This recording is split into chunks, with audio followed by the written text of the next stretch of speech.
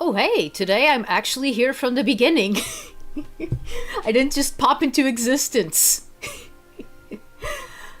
Hello everyone! Ite! Ihezuze! Welcome to another stream by Atari, Grand Shaman of Atlantis. Grand Oracle, if you will. There was also another moniker that we use, but I mean, yeah, I'm technically the High Priest, so yeah. There's a bunch of names. Hello! Hello! Man, first of all, I really want to apologize for it being so late, especially compared to when I first decided that I was gonna do this.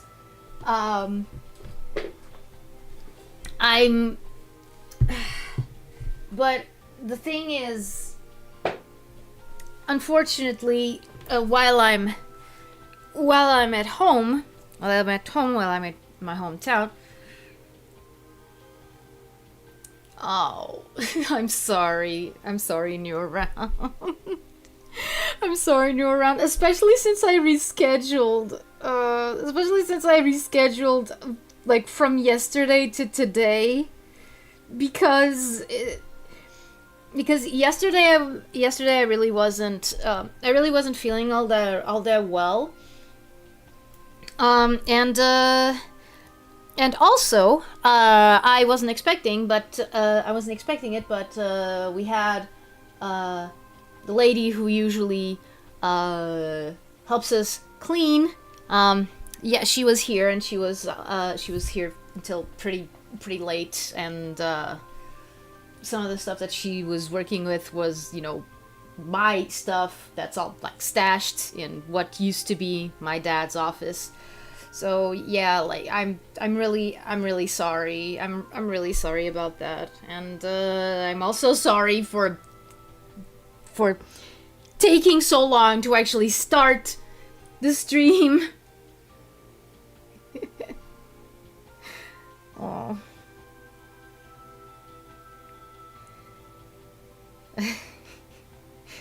Yeah, no.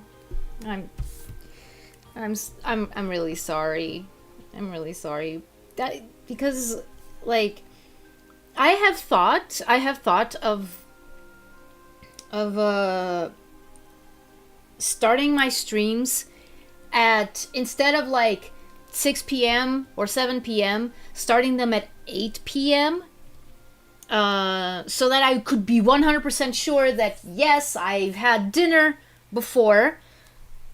But I'm gonna be honest, New Around, you're the reason why I haven't done that yet. Because I know that you usually have to leave pretty early.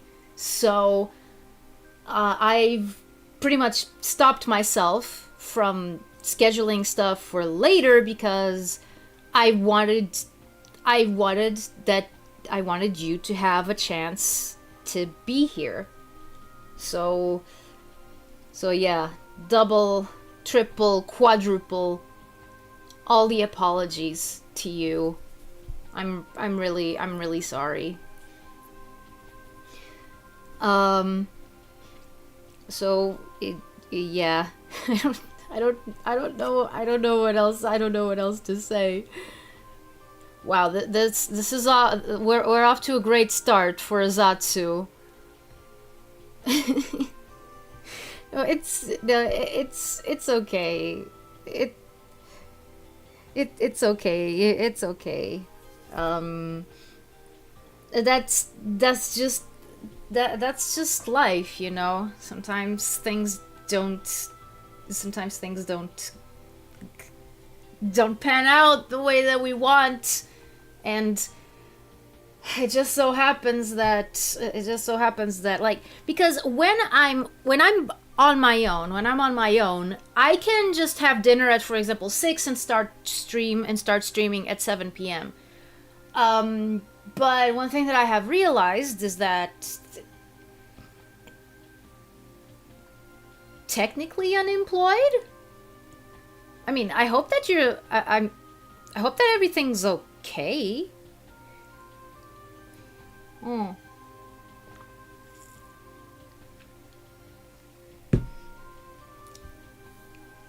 Yeah.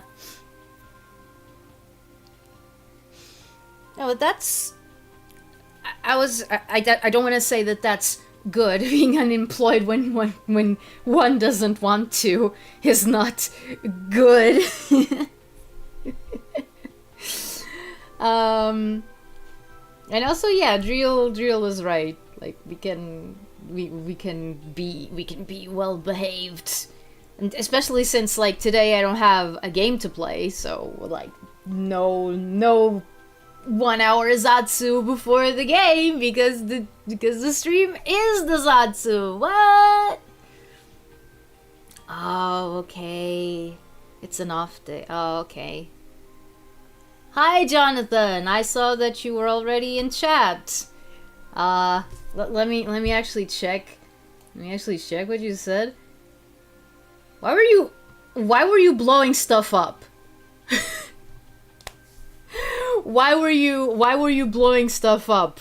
Like there was nothing to blow up. The stream hadn't started yet. Yes, I do know the way. It doesn't involve explosions.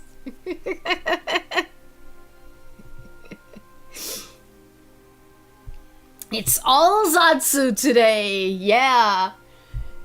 Yeah, we'll see where the Zatsu gods take us.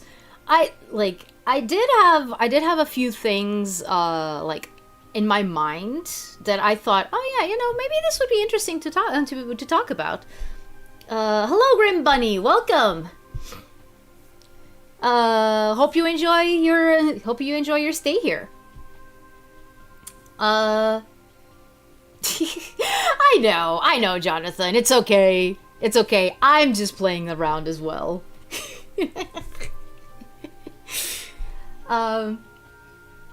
But yeah, one of the things that I kind of wanted to have done yesterday, and I didn't again because I had a massive headache, which, by the way, kept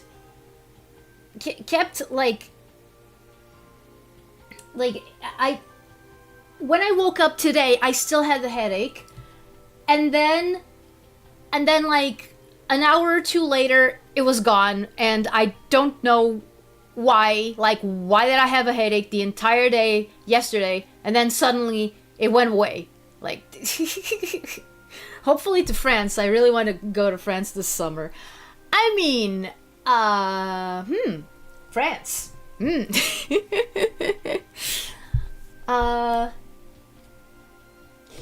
that I keep forgetting about France? That it's also a Mediterranean nation. Like, like I keep forgetting that southern France is on the Mediterranean. Like, and there's this crime show called Panda. If you want to say it like like with an English twang, it's Panda.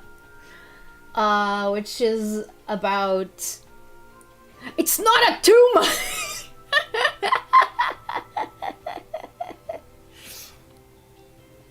The Yappamania begins. Time to endlessly yap about my many hyperfixations. Heck yeah. Yeah. Jonathan, please, I don't taste good. Please stop saying that you have to eat me. You do not have to eat me. I am pretty sure that you're very well fed at your own home. Like, no, I wasn't talking about Kung Fu Panda, though that is one of my many hyperfixations. Yeah, like it's been a little bit dormant these past few months, this past year, I think. But no, I was talking about this French crime show that actually takes place in southern France. And I looked at it and I was like, oh, like those landscapes look very familiar and stuff. And then I went like, oh right, because France does have like two major bodies of water that it touches. One is the Atlantic Ocean, the other is the Mediterranean Sea. So yeah, France is a Mediterranean nation, and I completely forgot. Does Atari taste like fish or human? I'm pretty sure. I'm pretty sure it tastes. I'm pretty sure it tastes like human. I mean, I don't have any fish DNA in me that I know of. In fact, that's still one thing. That's still one thing that Atlantean scientists are still trying to figure out. Are there mermaids in Atlantis? Are there mermaids in Atlantis? Those would probably taste like fish, but we're not gonna eat them. We're just gonna study them.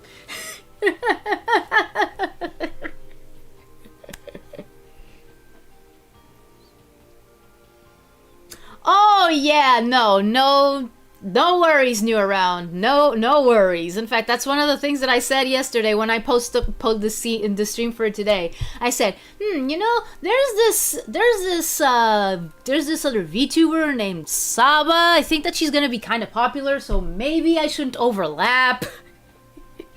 Maybe I shouldn't overlap her stream because it's very likely that if I do a Zatsu at the time that I was thinking, that I would overlap her debut, and I kind of didn't want to do that, so yeah, so I ended up, yeah. Yeah, no, but have fun with your movie, new around. Seriously. I hope it's a good one. But yeah, I did say, like, on one of the Discord servers that I'm on, I think that I actually put the... Oh, right, no. I did put a... I made it, no, I wrote that in the post that I mentioned, when I warned that the stream was going to be postponed.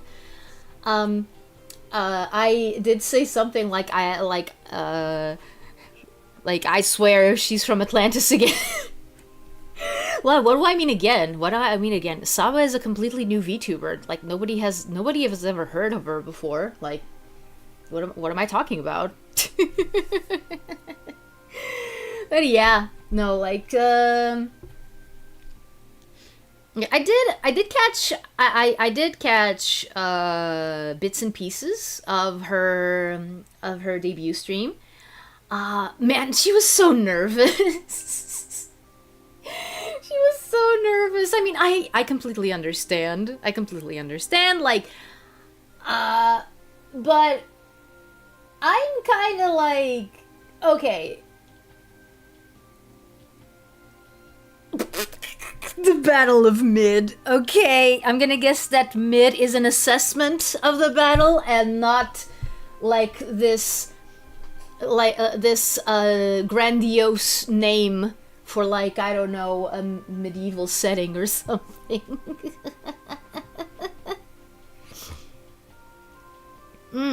Gotcha Club. Never heard of that. Never actually heard of that. But that's something that I also do. I also make myself and, character creators and and all of that. So yeah, I understand. I understand the impetus to do that. Oh man. But yeah, I did find it interesting that Saba said that one of the things that she wants to do is to, like, experiment with different music genres, and one of them is jazz. 10 points to the Shaman Kid. It's so bad. See? I know my stuff. I mean, sometimes. Gotcha life and pick crew, my beloved. Yeah. Yeah, man. Oh, there was this. Speaking of pick crew, I'm just gonna talk about this briefly because it is something that made me very sad. The paper boat catchphrase was pretty funny to witness. I think she started saying it because of nerves and then just kept it up for the rest of the streak. Yeah. I mean, I could see quite a few people, I could see quite a few people taking that, and it's oh, it's Peppa Pig boat. A platypus? Bury the platypus! Peppa boat. Like I said, I look at that and I kind of like thinking that, oh yeah, no, it's Peppa Pig's boat, probably.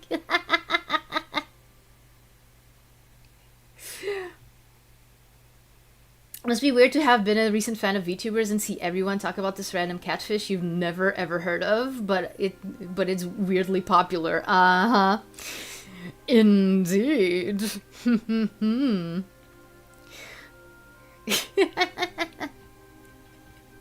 But yeah, okay, so speaking of pick crew, so there was this what's the difference between these two? There was this one pick crew that I absolutely loved, that I am so sad that it went offline. It went offline before I could start making myself. Like it looked kind of like this. It looked kind of like this. It was so very much. It was so very much like an aesthetic that I love, but it went offline like shortly before I started streaming, before I was ready to appear on screen, and it's such a shame. Like, oh, by the way, hello, Laketh. It's funny how she's not a catfish at all. Yeah, it is. It is, isn't it? This was supposed to be Ari, the my OC based on Knuckles. I also made one of Lucia, who was his partner in crime. Like, I made these two. You could also see like the massive difference in personalities that they had. So yeah. There was Ari, the Knuckles XP, and Lucia, the Amy XP. And I love them so much. So yeah, and I loved this pick crew. I think it was like something like angel themed or something like that. But it's just, as you can see, it went a little bit beyond that. So yeah, I did make one of my dolls. I did make one of my dolls in it, and well, I guess you can kind of see a resemblance here. But since it went offline, I was never able to actually make like myself. Like, you can tell that this is not supposed to be, actually me, because like, the bangs are wrong, the hair is too short, the expression, it's also not like, if I were to make myself in this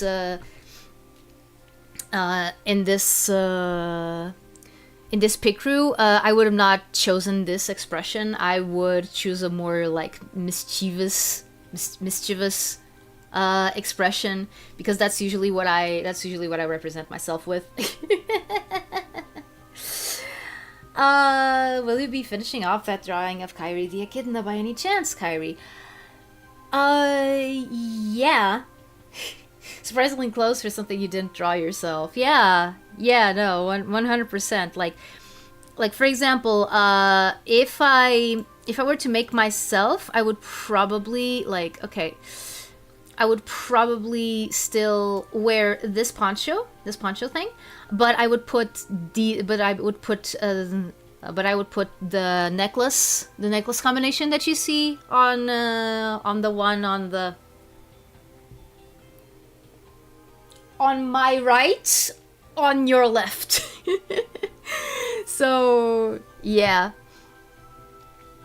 So yeah, I miss this pick crew a lot. There were a bunch of pick crews that I loved that just disappeared, just went away. But yeah, Emerald, to answer your question, yes, I do plan on finishing it. I do plan on finishing it. I just don't know exactly when I'm gonna finish it, because well, there's other stuff that comes up, and that was only meant to be like, you know, a fun little experiment. Like, I don't know if it would be better to actually finish it, or just make it how can I put this?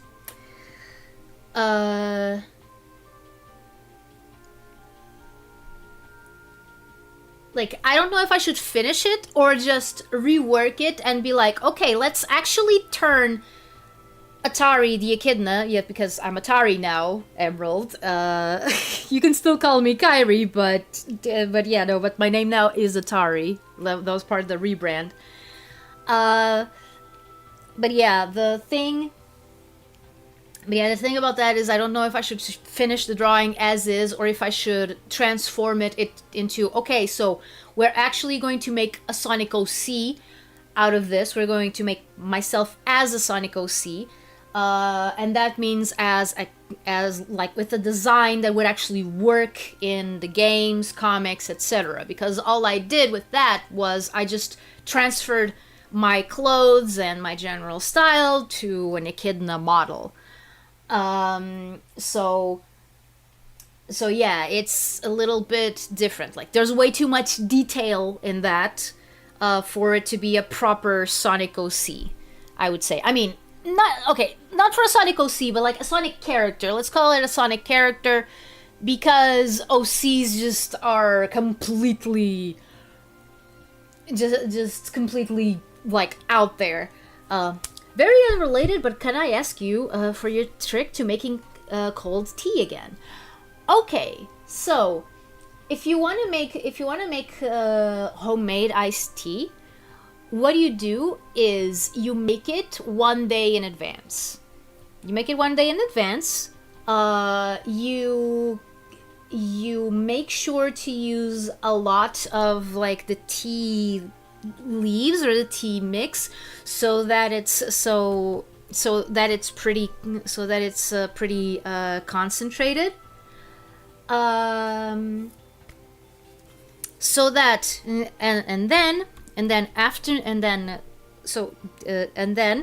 after you've made the tea and waited for the time to have the leaves and the mix in there, you wait for it to cool off, and then put it in the fridge. Like, as soon as it's at a temperature that's safe to put in the fridge, you put it in the fridge.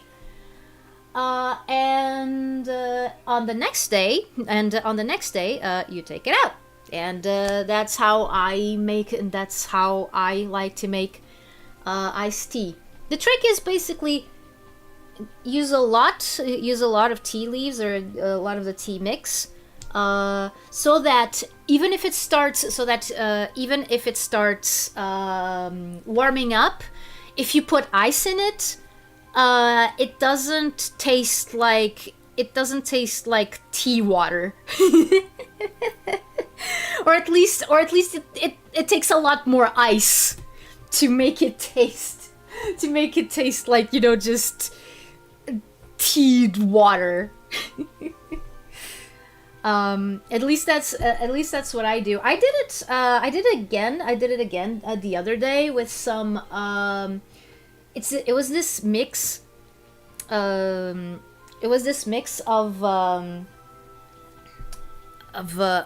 what's it called? It was this mix of black tea and red fruits. So yeah, like strawberry, cranberry, gooseberry, I believe. Wait, gooseberry? Is it? Yeah, basically the type of fruits that you put on like on top of a cheesecake, you know, but that sort of thing. Will we ever see? Oh, you only use tea bags. Okay. In that case, then try using more than one. Try using more than one. I would say like with the amount that tea bags usually have, I would say probably 3. I would say probably 3 would be ideal. It also depends on the tea that you're trying to make, because there are some teas that are much stronger than others. Like for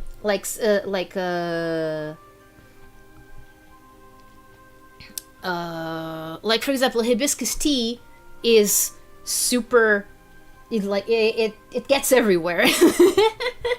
It gets everywhere. It's super strong. You don't have to use a lot of it to get, you know, a very strong tea out of it.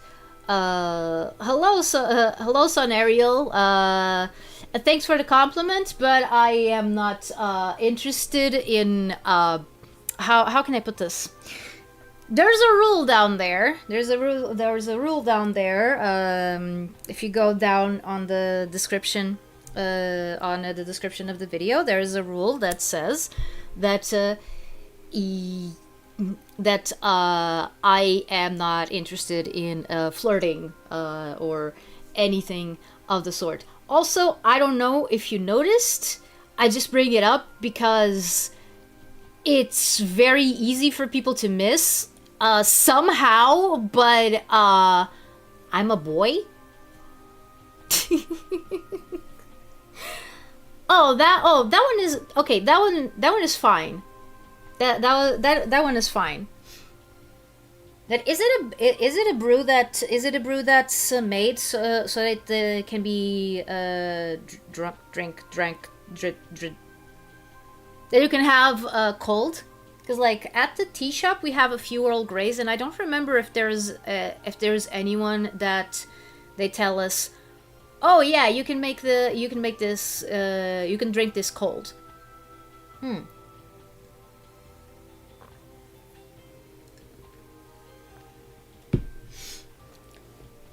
But yeah, by the way, Drill, will we ever see an Atari Sonic OC? I mean, you did see what Emerald asked.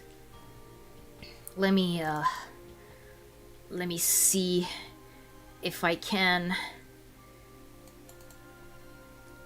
find it. I don't know, but I'll know tomorrow. Okay.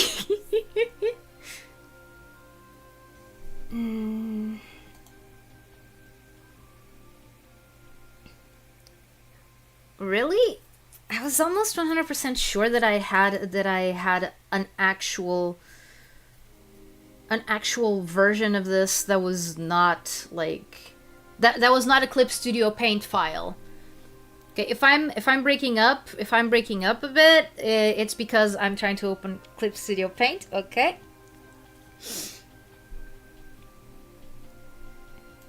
Let's export this. Let's export. Yeah, sure. 100.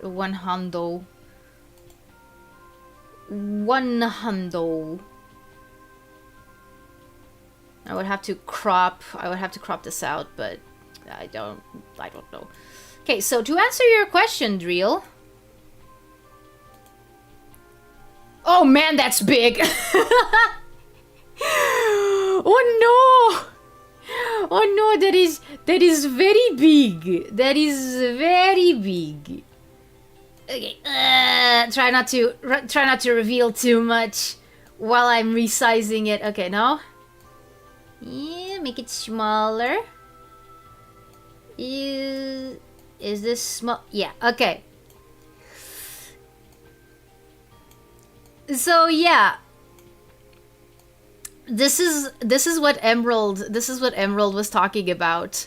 I started this drawing like when was it?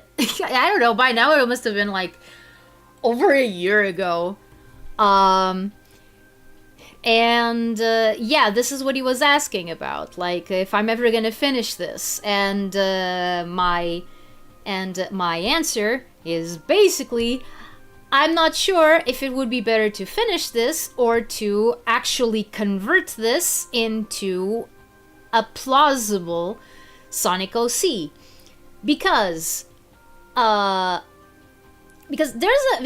a thing that a lot of people overlook when they talk about Sonic OCs. I'm gonna try to cropping this.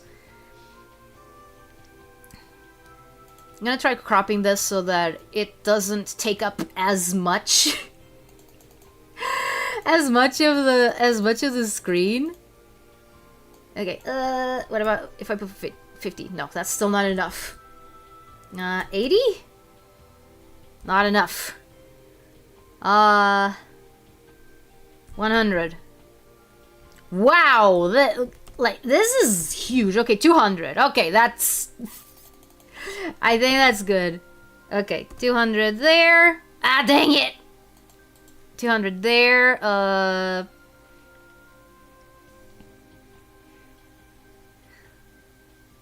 Edit transform.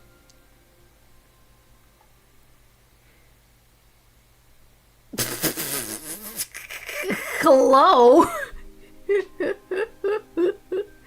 Hello, Lionel Badukila. I am not a Sonic goddess. If anything, I would be a Sonic god. Because, again, me am boy. Oh, that's too much. Thanks!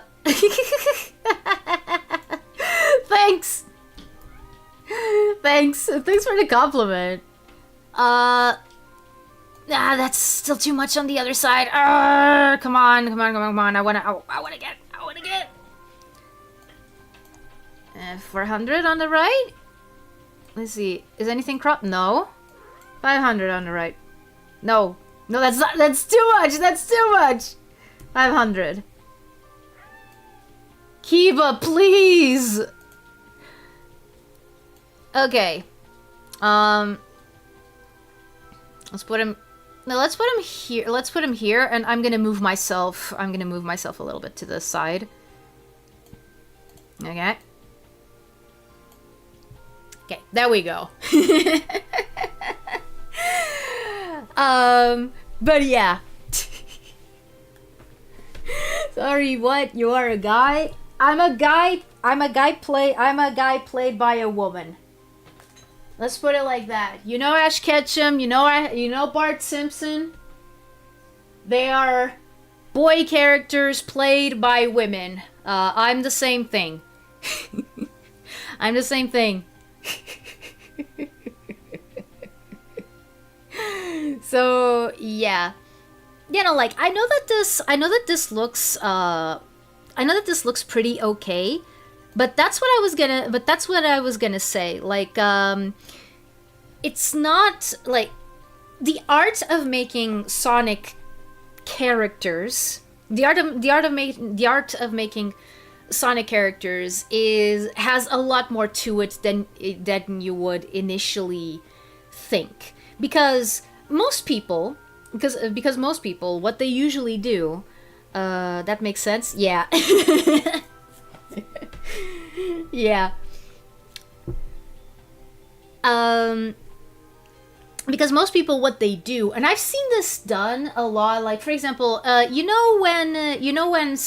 big VTubers, when big streamers play Sonic games, and there's almost always, someone who drew them as a Sonic OC. They always make one crucial mistake. Let's put it like this: those designs wouldn't look too bad in the Archie comics.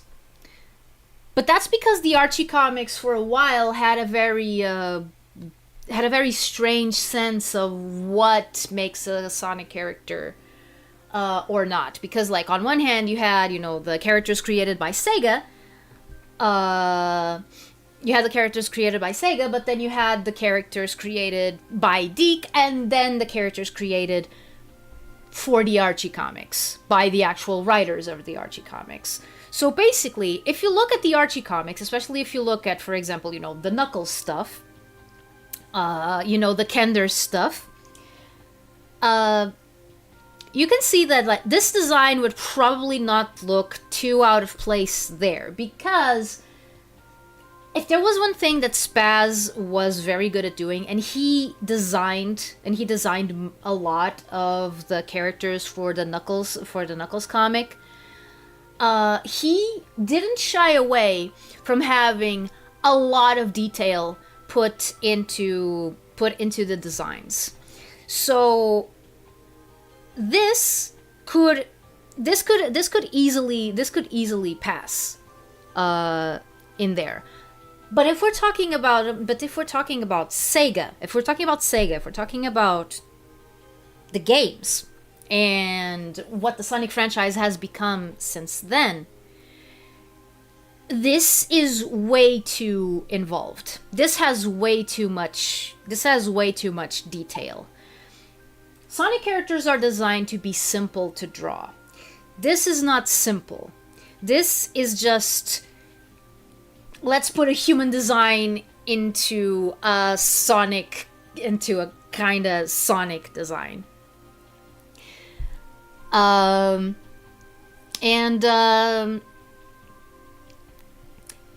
that's what I mean. Like, for example, one thing, this is something that I kind of regret on my own model, which is, okay, so you see these okay, let me position myself so you can see them better. You see these bracelets that I have, right? Yeah, they're not supposed to like go all the way. Yappaya seeds, Star Quartz. Hi. Actually, we've started actually saying hello in Atlantean. It's like this.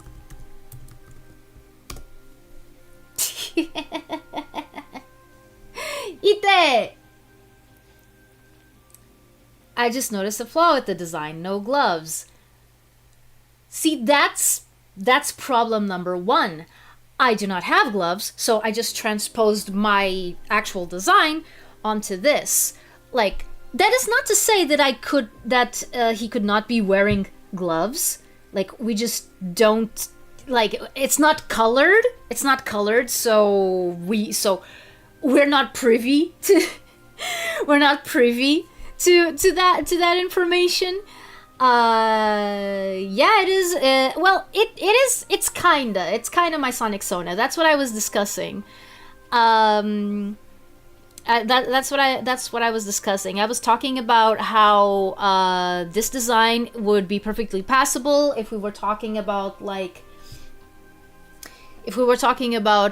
Pender's Ballers era Archie comics. For Sega, okay, so what if this character actually existed in the games, or in the IDW comics, or in the post-Super Genesis wave version of Archie? There would be some adjustments that would have to be made, because, yeah, this is way too much detail. this is way too much detail. So there is a few things that I would have to rework.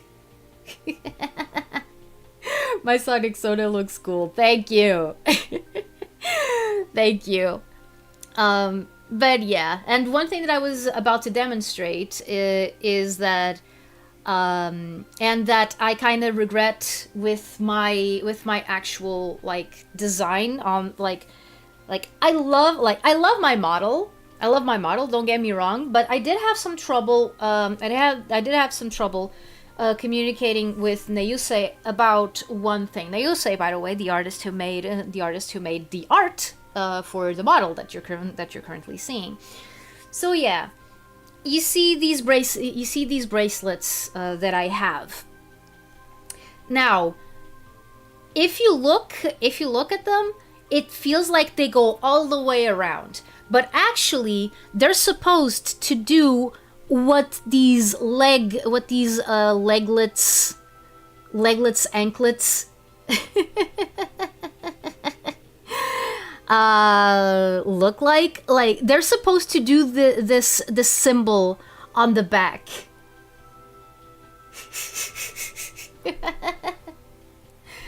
Knock knock. It's not Knuckles. Nope. It's Atari the Sonic Sona.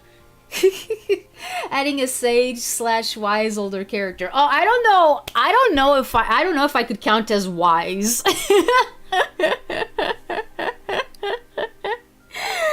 I don't know.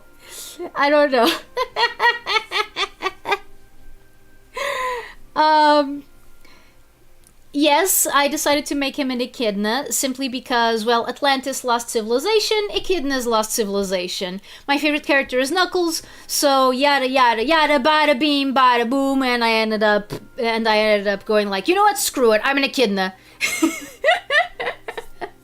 I would love to see your Sonic Sona with more human anatomy and enlarged eyes. Oh, you mean in the style of Stephen Butler? That's what you mean? That's what you mean? Let me think. Let me see something here, boo.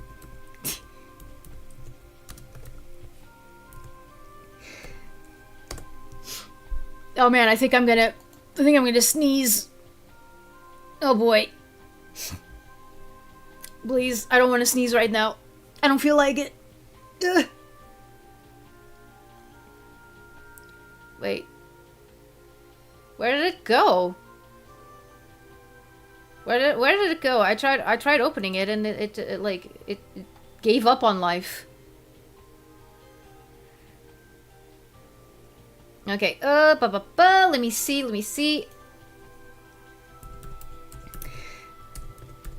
This is this is taking way too long for what is supposed to be like stupid joke.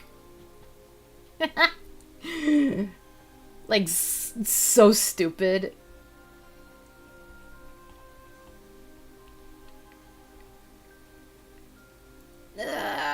Come on. Is it not on this page? Dang it. If it's not on this page, I'm gonna be mad. It's not on this page. God dang you freaking dang it. Gosh freaking dang it. Blah. I don't like this. No, I know that. Oh, come on! Oh my goodness, stop the ads. Okay, this one will do. This one will do. If I can save it, that is. What is wrong with this stupid...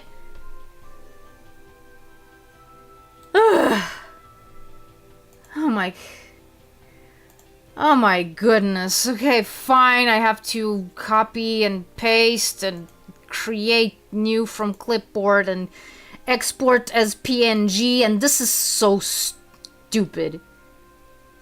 This is so stupid. This is so stupid, especially because it's a stupid joke. Oh, finally. Finally. So it was just slow. It was just slow. Holy crap. Okay. Okay. Sorry I wasn't reading chat. Sorry I wasn't reading chat for all of that. I hope you can understand. But yeah, so are you saying something like this? Like, you know, the enlarged eyes and more human proportions? Is this what you mean? Because yeah, this is one of the things that that the Archie comics were very famous for.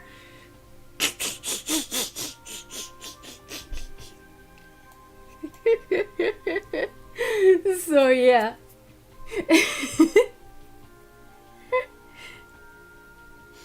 Yeah, no, I have completed the game Star Quartz. I did complete the game. I decided to make it I decided to make it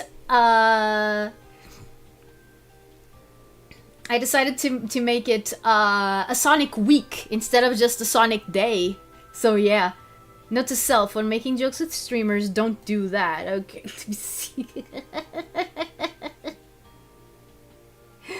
Okay. Let's see. I mean, it can also fits with the long hair. Yeah, no, like, it's definitely a cool OC that I would love to see in the games. Ooh, yeah, we're never gonna see OCs in the games. I'm sorry. More associated with those traits with penders. Your designs fits suspiciously well to a Sonic-type character, almost as if the lot of your lore, the characters and design features were based off certain aspects of a certain echidna. Imagine that! I mean, maybe you're onto something. Who knows? Who knows? The joke will be worth it. I mean, was it? I don't know. Don't, Neku. Don't snatch something. That looks interesting. Exactly that. Such pure and absolutely good and not weirdly disproportionate designs. Those are definitely some artistic choices. Yup. I mean, I'm kind of biased because, like, yeah, that was drawn by Stephen Butler, and I kind of love his drawing style. Not gonna lie. What I didn't like is that they just assumed that they knew what Sonic features were like. So, for example, you had characters with toes. If you know anything about Sonic characters, they don't have toes. Darkspine Sonic doesn't have shoes. He doesn't have toes. I mean, you just have to look at the call. Like, you know, their feet are just like globs. They're just globs. So objection, forces happened, it got OCs. But here's the thing. Here's the thing. I can't make an echidna. I can't make an echidna for Sonic Forces. I could try to make myself, yes, but I would never be an echidna. And unfortunately. Oh, man. Yeah, Star Quartz is right. The designs in that panel look kind of amateurish and kind of scary or a bit uncanny emo. I mean, yeah, like, what I showed you was not the best. Like, I wanted to show a different picture of Julie Sue. One that didn't look as bad, but that was all that I could find on such short notice. Not to mention Big. Yes, exactly. Big. Big is wearing sandals. You can see what Sonic characters' feet look like by looking at Big. Like, yeah. So, yeah. I mean, as someone who isn't into feet in the slightest, I kind of appreciate the fact that officially Sonic characters have no toes, but okay. Like, to each their own, I guess. Atari gonna have to go the SNT forces route with putting his incompatible species of C into the game. I mean, I don't know. Are there mods to put in an echidna? Because I do have forces for the PC. I kind of wanted to play it on the Switch, but I do have it for the PC, and I do know that it's possible to stream while having my model on, because it was one of the games that I used for testing. Google to call feet for more info.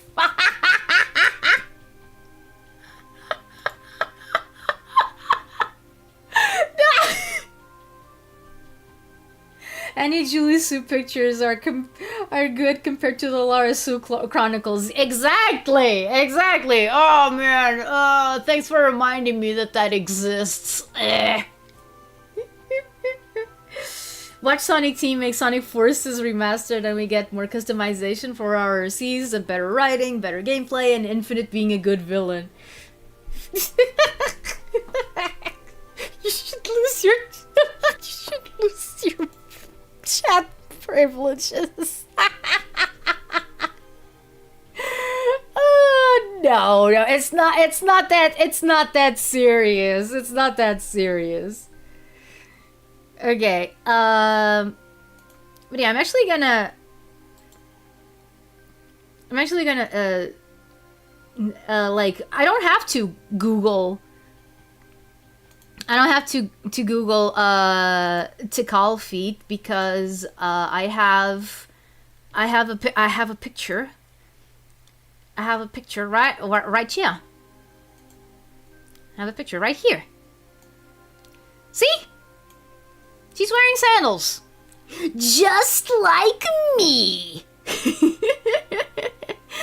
See? Now let's put Atari the Echidna away for a little while. Oh, where did this come from?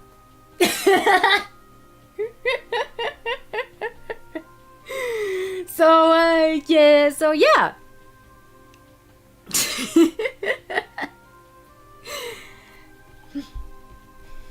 As you can see, sandals. Okay, back to Atari the Echidna here. I always thought those were shoes. No, they're not. No, they're not. Yeah, there you go. See? Oh, I was moving the wrong thing. Oh boy. Yeah, no. In fact, man.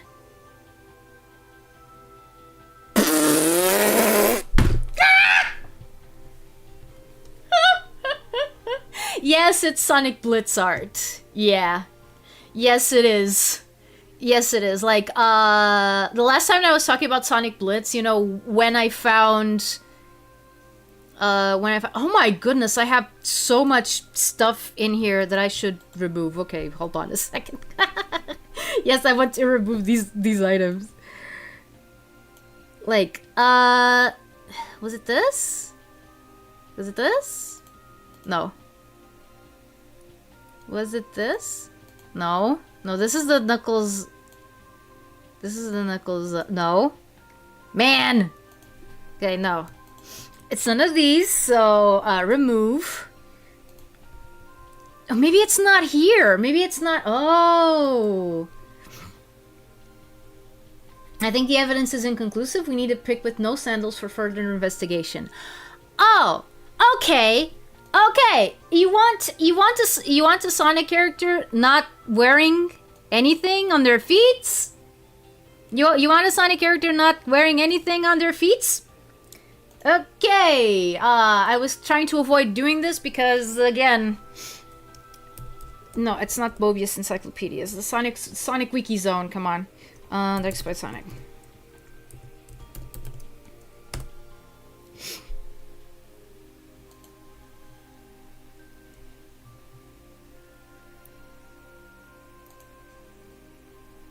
Come on. Okay, maybe this isn't the best. Come on! Oh Jesus! Why is it so slow? Why is it so Okay, save image, please. Please! Please save the image! The image! Save it! Plus! Come on! Come on! Oh my frick!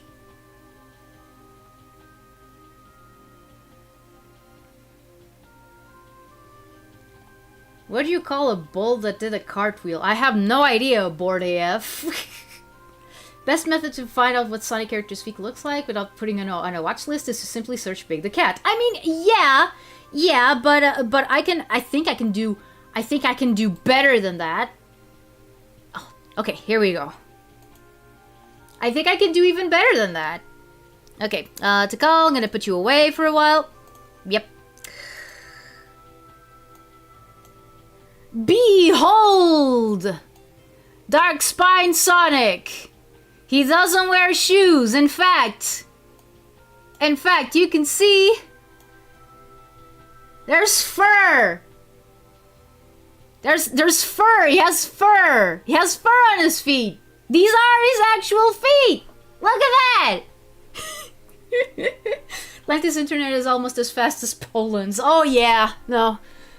It's like our internet reception is very you know, it's like the tides. It ebbs and flows. Sometimes it's very good, sometimes it's very bad. Flexible. Awesome. Also, let me put myself a little bit lower so that it looks like I'm like kneeling in front of this kneeling desk. Good grief, he's naked. Yup. Yes, he is. Yes, he is. All he's wearing is the rings. Only 4 of them. Like, the song lied to us. It said he has 7 rings in hand. I only see 4. Where are the other 3?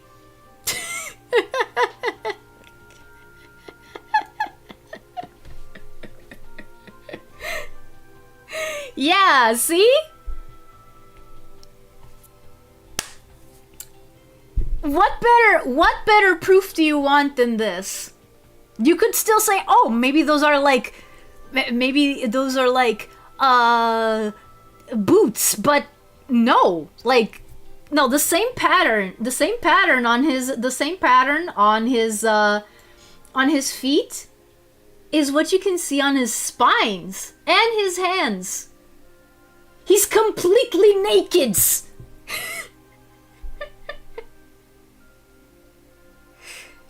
But he looks so cool. Yeah, no, like, he does. Like, he's not completely naked. He's accessorized.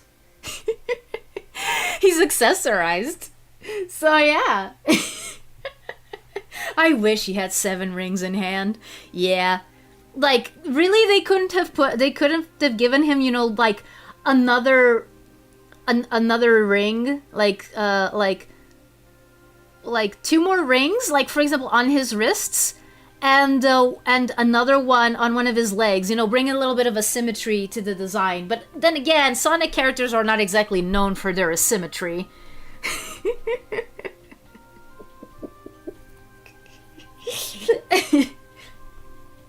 I bet he's freaky and it's a skin suit. No. I don't think so.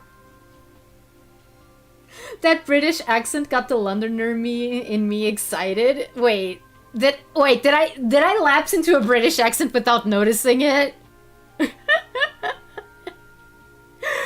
Oh, but yeah.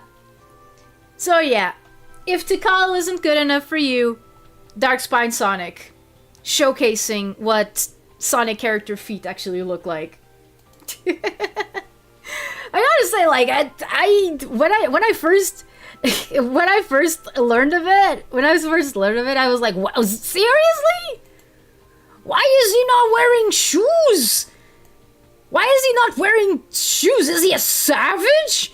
And I mean, Darkspine Sonic, I think that Darkspine Sonic's gameplay is actually a little bit on the savage side. I don't remember, like, what is... Because, like, it's been a while since I've been into, like, Sonic and the Secret Rings. And it's been a while since I have known what the actual story of Secret Rings entails. Like, what do the secret rings do? What is their thing? Like, I know about the arrow that's burning and like, da, ba, ba, ba, ba.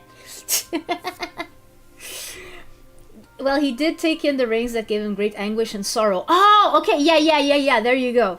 Don't forget what the Sonic Twitter posted on Sonic's to-do list. Wear hedgehog suit. I mean, Roger Craig Smith has that one down.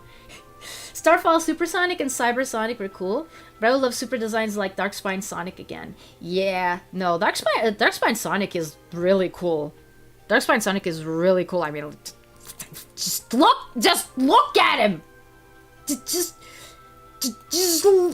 look at this. Just look at this boy. Just look at this boy. He's cool. Granted, he kind of looks like an egg, but.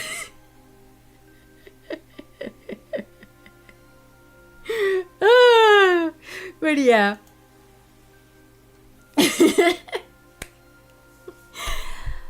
I did another super forum that I think, I don't know, but I'm a little bit biased against that because I don't like armor all that much. But like I think that Excalibur Sonic was also pretty cool.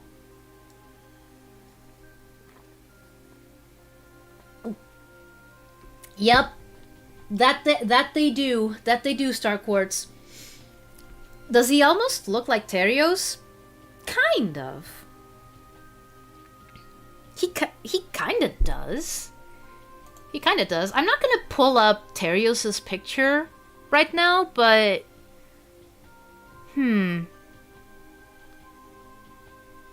I mean, yeah, but like if you're gonna make like a dark version of Sonic and not turn his quills up, he's always gonna end up looking a little bit like Sonic, you know. Excalibur Sonic is so fire, yeah, like, and I say this even going like, oh yeah, I'm not a big fan of armor, but I think that Excalibur Sonic is pretty cool. I never thought that I would see a Sonic character that rivals Shadow's edginess, but I sit corrected. Okay, are you talking about Darkspine Sonic or about Terios? Because we talked about both right now, and that assessment kind of applies to both. Is Excalibur Sonic technically a super form or just souped up armor and sword? Good question. I would have to actually play Sonic and the Black Knight to answer that from memory. I mean, because like I could just pull up the page. I could just pull up the page from Sonic WikiZone and answer that question like already. But I know that my internet doesn't like it when I do that. Like it kind of threatens to stop the stream. Or to break my model, so I kind of want to keep those visits to a minimum. I just thought that bringing up Darkspine Sonic and Julie Sue was like important enough. Important enough to do. Also, the reason why I had this at the ready was because my brother sent it to me when I was talking about Sonic Blitz, about the Sonic Blitz leaks. And I just offhandedly mentioned, I mean, I hope the call is there. And my brother just sent, like, as I was saying that, my brother sent me this exact picture on Discord, saying, yep, she's there. So yeah, Terios the Hedgehog, reflection of the Hedgehog. Darkspine, but Terios is up there as well. Yeah, I mean, yeah, no, like, Darkspine Sonic is very, very much like, okay, I wouldn't call Darkspine Sonic an edgelord, even though like, I don't remember if Junichi Kanemaru did this, but I remember that Jason Griffith kind of gruffed up his voice to play Darkspine Sonic.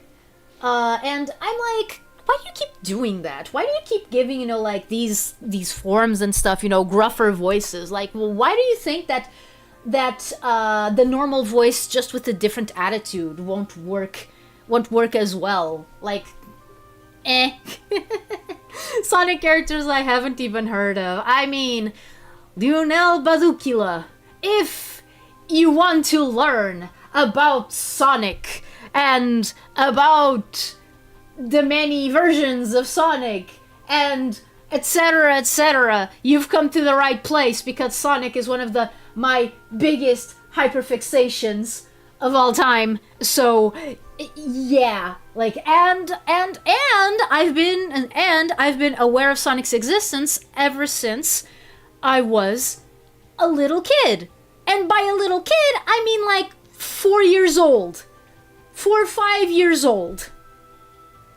And to give you an idea, Sonic 2 had been the latest game. Tails was a novelty when I first was aware of Sonic. Tails was new.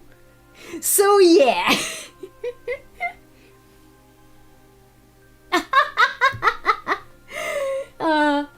I think it's both, because Sonic becomes fine after he was just beaten up and he is able to fly for some reason. The armor also comes onto him and fixes a sword. Yeah. From what I heard, Darkspine Sonic's voice is basically prototype Werehog. Yeah, no, it is. Also, I don't think that it goes as deep as Werehog. Darkspine and Werehog are the closest we'll get to Dark Sonic. I mean, yeah, I know that that's a thing. I know that that's a thing that a lot of people would like to see at some point. Like, everyone loves, like, let's not kid ourselves. Everyone loves seeing their heroes corrupted.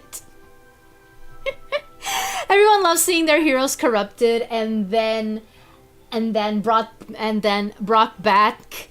And then brought back to the light side.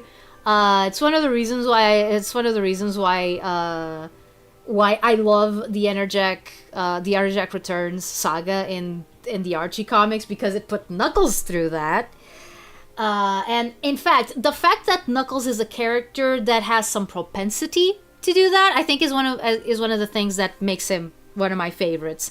Another character that has that you would never expect, but that I also used as a basis for this character that you see right here. I'm not even gonna name him. I'm just gonna show him. I'm just gonna show him. If I have an actual good picture of him, because it's also entirely possible that I just don't.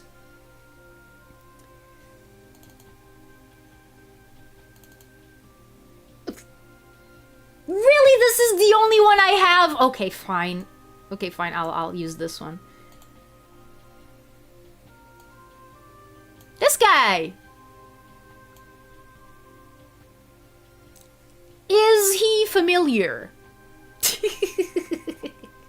I'm sorry, I got to ask. Are you 15 years old? No. I mean, the character is close to that. The character is close to that. Let me see. I love the gruffed up voices he does. I wouldn't be opposed to what you were suggesting.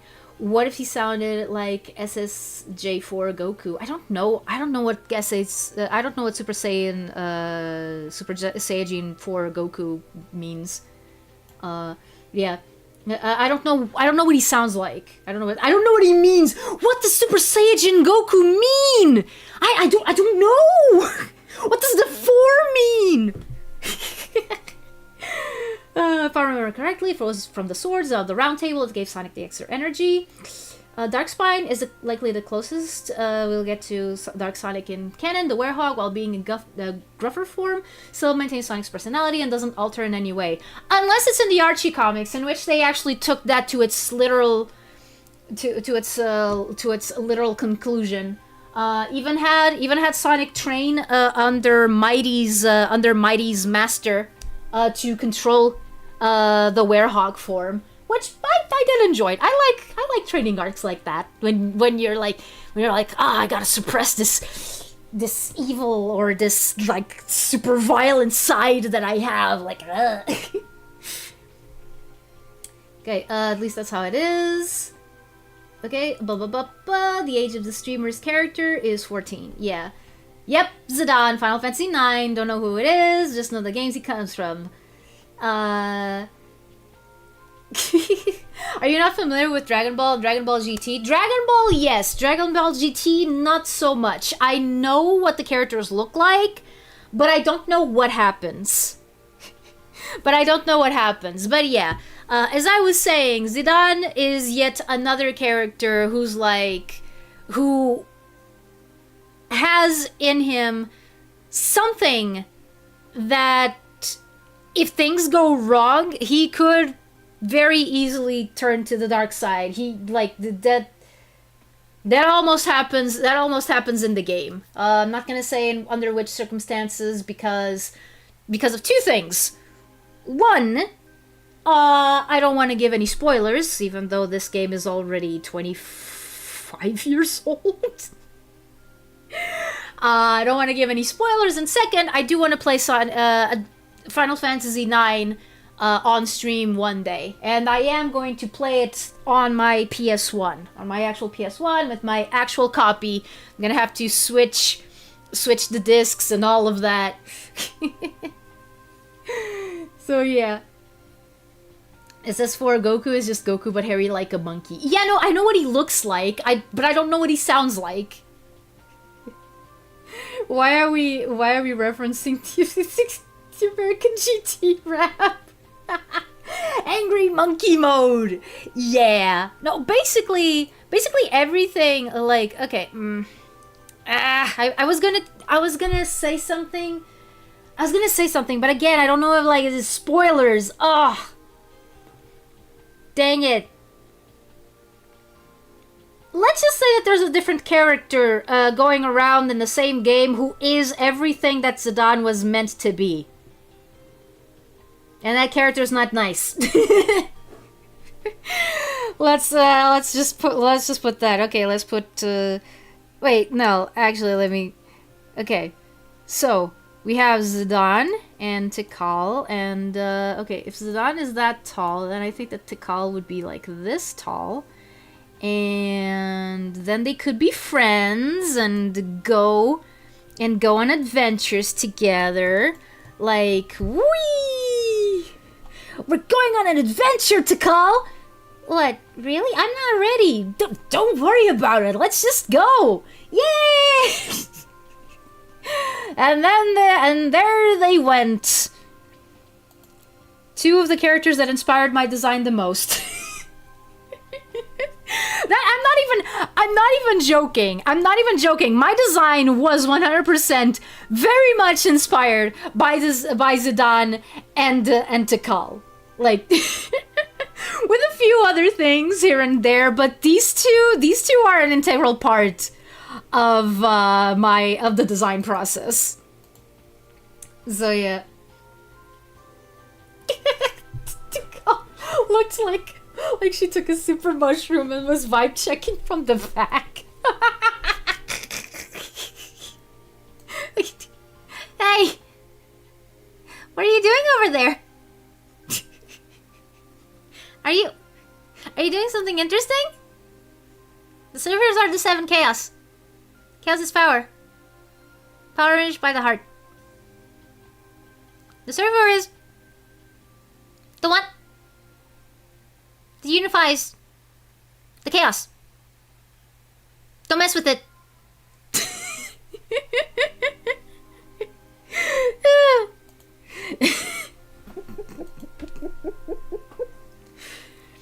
I could absolutely see the inspiration. Tikal was legit one of the first things that came to my mind when I saw your design. Then I did something right.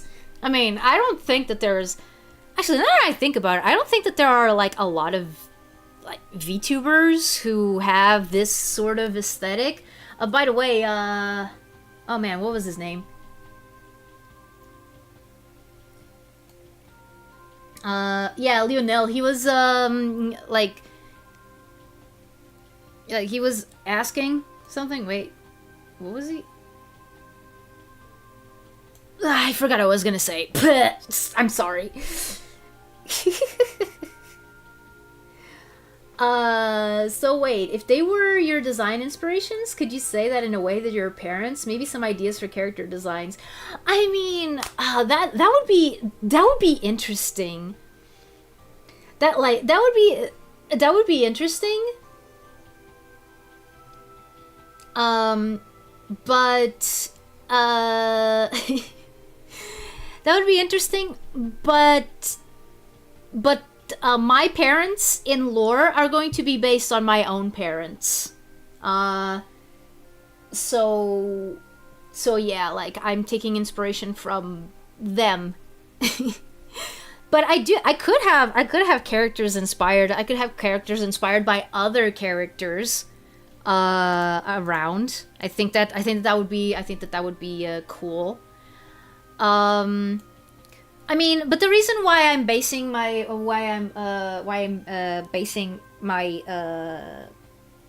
in-law parents on my real parents is because some because I'm planning on putting some of my own experiences in the book, in the book that I'm writing. Like some of the things that happened in Atari's backstory are similar to things that happened to real life Atari. Uh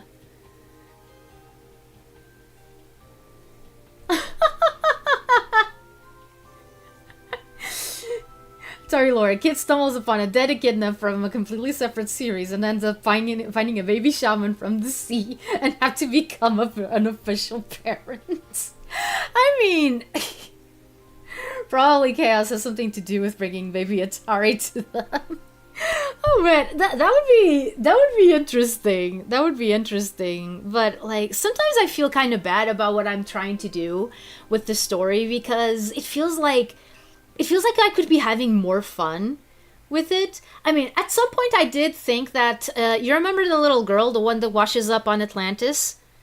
That I was thinking, you know, that the book was going to revolve around. Uh like one of the things that I did think was that if she was from a later point in time, that one of the things that she could have brought that she could have brought with her was like a Game Boy Advance with a copy of Sonic Advance in it, for example, and Atari would be like, "Huh, hey, what is this?" I mean, if I do that, it does erase the other part of the lore that that had um that had like the goddess being the person who introduces Atari to all of this, you know, all of these retro consoles and all of, you know, all these fictional worlds and stuff. And on one hand, I still like that idea, but on the other, I'm not sure how well it can work. How well it can work, because here's the thing. Here's the problem with one of the main characters in your story being a straight up god. Are there conflicts that they cannot resolve? And if not, why? They are gods after all. They are deities. Just by definition, they are much more powerful than the common mortals or spirits or whatever. Like, if I want a story with conflict, then either the goddess has to be extremely depowered or be distant enough that she's not involved. So yeah. Hi Zen, hi Fextologia, welcome!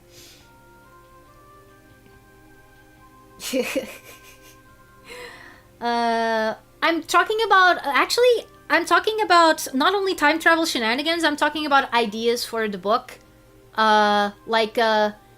Like in general, like, you know, things that I have thought that I'm not sure if I should, but yeah.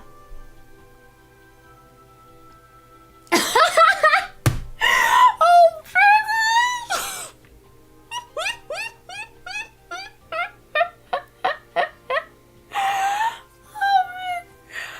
oh man. Okay.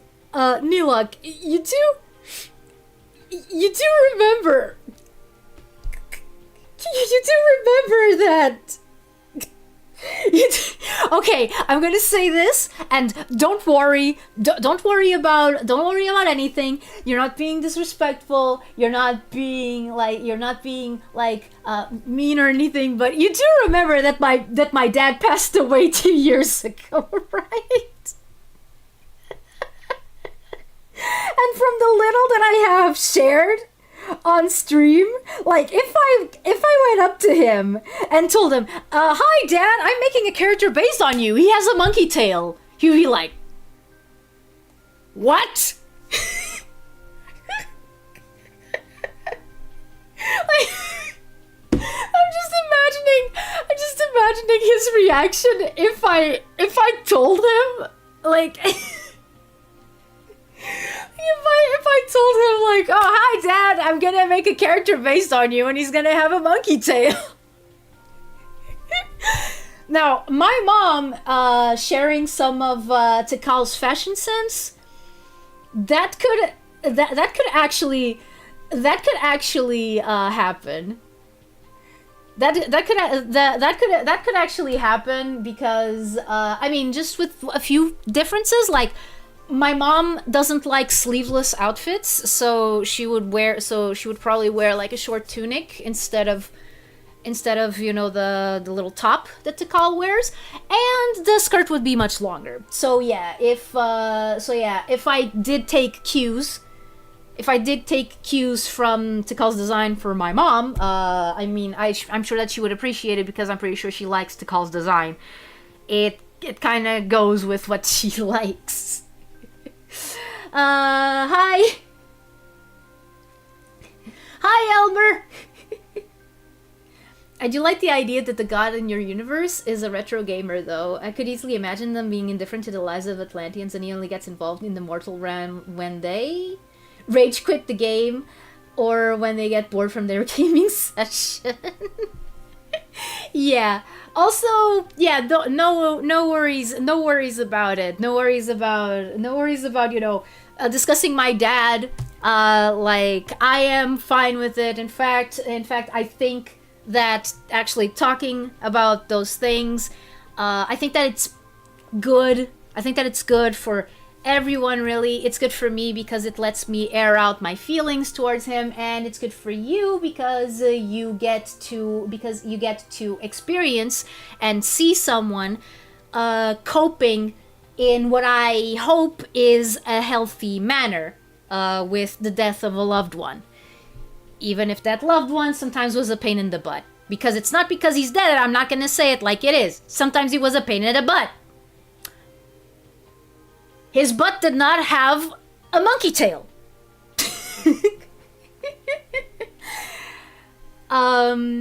But yeah, no, there's a few things about the goddess, because here's the thing, there's two major creator deities of Atlantis. Here's what I have thought out, and I think I can talk about this because, like, most of the people who are going to probably read the book, because I do want to publish it, they're probably not going to be like as into this whole thing as you guys are, so I think I can tell you this. Like, one thing that I was thinking is that the reason why Atlantis has the whole, I'm glad I was able to give you a good laugh in spite of it. No, yeah, exactly. Like you didn't know how my dad was. You didn't know, you had no way of knowing what my dad's personality was like. Also, unless I keep mentioning it on stream, there is really no way that people can know that he died and that it was pretty recent. The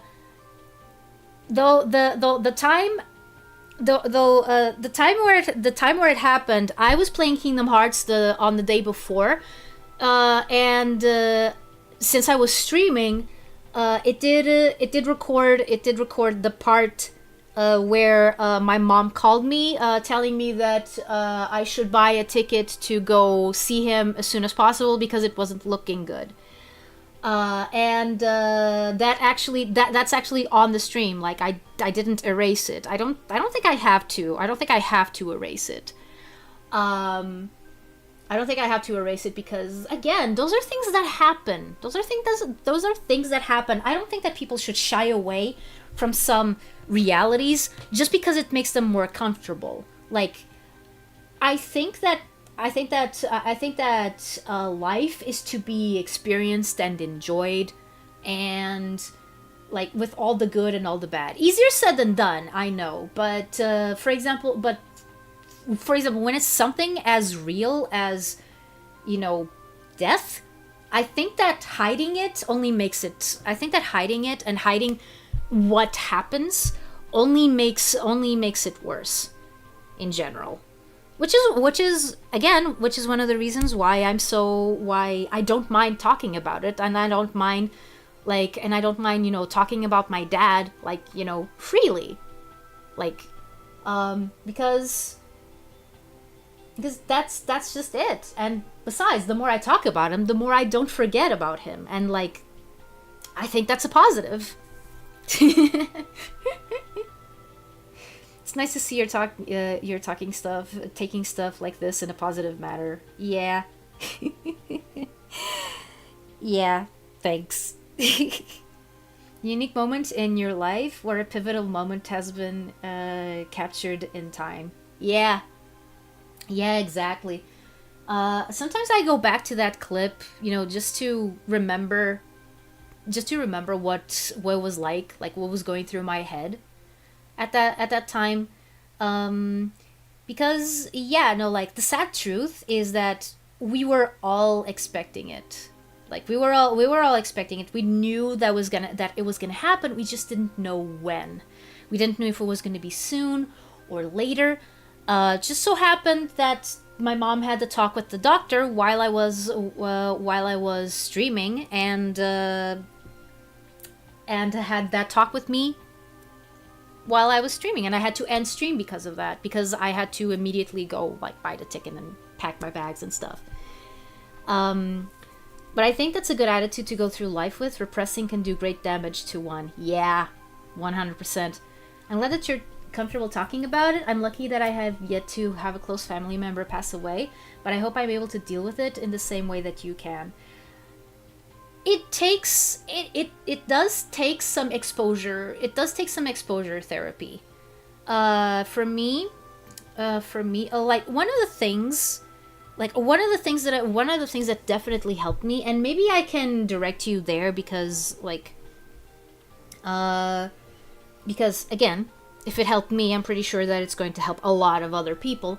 There's this channel on YouTube from this lady called Caitlin Doty. She used to be known as Ask a Mortician, and she talks very openly about death and dying and humanity and all of those things, and stories related to death, and I think that watching through her videos really helped me. It also helped that I was already primed to be able to accept these things a little bit better. Because remember, I did mention before, there was a time where I could barely leave the house because I was scared of everything. I was scared of people. I was scared of the world. I was scared of natural disasters. I was scared that in an instant, the life I knew, the world I knew, could just disappear. And it took quite a long time for me to get to be able to cope with that. To realize that what I can actually do in the world is limited, and that I should keep my efforts on things that I can actively influence. Like, thinking about things that I can't do anything about is a waste of time. It's not because I feel miserable about it that they're gonna get better. Like, hi, Film Rot! Sorry. No. Psych to go, no. No, like, there was a time where I did watch some of their videos, but I don't know, something about them is a little bit, I don't know, off. I don't know. It's a little weird. It's a little weird because like I know that they're trying like to help people, but like, ah. It's never bad to open up. You have people in your life who support you through these dark times, and you'll be able to unload a lot of emotions and see more clearer, more clearer. Yeah, yeah. No, like, you know, one thing that my therapist told me last time, and I didn't talk about this, or maybe I did, but it was only like briefly before I went into Shadow Generations. Um, he told me he told me that one thing that I could do was to write letters to my dad and then rip them. Like, not read them, just write them, just write letters to my dad and then rip them. Because, like, the idea is not for me to read them, and he's not been seeing me for that long, but he could already tell that if he didn't tell me to rip them, that I would read them immediately after. That was funny. I think the videos were good. I just fell out of watching them. Oh, yeah, yeah. Yes, I used to watch their videos, but something felt weird about their videos, but I didn't know what. I can tell you that the time when I stopped watching their videos was around the time that there started to be a lot more like polarization like in the internet sphere. I don't know if it was related or not. Maybe the videos were just like dropping in quality. I did send like a few to my brother. But yeah, no, yeah, about these matters of, you know, about life and death and coping with death and stuff. I think that the best person to go to is indeed Caitlin Doty. I'm gonna write her name.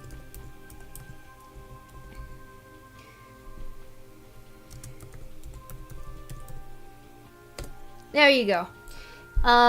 If you search her name, you'll be taken like immediately to her channel. And one of the things that I like about her videos is that, okay, so Psych to Go was mostly like, you know, helping with some some psychological help and all of that, helping with some psychological help. That's great. Those are words. Those certainly are words, Atari. That's an interesting coping mechanism. Yeah. Yeah, I think I've heard of her before. You probably have. She has over 1 million subs. Not on Twitch, on YouTube. um, but yeah, well, one thing that she also does, it depends on the video, obviously, but most of the time she approaches these topics with like a lot of matter-of-factness, a lot of humor, which I appreciate a lot. Like one of the things that it's harder for me to exist in society is that precisely because I don't see these things as things that should be like repressed and bottled up. Sometimes I end up coming out looking like I'm insensitive to some people, which is usually a fear that I have like a lot. And I think that like if you happen to not be like neurotypical, I think that that's something that a lot that you can relate to a lot. In fact, I have at least one psychologist tell me that I'm probably on the autism spectrum. I don't know. I was never tested for that. Knowing what I know about some people on the autism spectrum, it definitely feels like I could be, but again, undiagnosed. I can't say. I don't know. But the whole thing of, you know, having trouble with social interactions and stuff, not exactly the problem of having social interactions per se, but that thing of unconsciously knowing what you can and cannot say, you know, like that sort of social filter. I don't have that.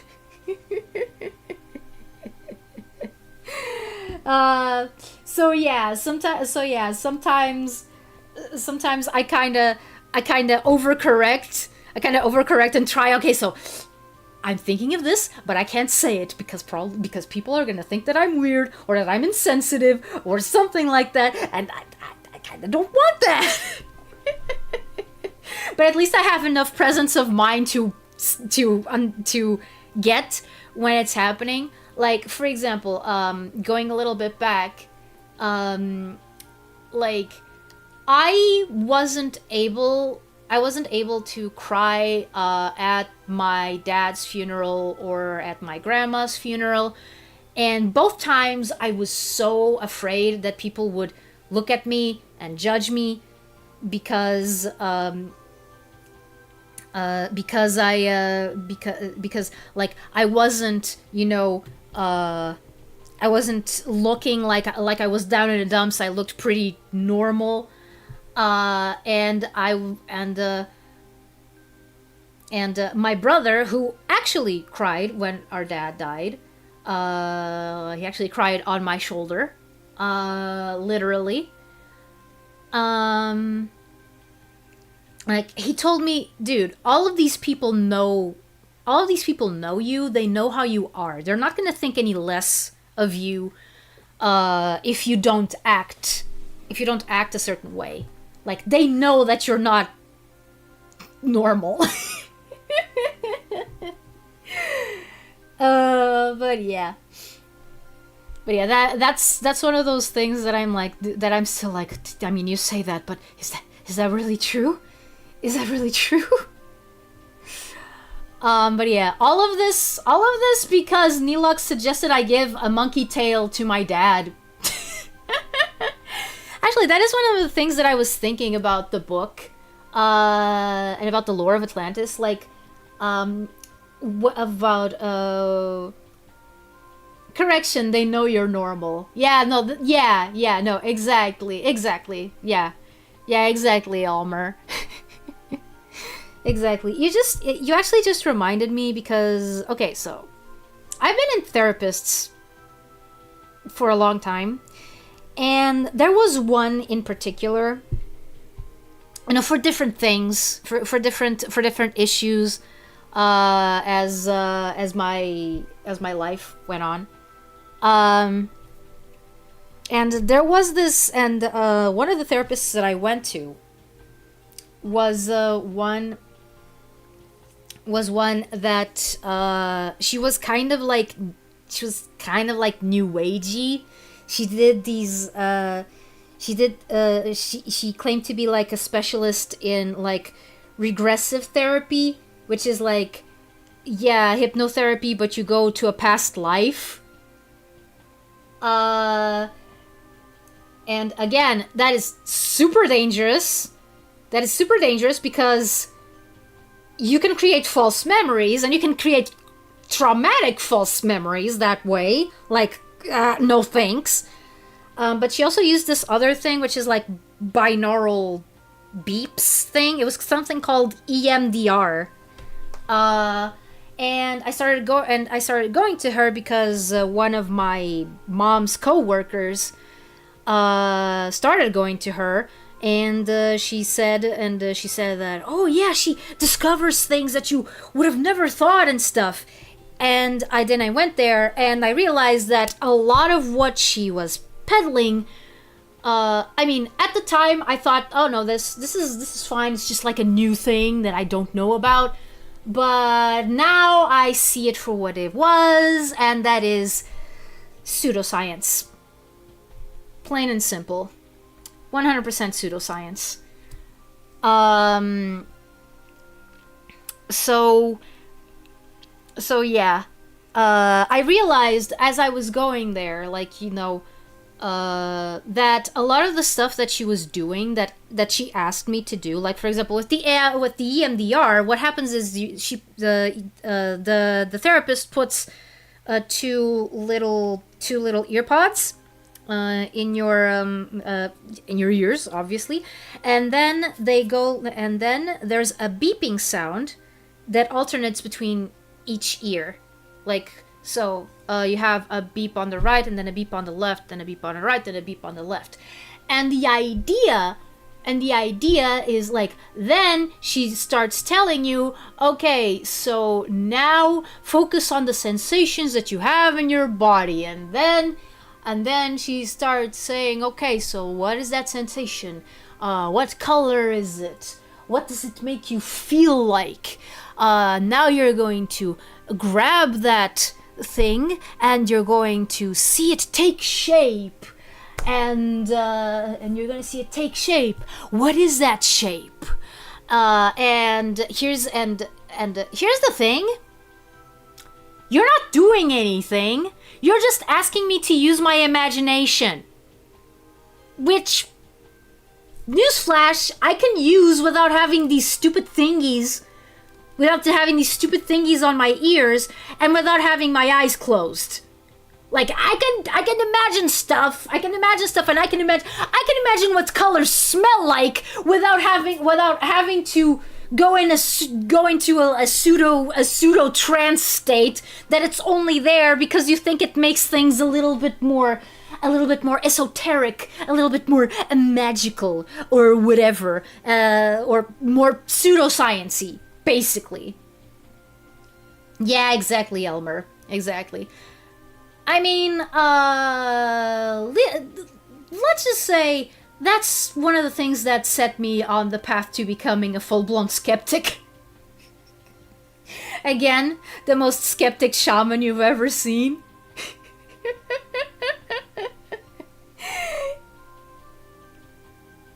Reminds me of when therapists show you random symbols and ask you, what do you think it is? I mean, yeah, it was kind of like that, except it was with sensations in your body. I can tell you straight away because, again, this is all based on your own imagination and what first comes up to your mind. And it may have meaning or not. Like, there's nothing saying that it has to have meaning. You can just say the stupidest stuff that comes out, that your brain comes up with, and that this therapist would be like, yes, very interesting, I think that is very meaningful, but you're going to have to think about it yourself. And I'm like, sure I am. But yeah, like, for example, the first time that she did that to me, she tried to explore this weird feeling that I've always had ever since I was a kid, which is like like an emptiness in my stomach or something, and then I came up with, I don't know, this Sadako looking a girl that had blue and red hair, like separated in the middle, and the deal, because again, this is what I was imagining at the time, and the deal was that she died while trying to save a little girl from a car, and that's why she was attached to me or something, because that's the thing that whole thing was about. Like, oh, you know, these energies, they attach to you, and like, because they feel an affinity and all of that. And I'm like, whoa. And again, at the time I was pretty young. I didn't really have, you know, like the inquisitive mind that I do now. In fact, getting over my problems with depression and anxiety, well, managing to control them at least. One of the things that it did that I absolutely love is the fact that I can read books again. Like, I can read books again. I can go to a bookstore and not get triggered, as the kids say, by certain titles or stuff like that. I can read about natural disasters. I can read about horrible happenings in history and not be affected. But at that time, I was pretty much primed to believe.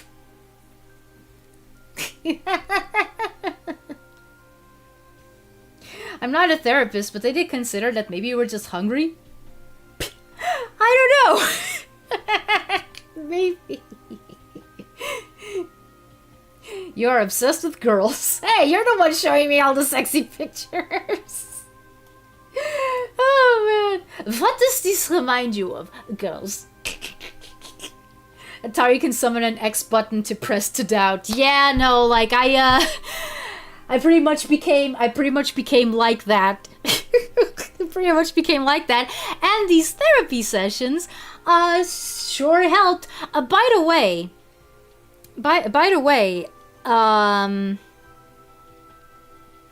I can't say that they were completely fruitless though, because get this. I'm gonna call Lyra for a second.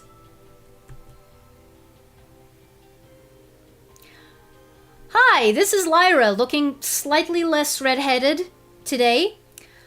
So yeah, as Atari was saying, we went to this therapist.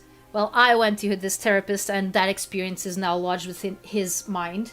It's don't worry about it. It's fine. That's what happens when you're playing two people at the same time. But yeah, get this. She wanted me, Lyra, to go through regression therapy because she thought that my fear of the end of the world was because I had already gone through it once.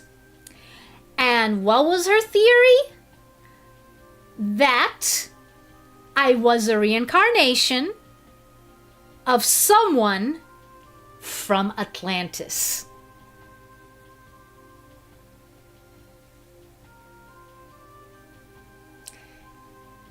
Let that sink in. And now look at this. Look at all of this. I think you can see the irony. It is noted and embraced. Okay, back to Atari.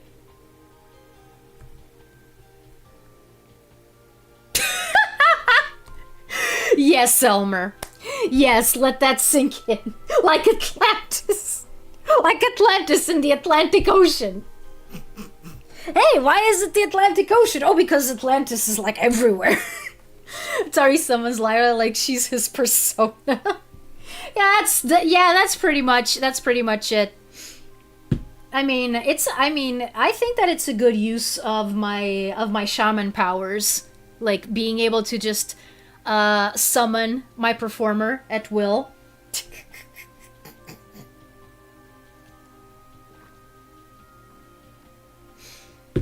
So yeah, Lyra kind of took that. Lyra took that. I mean, she was already interested in ancient civilizations before that. Like, she was fascinated with ancient Egypt ever since she was a little kid. Ever since she was like 5 at the latest. You gotta thank Asterix and Cleopatra for that.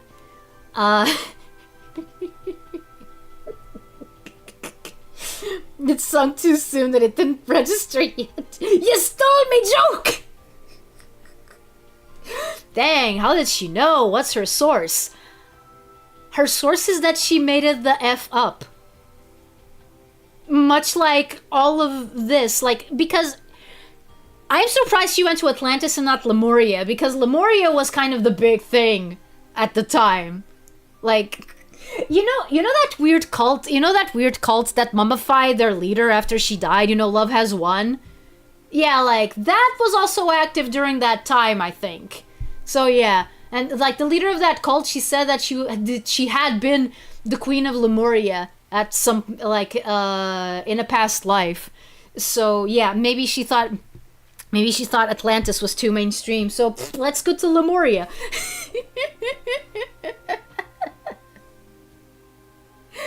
Yeah.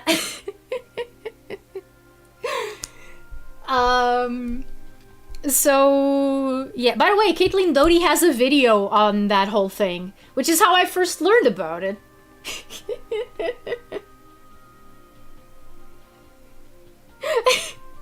The source... My source is that I made it in the fuck... yeah, insert Maxwell Senator Armstrong clip here. Like,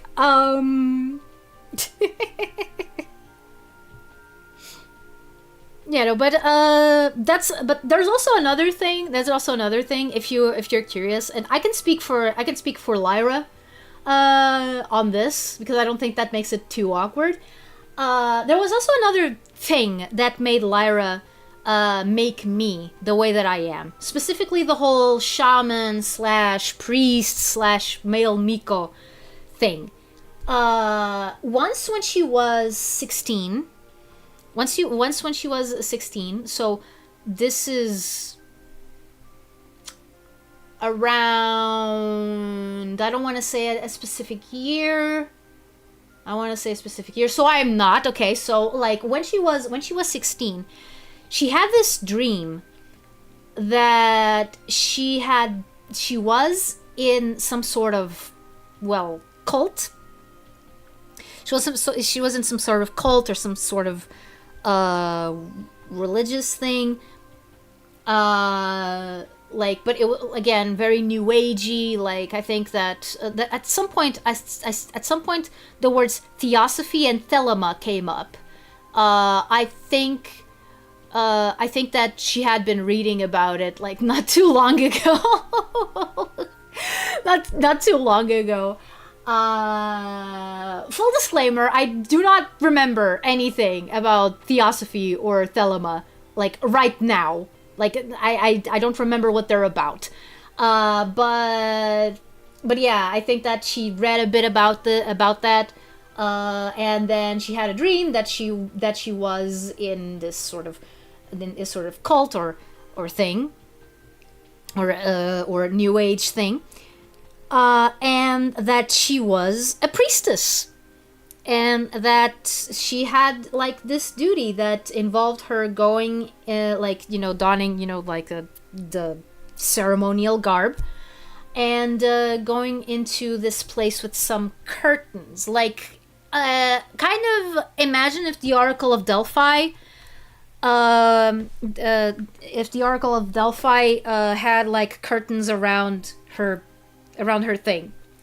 Around the place where she usually would sit, you know, with the fumes and stuff. Except there were no fumes. It was just meant to be like a way to not distract the priest or priestess from the outside world. Like, she doesn't remember a lot. She doesn't remember a lot more from that dream, except that it kind of felt weird. I mean,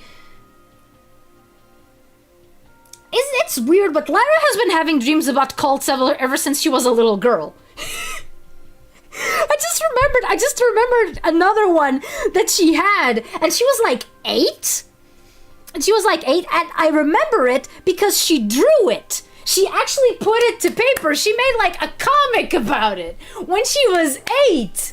And like, she was the Pink Power Ranger, and like there was this cult in her hometown, and they had like almost all the people from the town like gathered in the sports pavilion thing in a gymnasium, and they were like making potions like in a big cauldron or something, and it was bad, and she was angry.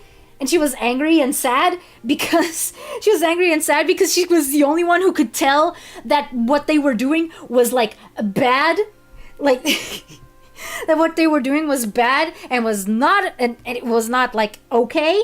So she summoned this like mermaid, which was supposed to be a representation of her star sign, which is the same as mine. We share the same birthday, 1st of February, which means Aquarius. So yeah, so she summoned this mermaid, and she went to try and disrupt things in the cult thing, like in the cauldron ceremony thing, while she fought a monster elsewhere, like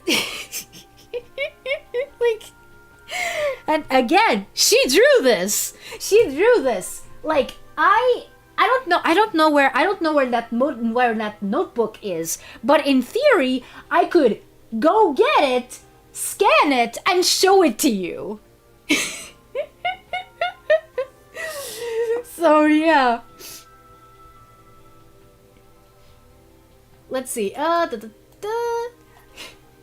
Wait, isn't there a trick used where the therapist or mind reader would ask related questions, see how you respond, and come up with a conclusion that makes you agree? Yes, that's one of the parts of cold reading. That's one of the parts of cold reading. Like, you have to, like, if you're the psychic, then what you do is you try to work with what the person that you're seeing gives you. Like, you throw like assumptions. You throw assumptions until something hits, and then you work with that. And your assumptions could be, you know, really general things. Like, for example, you could say, oh, I foresee that you are, oh, I see that there's something weighing on your mind. Perhaps a big purchase. No, not really. Okay, then. A family member.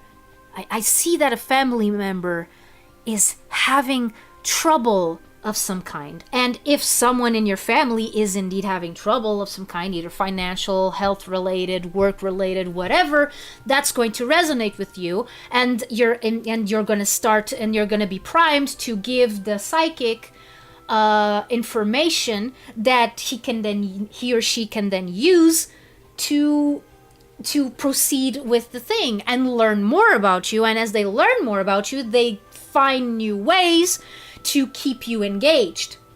Yeah. That's seriously.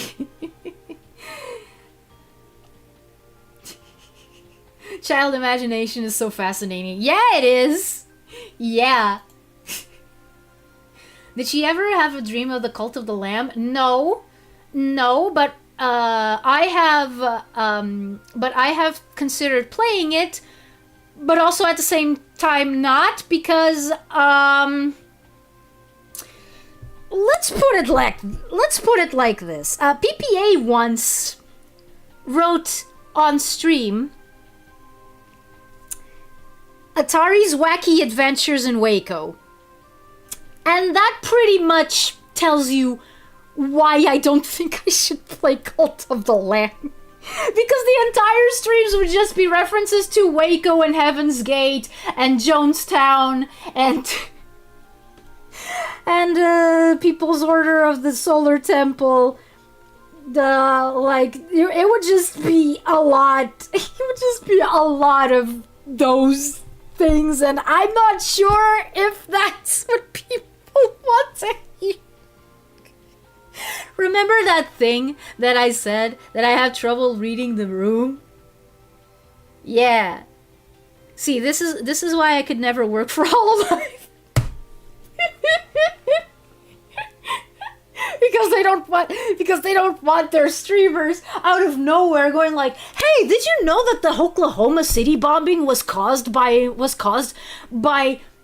the ATF and the FBI's handling of Ruby Ridge and Waco, and then that the Columbine was a failed bombing because what they were trying to do was trying to imitate the Oklahoma City bombing, but they were very bad bomb makers, so they just resorted to shooting everyone?" Yeah, I am pretty sure that that's the kind of conversation. That's the kind of conversation that the Hololive wants in their streams.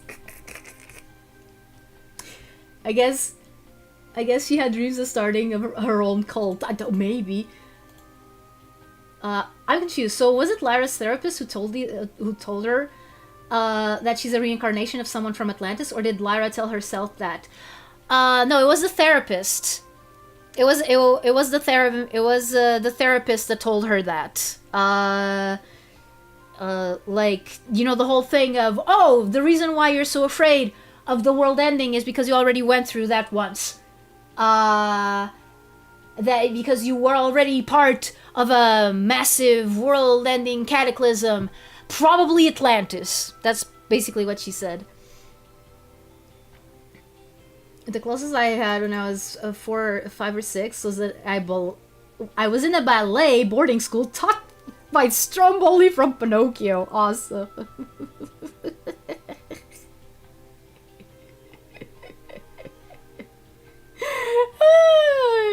Yeah, I mean, they're not wrong. Hey, did you know? Hi, Kurosenshi. How are you? Caitlin Doty has also covered Waco. I'm sensing a pattern. Yeah, but I was interested in Waco before I saw her video. Like, I actually did research because again, oh man, this is going way back.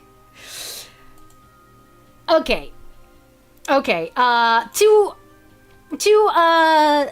To show you why I have been interested in cults. This is terrible. To show you why I was interested in cults. Well, where is that? Dang it. Do I not have it? Oh no, here it is. Okay, so way back when, in like 2005, I, and in this case, I'm talking about both Lyra and Atari, like, we. Like, I had this idea of making, joined at a great time. Oh my god!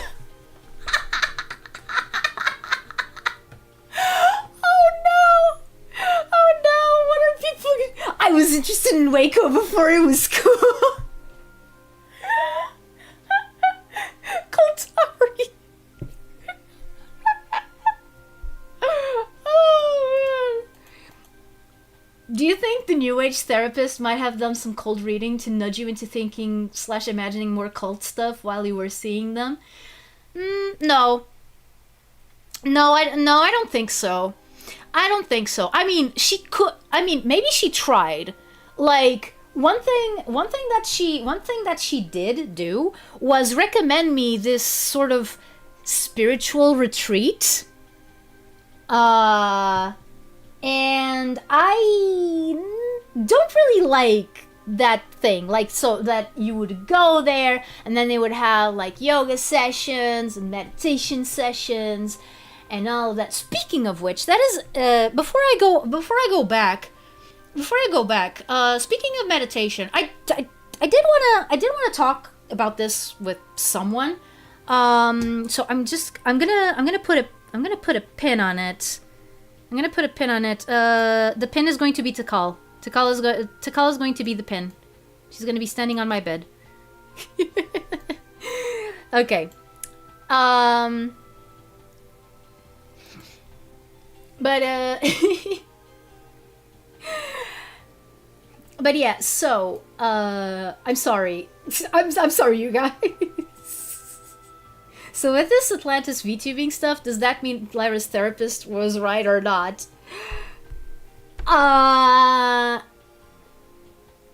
If anything, one thing that I can definitely say about Lyra's therapist was that she gave her ideas. She gave her some inspiration to pursue some interesting topics, some of which are also going to be present in the book. So yeah, because here's the thing. Lyra is a bona fide skeptic. I'm a bona fide skeptic. But that doesn't mean that we're not interested in this sort of stuff, because it makes for some damn good stories. So yeah. Also, yeah, no Kool-Aid. By the way, actually, it was Flavor Aid. I don't think they had Kool-Aid in Guyana. Okay, see you soon, Elmer. Off topic for a second. I'm trying to get a consistent streaming schedule on Twitch.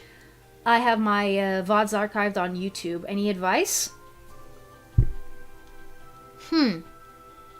Okay, quick piece of advice before I go back, and also before I go back to the pin. Also, welcome to Loop. Sorry. Um, okay, so consistent streaming schedule. Here's the thing. That's going to depend a lot on your life. That's going to depend a lot of your on your life circumstances and about how much time you want to actually dedicate to it. Like, when when I when I debuted my Life 2D model, my idea was to keep a consistent schedule of like 3 streams a week. It ended up not able to happen because at the same time I was also doing like the dubs that required me to go to Lisbon every week. So I was too tired, so I settled for just 2 streams a week. And I tried making Saturday the day that I would stream on, like, no matter what. Yesterday was an exception because of the massive headache that I mentioned. But yeah, like, at least one of the biggest pieces of advice that I've seen, and on one hand, I don't know if I'm in the best position to say that it has helped, but it's definitely sound advice. Is yeah, like you just said, like consistent streaming schedule. Pick 1 or 2 days, or 3 or 4. Like, you can pick as many days as you want, depending on the time that you have available. But be consistent. Stream at this specific day at this specific hour. I am starting to realize that if I stay here in my hometown, I cannot be 100% consistent because it's always going to be dependent on our dinner times, and our dinner times are not consistent themselves, which is something that is a little annoying. But I digress. In fact, I do believe, like, again, I'm not talking about my numbers because I take them, super 100% seriously. Ooh, the numbers are everything. No, I'm not going to talk about that. But I do believe that the little amount of growth that I've been managing to have over the last few months, ever since I debuted my Live 2D model, has had to do with the fact that I have been able to stream consistently at least once a week for these past 9 months or so. Because there was always a time where people knew, okay, yeah, no, Atari is probably online now, unless he said something about not being able to, which I always try to do if something comes up. So yeah, I think that's the best advice that I can give you. Like, make sure, like, assess the time that you have available for streaming, and then pick, like, what is the time that you feel the most comfortable with, how many times you're comfortable with. For me, for example, my goal is to be able to do at least 3 streams a week. But there's people who like to do a lot more than that. In fact, but I'm not sure if I can keep up because I do have a part-time job, and occasionally I do have to go places. So yeah. But yeah, I think that's the best advice that I can give you. Like, assess your time, pick at least 1 or 2 days to be like 100% consistent about. There's other advice that I can give you, but it doesn't have so much to do with the timings of things, more to do with what you actually do on stream. Like, for example, I think that one of the reasons why I have been managing to grow, even if slowly, is because I genuinely have a lot to say. And I'm not ashamed of speaking to a microphone. I'm not ashamed of putting my own ideas out there. And that helps a lot. The fact that I was already primed to be able to talk about these things at length even before I started streaming. That also helped. But like, also, you need to know how to be engaging even if nobody is watching.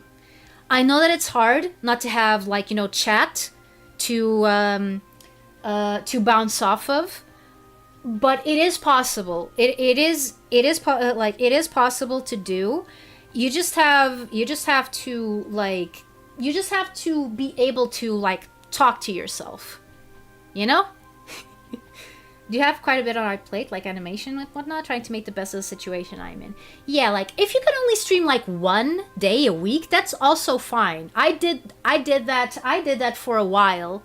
I did that for a while and received no repercussions from it. Granted, it was before I debuted my Live 2D model, but yeah, but during that time I did only do like 1 stream a week, and it worked fine. It was mostly while I was doing my voice acting course. How to speak when no one is speaking to you.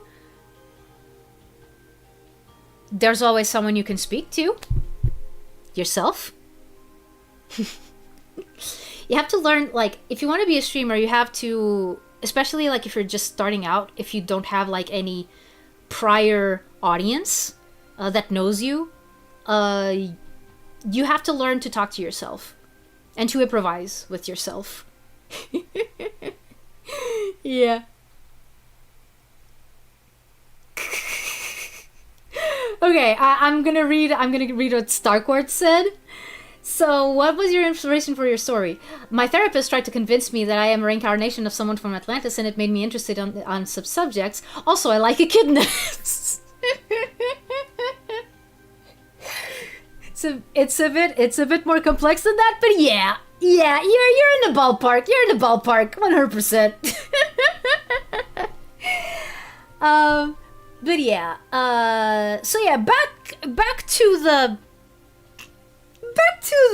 cults thing. So I had this project when I was younger. I had this project when I was younger, and it revolved around these guys. I've mentioned them before. You can see a little bit of the names, and I don't want you to see that. Oh, I'm not the best person to answer that, Filmrot. I'm not the best person to answer that. Like, the only roles that I've had, like, in voicing in online projects are either because my brother is involved in some way, so nepotism, or because someone else alerted me to their existence. Like, for example, I tried auditioning for Sushi Ben. I didn't get any characters, by the way. But yeah, so that cream though, yeah. Yeah, so, and a cheese is a rabbit. I don't know if you noticed that. Echidnas are based, so it's fine. Yeah. Okay, so these, I've mentioned them briefly before, but these were the human sonic doubles. Why human sonic doubles? Because they were not the actual characters themselves. They were kids, literally kids. When I first drew them, they were supposed to be like 12, 11, 13, like that, around that age. The thing about them was that, yeah, they were supposed to be kids that happened to, like, look a lot like, you know, the characters. This is a world where Sonic as a video game franchise actually existed, by the way. Like, as weird as that is. But it was also very Beyblade-y in the sense. It was also very Beyblade-y in the sense that, you know, the reality was kind of wacky. You know, like very Beyblade, very Inazuma 11-esque. Even though this was like 5 years before Inazuma 11 was even a thing. 4 years, maybe. I don't remember if Inazuma 11 came out in 2010 or 2009. This was drawn in 2005. That's what I can tell you. This was drawn in 2005. What did you do? Movie Sonic. Yeah. So yeah. So yeah, these were kids that just happened to have very similar inclinations to the characters, and then this guy named, I kid you not, Dr. Eggplant, did some experiments and basically gave them powers that also matched the Sonic characters that they look like. TVF? Oh, TBF. Yeah, to be frank, Sonic in the 2000s is very rule of cool. Yes, exactly. Which is why I felt completely comfortable doing this.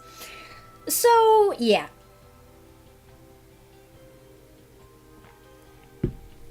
So, yeah. But here's the thing. Yes, they got their powers because of Dr. Eggplant. And they would go into like simulations of the games themselves, like and play their roles. Like that. This was all just in my imagination. I never managed to make this into a comic or like fiction, or like I never wrote any actual prose about this. Like I never actually put this to paper.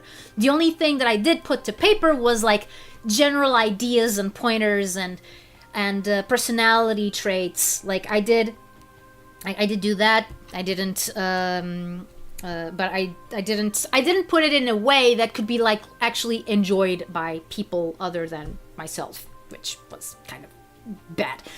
But yeah.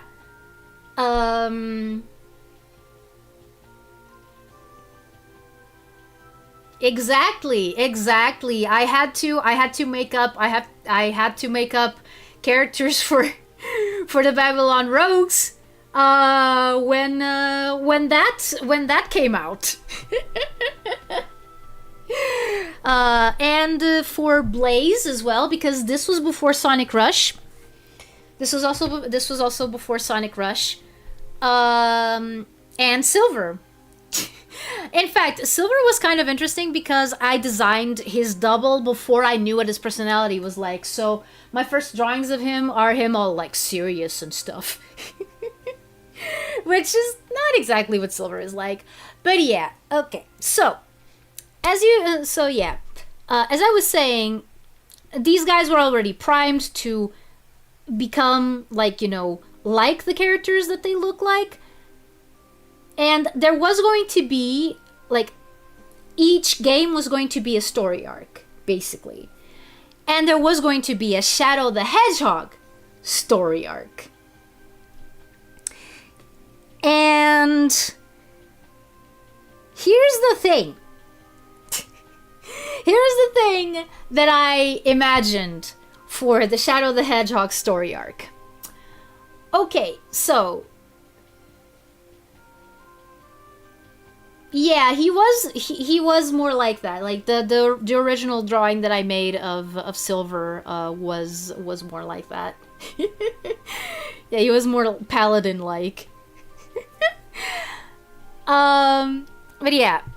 So, so like Hakumen from Blaze Blue. I'm gonna have to search for that. Okay, that's something that I really do not know. So, Hakumen. Fictional character.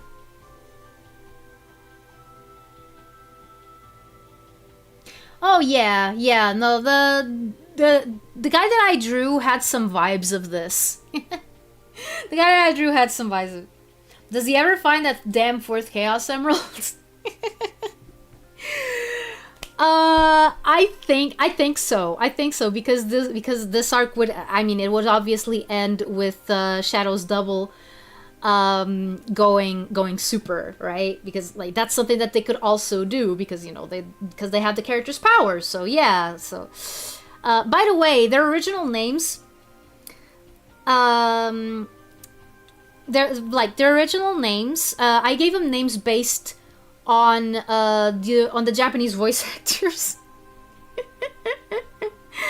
because I was like that. Okay, so we had Shinichi, we had Ryosuke, we had Nobuyuki, we had Kaede, later Taemi, then we had Koichi, Rumiko, and Ayaka. Those were their original names. Then I decided to make it take place in Japanifornia, and their names became based on the characters themselves.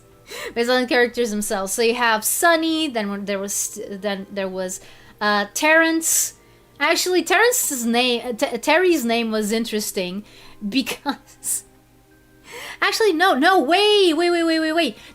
No, it was not Sunny. It was that for a second, but then I settled on the very normal Solomon Dominic Hastings. Yeah, so he was Saul. Yeah, Sonic was Saul. Tails was Terry. Terrence Porter, Transporter. See what I did there? Nicholas Radcliffe, also known as Nix. Emily Lily. Man, I don't remember his last name. Koji the Hedgehog. Actually, it was Koichi. Because I didn't want it to be like straight up Koji. I didn't want him to have like the actual names of the actors because I thought that would be way too on the nose. So yeah, I don't remember. I think that Shannon, Shadow was Shannon. I think his last name was Blackthorn. I'm not sure. Then you had Ruth. You had Ruth Wayne. Ruth Wayne. Can you get it? You get the reference? Ruth Wayne? Huh? And Cream, I don't remember what her name was, because by the time I changed their names, Cream was not like as important. So I think that her name was Claire. It was probably Claire. It was probably Claire Blank or something like that. Because Bugs Bunny, because Mel Blanc, because of course Umbra. That would have been cool, but I was looking for something a little bit more I don't know, English. But yeah, okay. So in the Shadow the Hedgehog arc, we would find out that one of the reasons why Shannon was always like pissed off was because part of his family, namely the part that had him, was, well, part of a cult. It was part of a cult that wanted to bring... Oh, that's... Sorry. More English sounding. Is that better? No, I know that... Okay, no, Ombre is English. Okay, so my bad. I'm sorry. Ruth Wayne? That's rich. Yup. Rich like... yeah. So yeah, his family was part of a cult that was trying to bring the Black Comet to Earth so that the Black Arms could conquer it. That's what the cult was about. And Shadow was meant to be a sacrifice. Well, it's not Shadow. Shannon was meant to be a sacrifice for Black Doom to take over his body, because Black Doom couldn't like exist properly in the real world, so he needed a host. So the whole idea was that Shannon would be his host. She's already furrier Catwoman. Yep. There's the cults again. I told you. That's why I brought it up. That's why I brought it up. And because I was planning on doing something with this idea and stuff, that's why I started doing research on cults. So yeah, hello, welcome back. So yeah, that's the whole reason. This guy Shannon, he's the reason why I started doing research. Why I started doing research on cults and started understanding how they work. Like I was disappointed to see that they weren't like as wild as I thought they were. Relatively speaking, I don't know. But yeah, that's how it started, and again, that's why I knew about Waco before it was cool, like PPA said. So yeah, that's a little bit of trivia for you, and also explaining again why I can't play Cult of the Lamb. I mean, I could just put like a trigger warning. Oh yeah, by the way, I'm probably going to be extra unhinged during this. But yeah. But yeah, that was a fun project that I had. But again, because it was, because it was just a fan thing, there was really nothing that I could do with it. Nowadays, I think that there actually could, because I do think that there would be a market for a story like this. Except that it's kind of a harder sell because it's not straight up a Sonic fan fiction. Like, Sonic exists in this world, but you're not following Sonic. You're following his probably #1 fan. Are trigger warnings even a thing anymore? I have no idea, honestly. I think I've only seen them.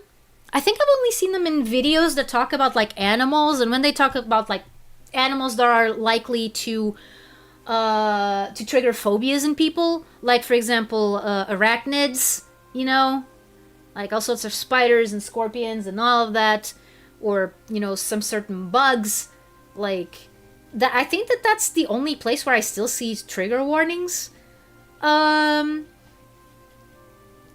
Or seizure or epilepsy warnings, but those are not exactly trigger warnings. Those are very different. Fanfiction is still going strong nowadays. Yeah, no, like, and when it comes to fanfiction, there is another one that I actually do want to see if I can write, especially now that I have a little bit of an audience. Even if it's not that big, that doesn't matter. I have an audience. Haha. You'll be fine if you make one, yeah. Except that story specifically, that would be like way too long, because again, I mentioned a Shadow the Hedgehog arc.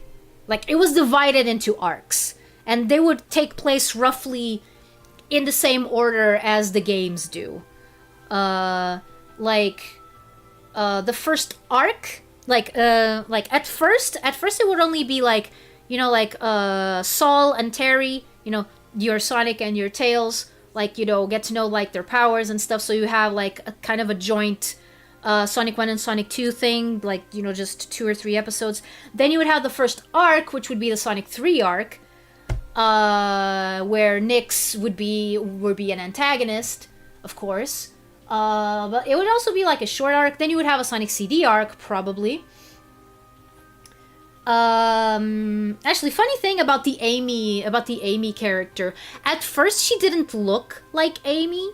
Like in the last draft that I had of the story, at first she didn't look like Amy. She did have like the same hairstyle. No, she did have the same hair color, not hairstyle. She did have the same hair color, but she wasn't into Sonic as much as Saul and Terry were. So what she did was, when she started seeing that something was going on and that she was not, included, she decided to cut her hair and start dressing more like Amy. And lo and behold, she would be granted Amy's powers, and that would kickstart the small Sonic CD arc, basically. After 3, yeah, because I wanted Nyx to be there from earlier on. How would you write Amy? Okay, here's where we get into something interesting. I showed a long time ago, well, like a few months ago, I showcased a few drawings. Hello, Mystic Prophecy. Welcome, Sonny Chu best character. That's debatable, but I understand. Also, hi, Cyanic. For the longest time, I thought Amy was a cat. Me too. Well, not the longest time, but I did was like, oh, there's no way that Amy Rose is a hedgehog, like, because she doesn't have the spikes. And then it came out, oh no, wait, she's actually a hedgehog, and I'm like, okay. I probably thought that she was a cat for like, I don't know, a week or something.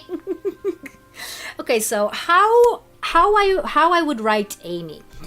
Yeah, as I was saying, there was the a while ago I did showcase a few drawings for a project that I was actually thinking of going through with until it became impossible. Which was based on this one. It was based on this one, but the main characters were the analogs of Knuckles and Amy. Like, those two would be your main protagonists, and the reason why I came up with that was because usually if there was a time where the team had to be separated, because your 4 main characters would be those. They would be your 4 main characters. Saul, Terry, Nyx, and Emily. And Nyx and Emily would have this interesting sort of dynamic, because, like, Amy doesn't have a crush on Sonic, so obviously Emily doesn't have a crush on Nyx, which allowed their dynamic to be a lot more like sibling like, more like mutual respect and understanding, but also like getting at each other's nerves. So yeah, it would be more like siblings than one who has a crush on the other, which is also one of the reasons why I thought that they would be interesting. But yeah, the way that I would write her is she would be super confident. She'd be super confident, sometimes to a fault. But on the whole, she has a pretty good head on her shoulders. She would be pretty similar to Boom Amy, I think. Except a little bit more in her own little world, and not so much like, for example, the whole thing that Amy did, like, for the therapy session with Sonic and Eggman when they were roommates, like, that's not something that she would approach in the same way. Like, she would try to diffuse things, but like on the spot. Like, she would try to diffuse things on the spot. She wouldn't be the kind to do like interventions or something like that. She would be the one who has like the mission statement the most present in her head, like, because again, this would also have to do with her backstory, because she wasn't originally a Sonic fan. Like, so while everyone is kind of caught up in their roles, everyone is kind of caught up in their roles and what it means to represent this character or not. She wouldn't be as much into that. She would have the way that she would have a crush on Saul, because it would be present, because of course, the way that she would have a crush on him would manifest a little bit more like that type of tsundere that is, super nice to everyone except the person that she has a crush on. Like she would be a little bit more, I don't know if you guys are familiar with Metabots, but she would be more like Erica. She would be more like Erica, the main girl in Metabots. In fact, there's quite a few like personality traits that I think that I took from Erica as well. Like a sibling dynamic would be interesting. Yeah, no, exactly. That's why I decided when I picked up those two characters to make their own thing, that it would be interesting if like they weren't like a couple or anything of the sort. Like the Amy character would look at the Knuckles character like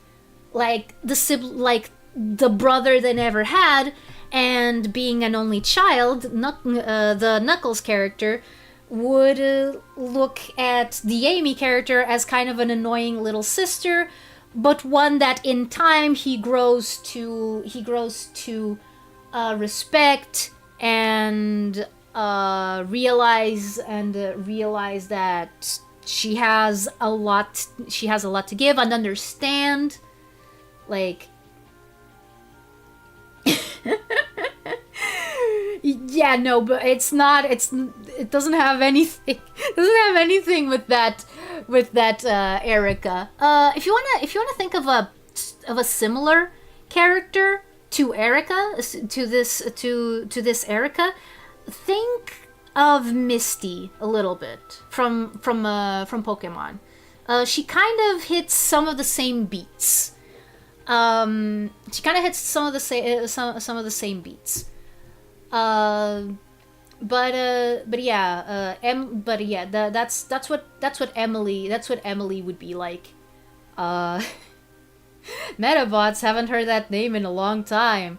Oh man, and are you in the right place? I mean, Metabots has been one of my hyperfixations for a while.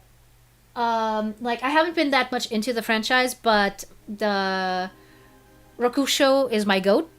I love him. I absolutely love him. I mean, shock of all shocks, I know the type of characters that I like, and I wouldn't like a character like Rakusho. Come on. Oh man. No, but he's awesome. To this day, I still want the arts of Rakusho, or at least a version of a toy of Rakusho that doesn't break like as soon as you look at it funny. I used to have one of those little figurines that came out when the anime was on. Those that you could like switch the legs and the arms and stuff.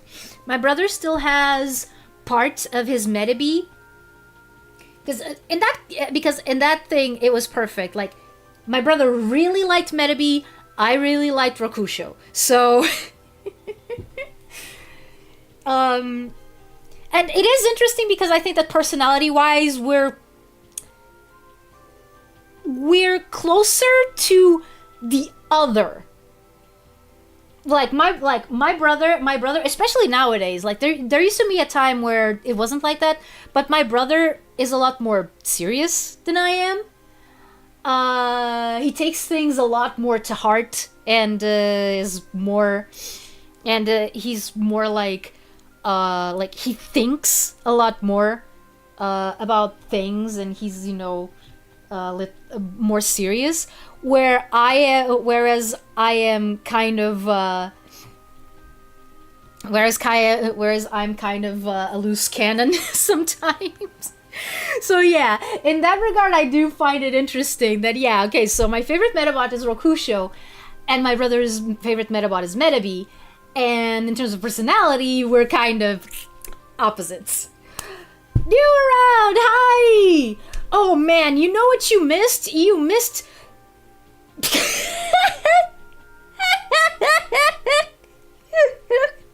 Wow! We like to call them cosplayers. Who do we call cosplayers? Oh man, you're around. You know what you missed? You missed me talking a whole lot about cults and about a therapist who set me on the path that I am now. Not because she was a good therapist, quite the opposite. She said that my performer was a reincarnation of an Atlantean, and that got her into thinking, and then a few years later, she comes up with me.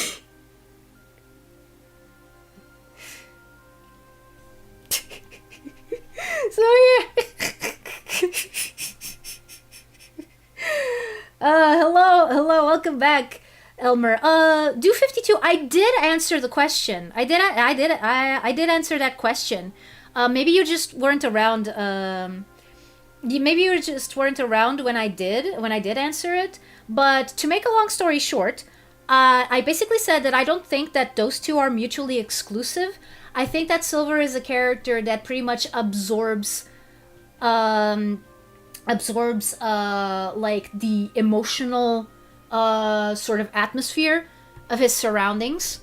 And the reason why he acts one way in Sonic 06 and Rivals, and the reason acts a different way in another in the other games, like TSR and the IDW comics and even Archie to an extent, is simply because the circumstances are very different. Like I think that Silver is like, oh, this really needs to be done and I have to be the one to do it. In 06 and Rivals, like he has to be like focused. But normally he's more like what you see in IDW and the IDW and TSR versions. Like I think that all of those character traits are Silver.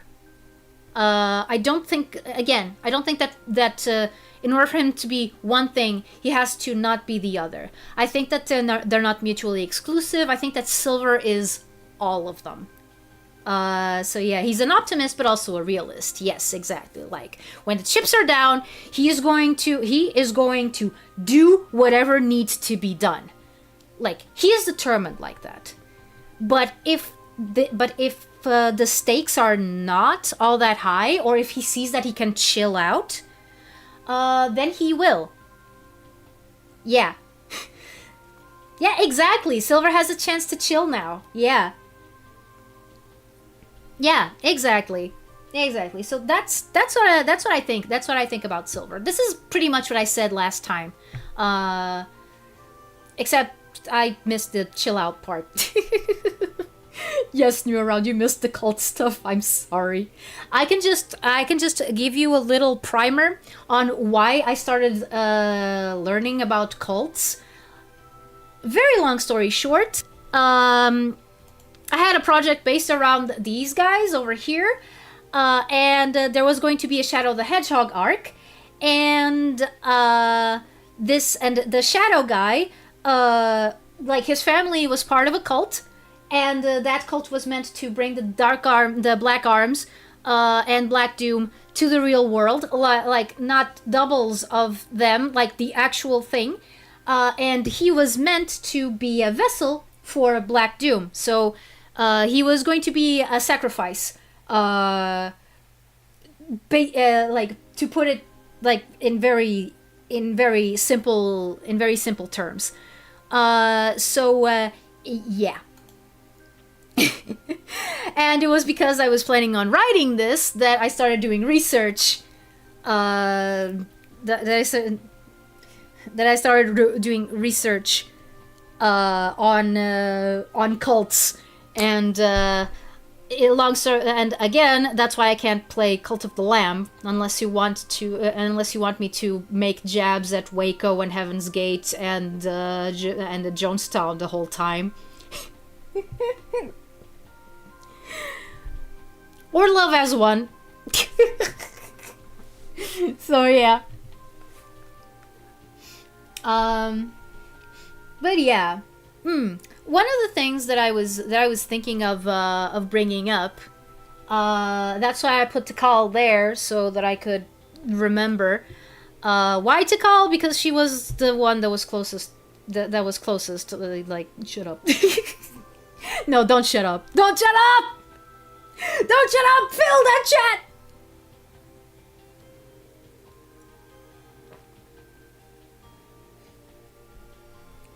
You are like that. You mean a weeb? Own it. What would you call your cult?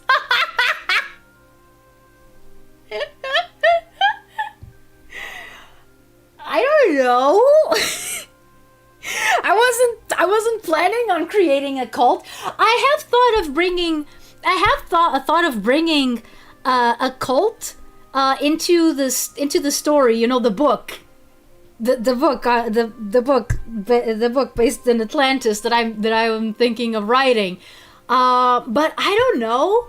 Like, I don't know if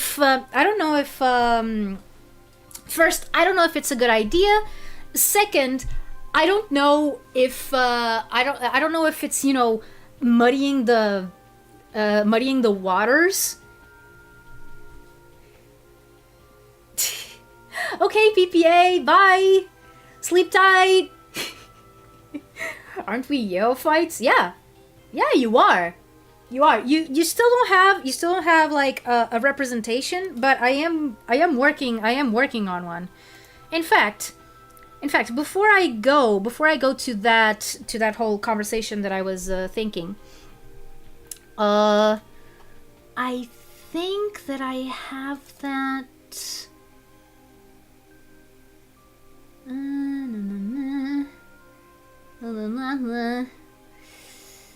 Concept art. Is it here? No.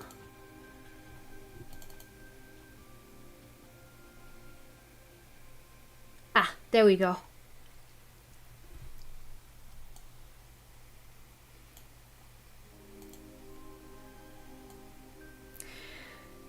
Okay, so this is the design that I was thinking for one of two things. Shannon, that's a girl's name. We are not a cult, we are a legitimate church.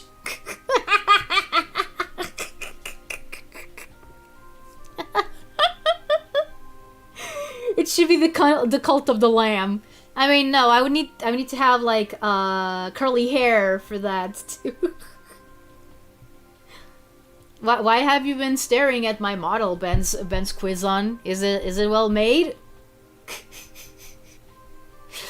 So yeah, there's two things that I can do with this design. This is the design of the little spirits. Well, not well, yeah, they are little spirits that carry the souls of the dead to and from the afterlife. They're psychopomps, basically. You know, like guides for the souls of the dead. And I was thinking that maybe this or something like this is what Yeophytes could look like. So yeah, like mascot character.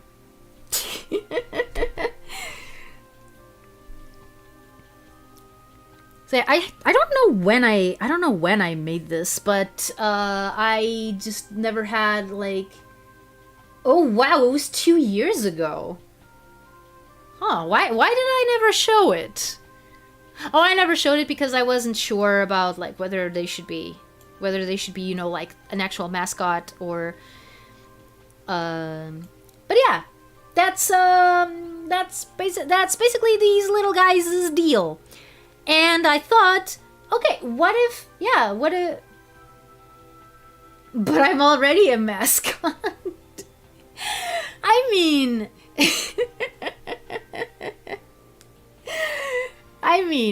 Like I said, like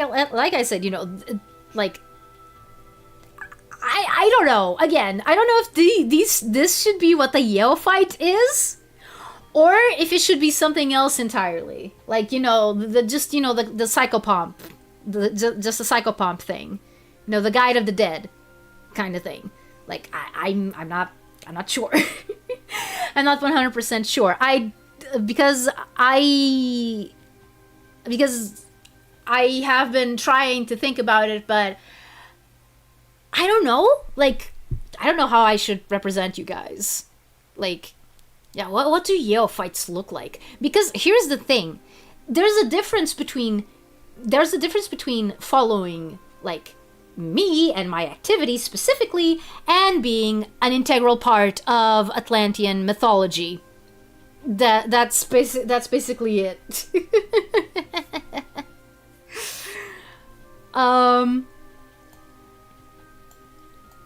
But yeah. little guy, little dude. By the way, the 4 ears thing. Yeah, because this is supposed to be a rabbit. I don't know if it's like readily apparent. Oh, hi, Star Quartz. You're just in time to see a possible design for Yeophytes or for just psychopomp type things. Like, these, like, they are going to be a thing. They are going to be a thing in I'm the spirit that removed the one brick that kept the whole island together. It has good hearing, yeah. The better to help souls with. Is that Atari's Pokemon? No. If anything, it would be a Digimon. If anything, it would be a Digimon. I think it's more Digimon-esque than Pokemon. I mean, the 4 ears, I definitely got the idea from a Digimon. Yeah, I see the rabbit in him. Wabbits! So yeah. Actually, like I said, so the two feathers, the two feathers on my circlet, represent the two feathers on that on Plato's idea of what the soul was. The psyche.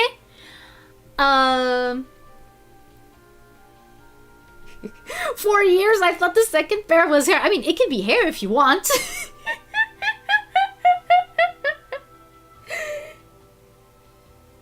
Yeah, like I thought. Okay. Like my thought process was, okay, let's bring in a little bit of like Eastern mythology here, and the whole 4 means death.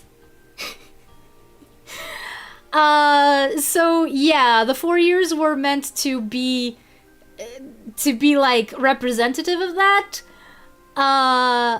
Also, if you notice, like the staff back there, the staff back there, like it has 4 little things. So yeah, that's what I thought. Like, it has 4 things holding the tier of tides in place, or the Tedumehaya, as it's named in. The spirit looks to be a bit mischievous at times. Oh yeah, no, definitely, definitely. Like one thing that I know that I want to do, like with Atlantean spirits and stuff, is that, yeah, there are some that are like, all high and mighty, but then there are those that are just goobers. It's just that the mythology tends to favor the serious ones more than the silly ones. For a Digimon, it could use a Gatling gun or something. I mean, not all Digimon have Gatling guns, dude. Like, my favorite Digimon doesn't have a Gatling gun. Both of my favorite Digimon don't have a Gatling gun. Oh god, I'm a creature!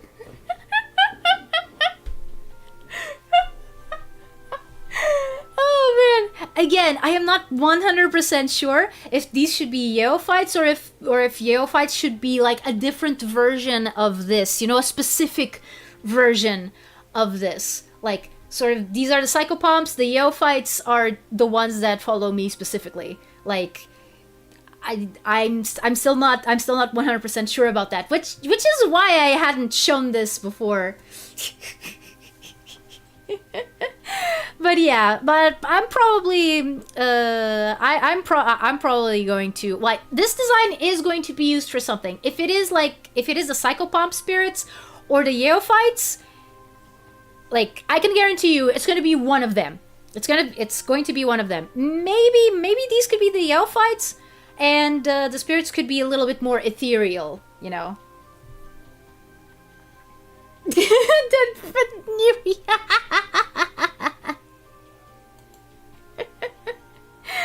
Oh man. By the way, if you're wondering what my two favorite Digimon are, well, to the surprise of no one, Anubimon and Renamon. I'm not beating the furry allegations.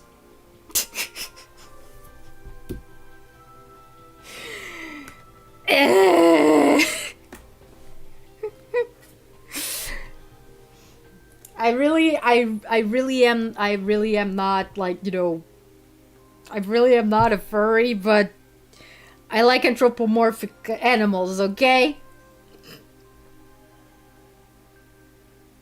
I can't even deny it. Yeah. So yeah, the thing that I was gonna talk about. Didn't you stream as a cat anyway? A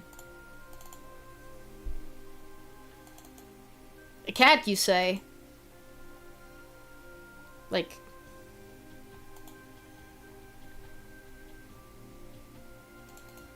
this? Like meow?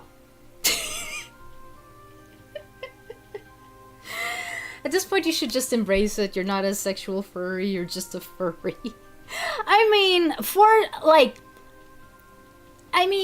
part of my issues with furries comes from the fact that for a very long time, there was no difference. Like, there was no difference. It was just like, yeah, no.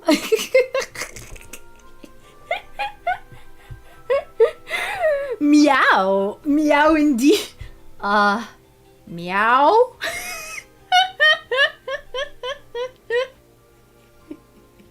So how long has Takal been in your room for? A couple of hours. We've gone off the furry scale. Okay, now I'm gonna go back to myself. I'm gonna go back to myself. Oh crap, which one is it? Is it this one? Because I have two versions of the model. Oh, here we go. Here we go. Okay.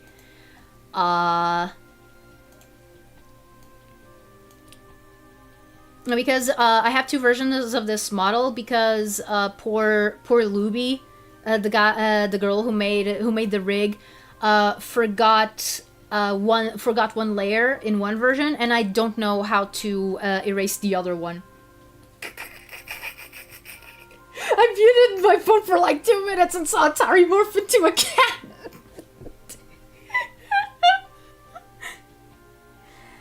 Was the average community member like that, or was it more reputation? Here's the thing. Okay, my history. Okay, I think that I talked about this. I think that I talked about this in a different stream. It wasn't a Zatsu stream. It was those times that I was supposed to be playing a video game and didn't. That instead I just talked. I was starting to think that Atari is what's the name? Fuzzy. You need to go into the models folder and remove it from there. Oh, okay, thank you. Thank you, Nilak. Because yeah, it is a little bit confusing because if I want to play around with models and stuff, which doesn't happen that often, I only did that for April Fools. And now because I thought it was funny, it's Lisha.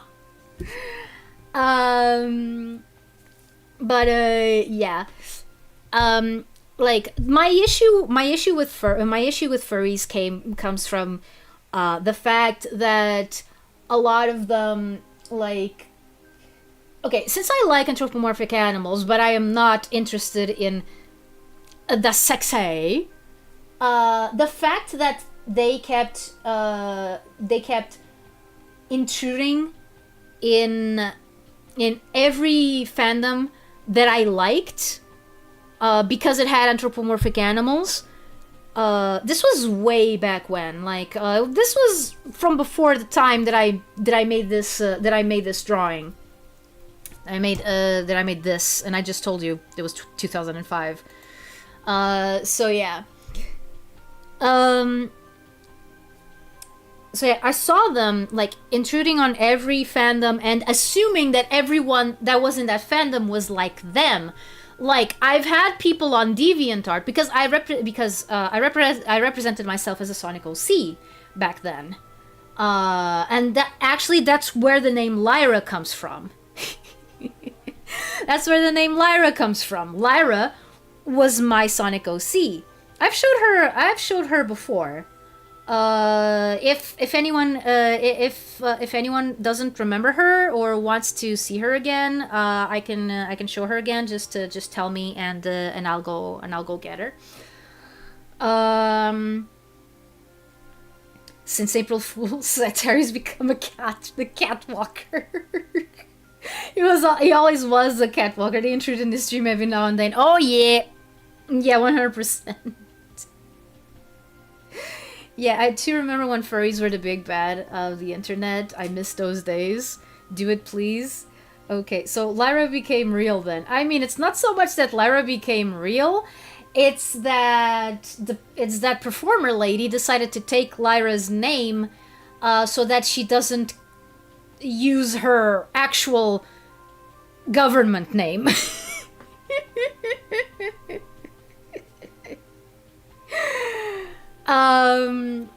But yeah, I'll do that. I'll do that in a bit. Elmer. So yeah, like, I've had people, because I use the Sonic OC to represent myself, on DeviantArt. I've had people ask me if she was my fursona. Like, a lot of people, and I was like, I don't even know what that is. This is just like a Sonic character. And I saw a lot of people who had no like regard for what they were actually doing. Like, they were just making like personas in the Sonic style, but they were not into Sonic. They were not into the games. They didn't know. Like, they only liked Sonic because of the furry characters, because of the anthropomorphic characters, and that was so weird to me. That was so weird to me. And I saw them that they did this stuff with a lot of other things. Like, I don't need to tell you about Gadget from Rescue Rangers. Like, that's a huge meme. Now, here's the thing. Gadget is also one of the earliest characters that I remember latching onto when I was a little kid. Gadget was Gadget. I loved Gadget because she was quirky. She knew her way around machines. She looked nice aesthetically. And she was a girl in an otherwise all-male group, but she wasn't thought of less, because she was a girl. Like, at the same time, you had DuckTales going around, and the only main female character that you had usually was Webby, and that was a huge difference. You know, going from DuckTales to Rescue Rangers, and the only character Like the only character that you have, like, in DuckTales, that's, a girl, because I've always liked balanced casts, you know? Like, I've always liked casts of not just women or not just men. In fact, franchises that kind of do just one or the other tended to annoy me a little bit as a kid. It's one of the reasons why I got into Power Rangers so hard when I did. And it's also one of the reasons why, for the longest time, I failed to see the problems with Ninja Turtles Next Mutation. Because I was just so excited to see a girl turtle, and she was all mystical and stuff, and like, it was cool, and I liked it, and I had only watched like 3 episodes of Next Mutation, and she wasn't a damsel in distress in any of them, so I kind of didn't get the worst of Venus de Milo, like. Hi, Maiden. Yes, Benz. Yes, Benz. This model is a guy. Can't you see the chest? Or rather, the lack thereof? I mean, yip yap. No, I mean, Yappaya see. Yeah, let me see. Was your Sonic OC a cat? No. No, I was going to. I'm going to show her. I'm going to show her in a little bit. So Lyra became real then. She manifested from Sonic OC to real person. She became real. Oh man, you should read about how the furry fandom started in the late 80s. The first convention of its kind was tainted by the second year. Wow. Yeah. Into Sonic but never played the games. More common than you think. Yeah, but one thing is being into Sonic and never play the games, but reading about them and watching cutscenes and all that. Another is just liking it because it has anthropomorphic animals and leaving it at that. Gadget has her own furry cult in Russia, of all places. Rouge got me acting unwise. I mean, that is extremely common. Mystic prophecy. Don't worry about it. There was an episode of the Drew Carey show where Drew was dating a furry. Yeah. That was like in the 90s. Yeah. You were into Power Rangers? Yes! Yes, I was! Atari is best, boy. Yeah! Now that's fine. That's fine, Maiden. That's fine. It's just something that I thought of, like, I didn't know why there were franchises that only had girls and franchises that only had boys. It made no sense to me because at school there were boys and girls and they were all in the same class. And when recess was and when it was recess time, all the boys went to play soccer and all the girls went to, I don't know, play with jump rope or something.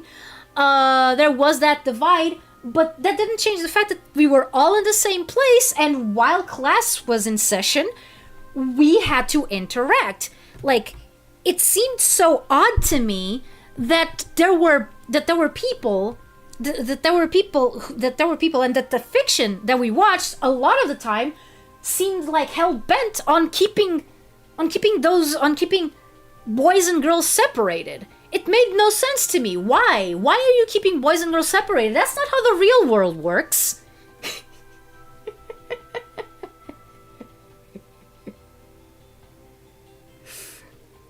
Wow, this voice is a voice. Yes, this voice is indeed a voice. Power Rangers SPD had a wolf. Yes! Commander Anubis Kruger. Yes, I remember him. The mask wasn't very good, though, unfortunately. Like, I appreciate the effort.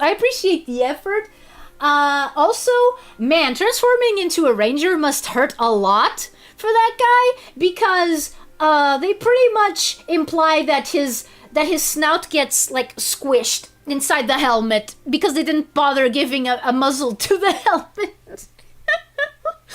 Like... Oh, man. I mean, technically, the furry fandom started all the way back at the inception of ink blot animation via mail order magazines. We're just seeing the current state. Yeah, no, that is true. That is true. I was just explaining why my idea of the furry fandom was like tainted from the beginning, because like I just wanted to enjoy my anthropomorphic characters, and here they were just sexualizing everything, just for the heck of it, and I didn't understand. Reminder, like I don't mean to like call that much attention to it, because I don't think that it's, that important. But yeah, reminder, I'm an arrow ace. I'm arrow ace. But at the time I didn't know that that's what I was. But you can imagine an arrow ace person, just trying to enjoy the fandom that they like, and then out of nowhere, just all this sex-based stuff comes in, and you're like, what the huh? This is so weird. But yeah, have you watched slash read that Power Ranger inspired isekai anime manga? I've heard about it. But I haven't read it yet. Many authors struggle to write characters of the opposite sex. Sex MacFarlane and Akira Toriyama are good examples. Might have to blame target demographics for that. Yeah. 100%. 100%. And I think that that's because, unlike me and my brother, apparently people don't really have that much contact with, people of the opposite sex in contexts that are not, romantically or sexually charged. But again, that's so weird to me, because that's not what I saw in real life. That's not what I saw growing up. Like, I grew up watching men and women, boys and girls, just interacting with each other with no issues whatsoever, and none of that ever being brought up. Like, that's why it was so strange, so alien to me.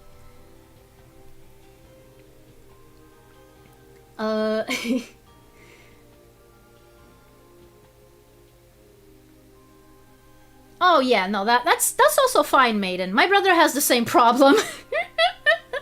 My brother says he has the same problem. Even though he shares a lot of his upbringing with me.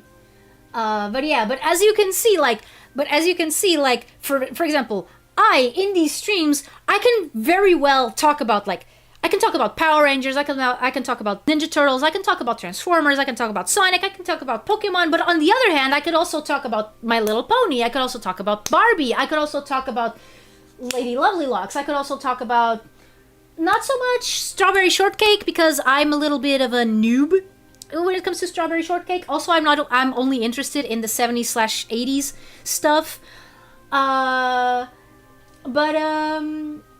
But yeah, in fact, when I think about it, and keep in mind that my preferences are Lyra's preferences, and she is a girl, I like more boy franchises than I do girl franchises. But there are a few girl franchises that I do like a lot. Sailor Moon, for example. I also like Pretty Cure. Was never that much into Cardcaptor Sakura, but Cardcaptor Sakura is a little bit more generalized in terms of its target audience. But yeah. Looked a bit into Power Rangers not too long ago. I don't know where one even starts with this franchise. I mean, you can start at the beginning.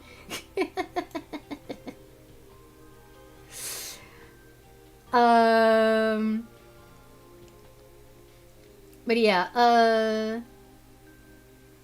didn't know you were ace, but that was also never a relevant topic on stream. Yeah, no, exactly. That's why I bring it up only sparingly, only when I think it's relevant. Like I'm not out here saying, "Oh, I'm asexual. Respect my choices and stuff." Like I'm not belligerent about it.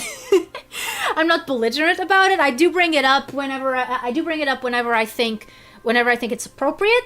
But whenever I think it's appropriate or it's relevant. But other than that, I'm usually pretty quiet about it. So yeah. By the way, Tikal is she is not she's in front of me. I put her back there, but the layer is on top of me, so try to get humanity to not sexualize something is impossible. I don't know of an artist who didn't sexualize their own work unless they were ace, even the father of manga or Disney animators. Yeah, no, exactly. I'm not saying that I'm 100% against it. It has a purpose. What I am against is it becoming like the one thing that shows up whenever you search for something. Yeah. No one can really stop it. Yeah.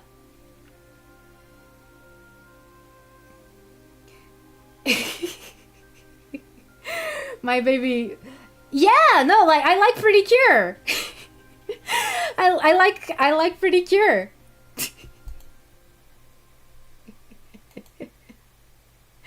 Oh man. I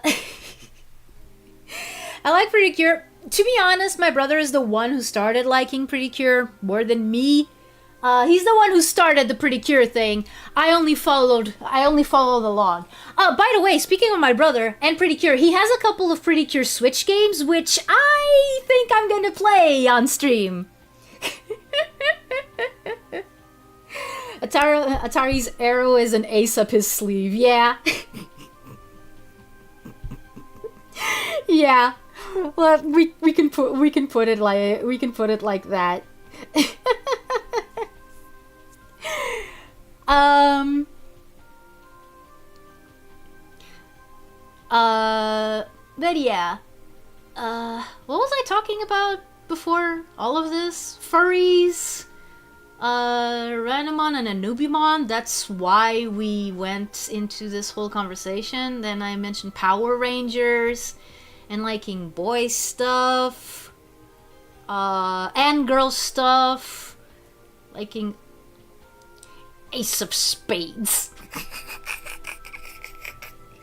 Yeah. Oh yeah, and then we went into me being Arrow Ace. Which Again, I try not to make it a big deal. Though I do think that sometimes it's hard to hide. Oh man. Sometimes I do wonder what would happen if I tried to collab with one of those VTubers that are known to be like, this all started because of Digimon. I mean, fair! I mean, it's 100% fair! Yep. Dang it, Digimon! What do you do to people? Nothing.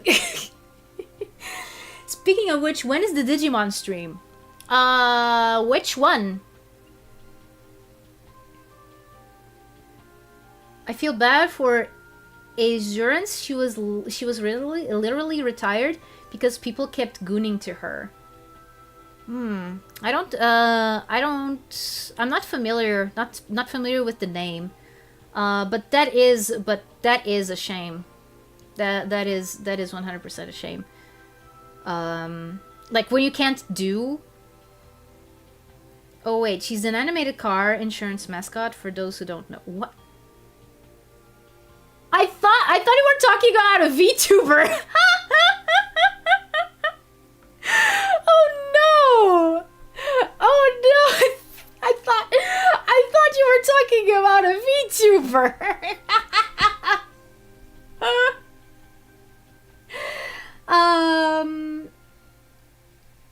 Yeah. I did. Yeah. No. Exactly, Maiden. Exactly. Their sexuality, or in my case, the lack thereof. Again, like I said, I only bring it up. I only bring it up whenever I think it's relevant. Like I don't make it. I mean, you've been here a few times. You know that I don't make it. You know my entire personality. My personality is much more about having weird hyperfixations. About having weird hyperfixations and talking at length about many a thing rather than just going like, have I mentioned I'm asexual today?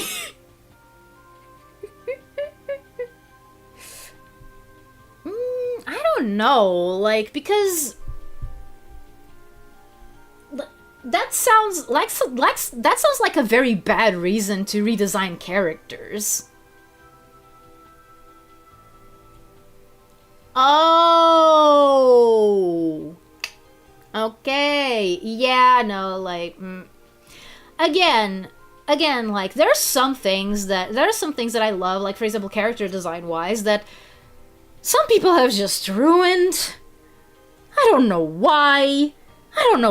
Some people feel the need to just turn everything into a sexual thing. Like, I'm pretty sure, like 100%, there are people who would look at this design moving right in front of you, the one that is talking to you right now, and would go like, would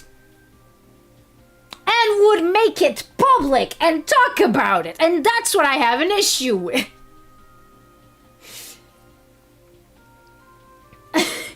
She would have been just fine with Totally Spies. Yeah. Oh my goodness, Totally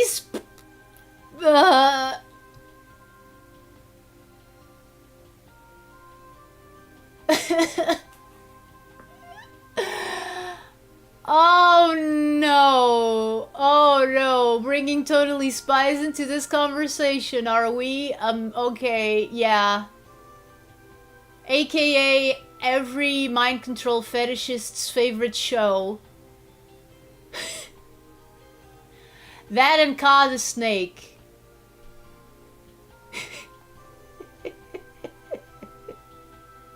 I don't know, do VTubers talk about their fetishes openly on stream? I think that sometimes they do, but it's still whack. People will go into anything, yeah. I'm a piece of memorabilia in the abstract room that is the Atari streams. No one needs to know who one would with. Yeah, exactly. Exactly. That's my point.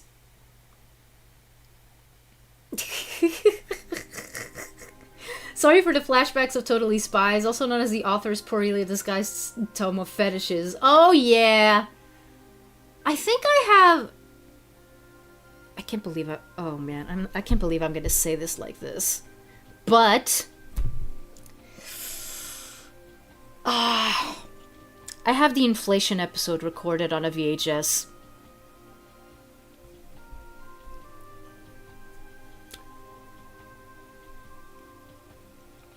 It ended with Clover learning to be okay with her hat size, which, you know, cool, but I didn't know that about Totally Spies. What? Yeah. Yeah. Atari, why?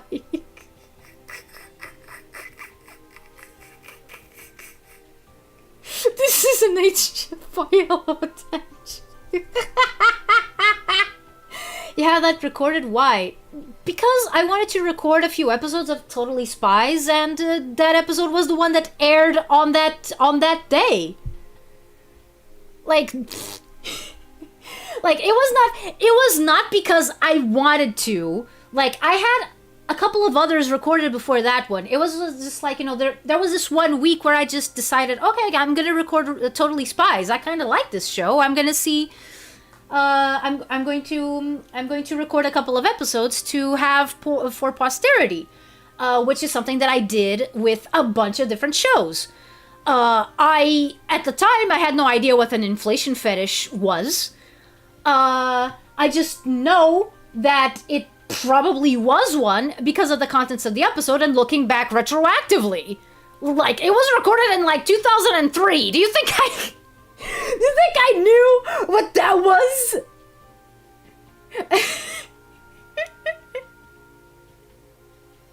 Do you want to confess to something, Atari?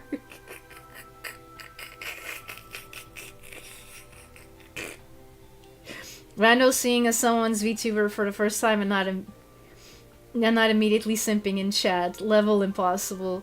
You sound very guilty right now. What, about the episode? I didn't record it because I wanted to. Tire brushing.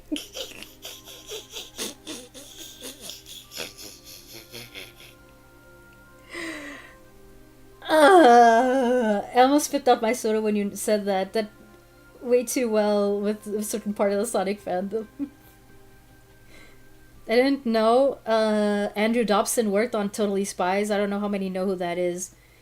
Wait, was Totally Spies... did Totally Spies have Canadian voice actors?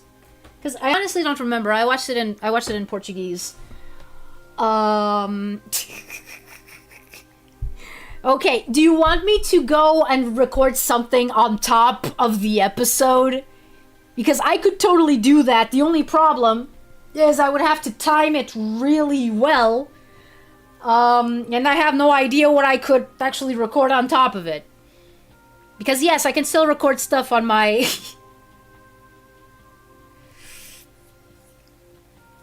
I can still record stuff on VHS tapes. I still have the materials. The guy with the little blue bear Sona that white knighted for a Supergirl cosplay. What? Am I thinking of a different Andrew Dobson? Or am I thinking of a different Dobson altogether? I think I remember a Michael Dobson. That's a voice actor. Would that be against historical preservation? I don't think that Totally Spies needs historical preservation because I'm pretty sure a lot of people have those episodes. Wait a second! Wait a second! It's in European Portuguese. Okay, forget what I said. Forget what I said. Oh, I'll do you one better, Kudo. I have 2. 3 if you count the one in my grandma's house, which I still want to see if I can go get. Oh, yeah. Yeah, no. And like the line between fetish and interest is super thin, I think. I was more into Martin Mystery as a kid. I think that aired during a time where I wasn't watching a lot of TV. Fortunately or unfortunately. I mean, one of the things that I do like about Totally Spies is their, like, civilian clothes. They are very, very, like, early 2000s, and I really do like the fashion of that time.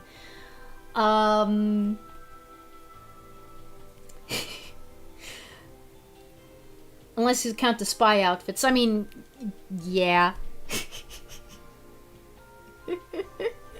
He got clowned on for a comic he made of him, white knighting it for an SA victim, except it wasn't even true. The girl was cosplaying and posing for her boyfriend. Oh. Yeah, that's not gonna go. That's not gonna go well. That's not gonna go well.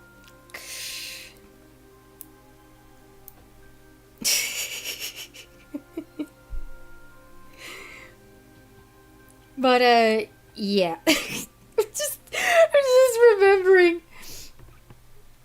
Oh, for some people they do, for others they don't. It's one of those things. It's one of those things. It's one of those things. Like, remember when I mentioned mind control? Some people think it is. Some people think it's sexy. Other people think that it's terrifying. And I understand. He's a webcomic artist who made a comic about someone taking a pic of Power Girl cosplayer without consent and Dobson stopping the guy. This is based on IRL events, except the person taking a pic was actually her boyfriend. Ah ha ha ha ha. Yup. Yup. There you go. There you go. There you go. Okay, by the way, someone asked how long had the call been on my bed, and wait, why are we talking about this stuff again? I think it was because someone mentioned Totally Spies, but I don't remember what I was talking to bring it up. Oh, I think yeah. I think that's why. Oh, wait, like we went from furries to assurance to Totally Spies. These streams, man. Yeah, no, and the furries, yeah. There you go. But yeah. Yeah, as I was saying, okay, so someone asked how long Takala has been there. I have no idea. I don't know when I put her back there, but the awesome.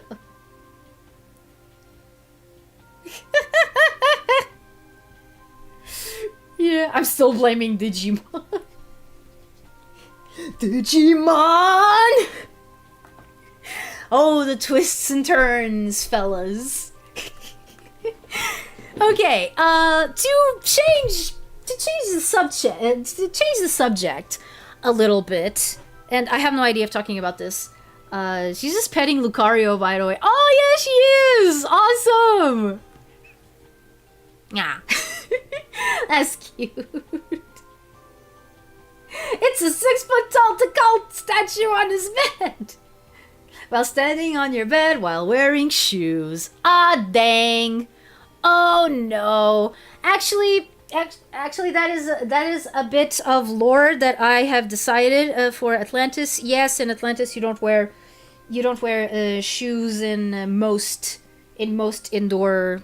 Well, not exactly not in all indoor spaces. Like in temples and the house. Yeah.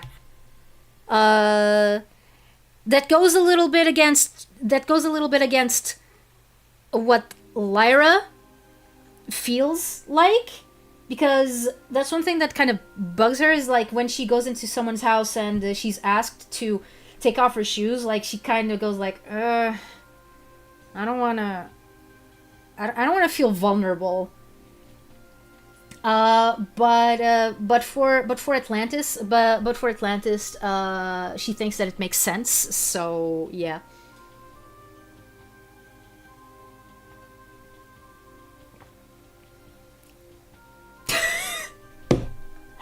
I knew it. I knew that someone.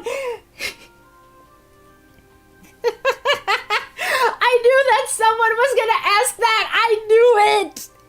There are people that wear shoes indoors? Oh my goodness, the humanity!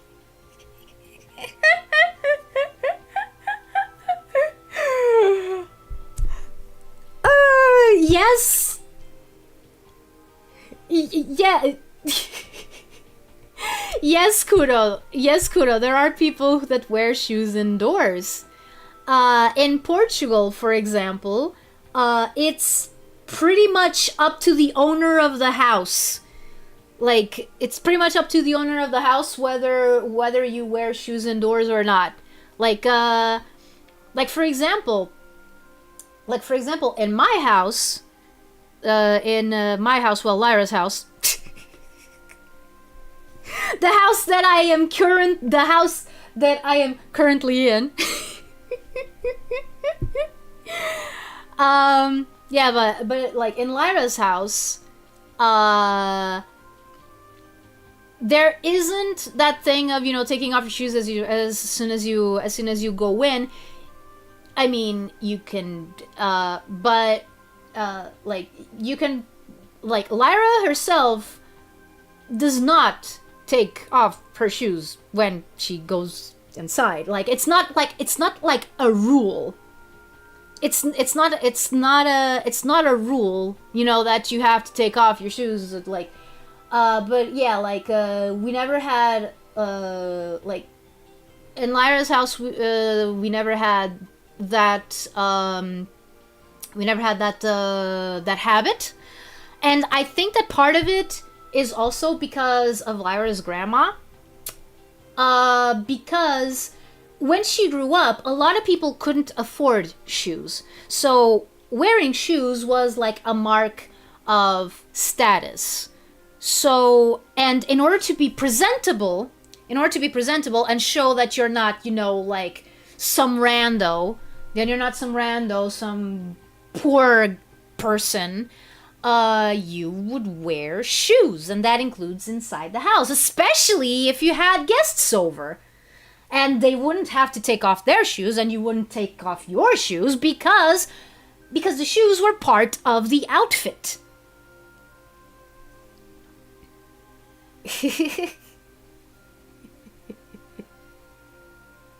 Also, finally have a name for a Miss Performer. Yeah, didn't you know? Didn't you know? Her name is Lyra. Lyra keeping Atari hostage in the basement. Oh, hi Atari, how you doing? Oh man.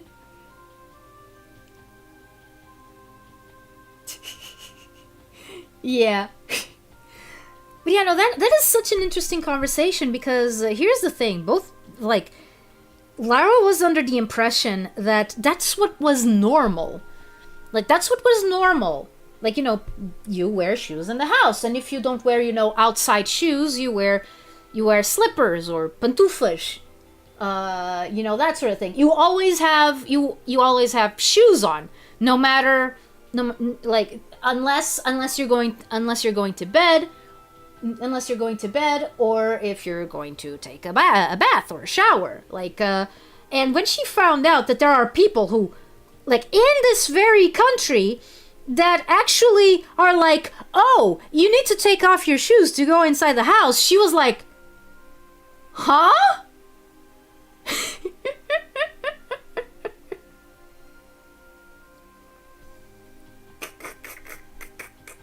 I don't think people with the drip outfit will take their shoes off so willingly. Yeah, we're watching a performer play a Vtuber here. Oh, yeah. Yeah, no, but I can tell you something that is actually part of, my backstory as well as Lyra's, so I can talk about this in first person. So yeah, there was a time when I was younger that there were some huge, like, forest fires around where I live, and yeah,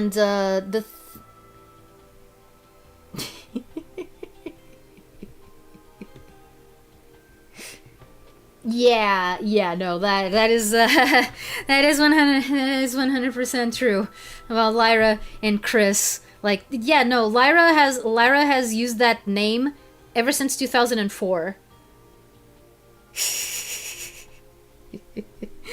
Ever since 2004, so that's way before Lyra from Pokemon or even Lyra from My Little Pony were a thing. She didn't like too much that the name that she thought was kind of unique, that she also took from somewhere else, by the way. That was suddenly being used so often. But yeah. Okay, bye, new around. It's kind of a shame. I kind of was hoping that you'd be around for the next part of the conversation that I've been trying to get into for a while, but that's fine. But that's fine. It's also not important. It's just one of those nagging thoughts that sometimes I have, and that I kind of wanted to put it out there and share with people. So yeah. So the Pokemon company owes you royalties then. I don't own the name.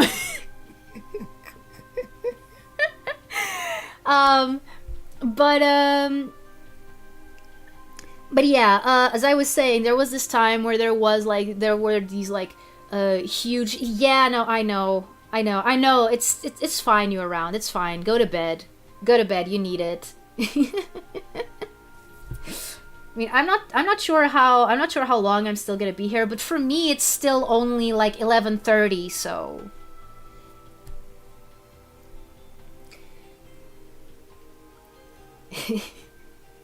yeah, see, that's the whole thing that I find weird, real. It's the whole, oh, no shoes allowed inside the house. And I'm like, what?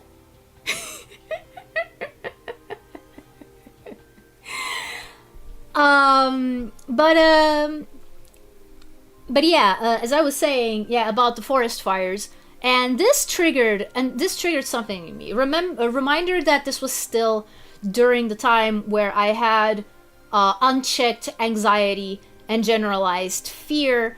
So I kinda took to, at least while in Portugal, I took to never ever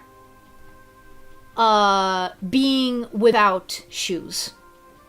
Never.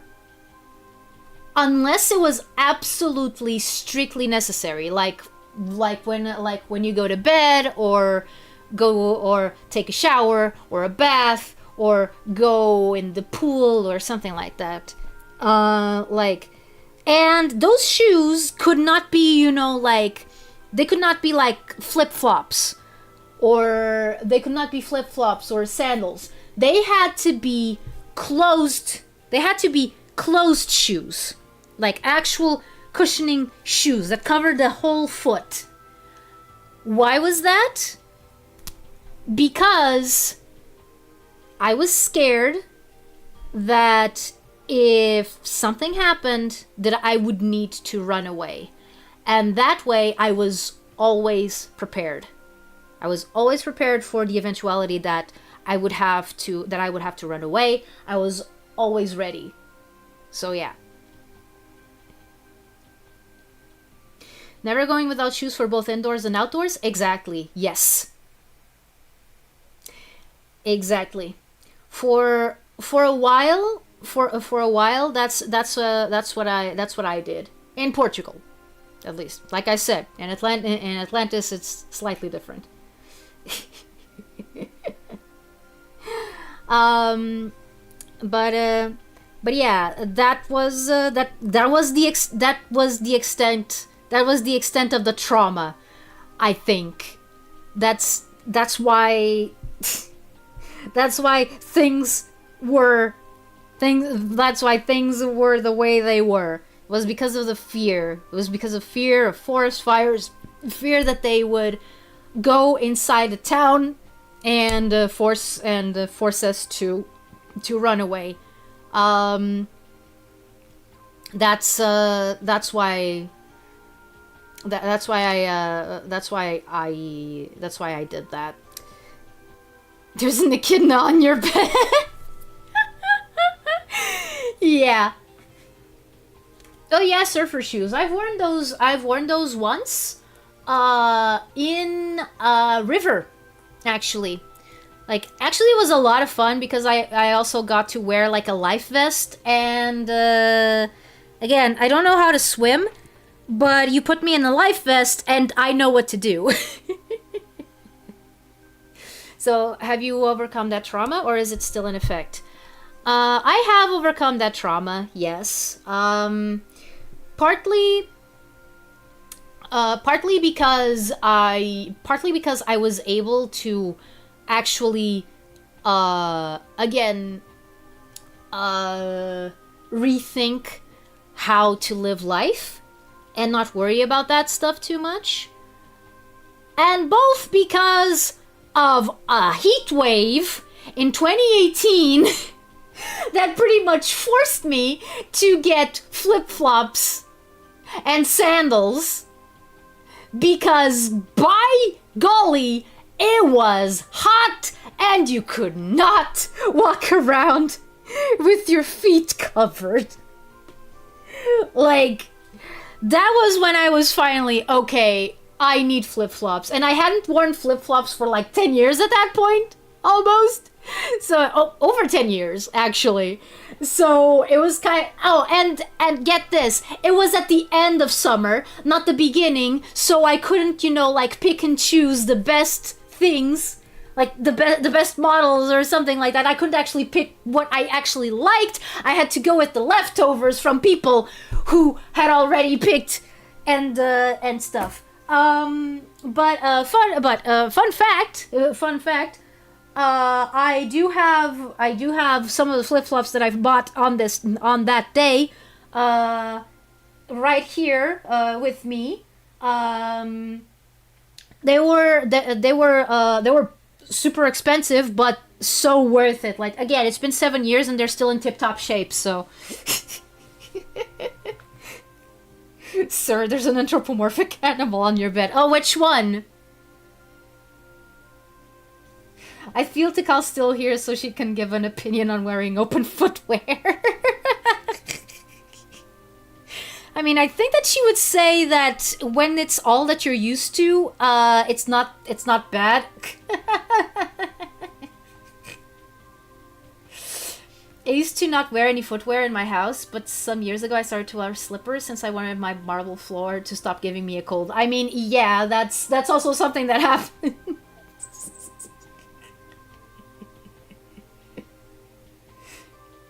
Went from finding yourself to God punished me real quick. Oh yeah? You're not comfortable with seeing your own feet? Well, have I got news for you? You're gonna have to live with them whether you like it or not, and you're gonna have to see them too. And I'm like, okay, fine. Okay. How are we surviving through the current one? Because personally, I'm not doing too good. Oh, we had hail. Like, it started raining, and it was windy and thundery, and then we had hail. I brought some inside for my cats to see.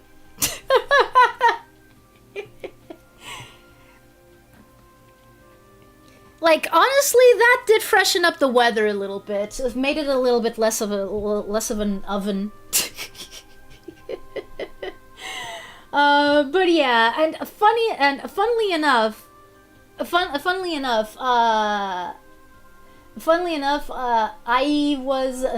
was talking to my brother. Like, we opened the door. It was like it was hot outside, right? So I was like, huh, you know what? I would like it if it rained. 5 minutes later, it started raining. I keep saying, like, I don't believe in pseudoscience or any new age stuff, especially like in real life, but sometimes I think that I would have a future as a psychic and not just like an Atlantean shaman, because sometimes my intuition or my ability to predict things before they happen is just kind of uncanny. If spray-on shoes were real and Atari used such during his trauma, it'd be over by the heat. Yup. Tikal allergic to having toes. I mean, why did the conversation loop back to feet? we were just talking. I don't know how many of you were here, but yeah, I was talking about Darkspine Sonic. Wait, no, this is not it. Darkspine Sonic, come here. I was talking about Darkspine Sonic and how you can look at him to see what Sonic characters' feet look like, because if you look at him, you see that he has fur on his feet. Like, he has the stripes, but they're just like these stripes.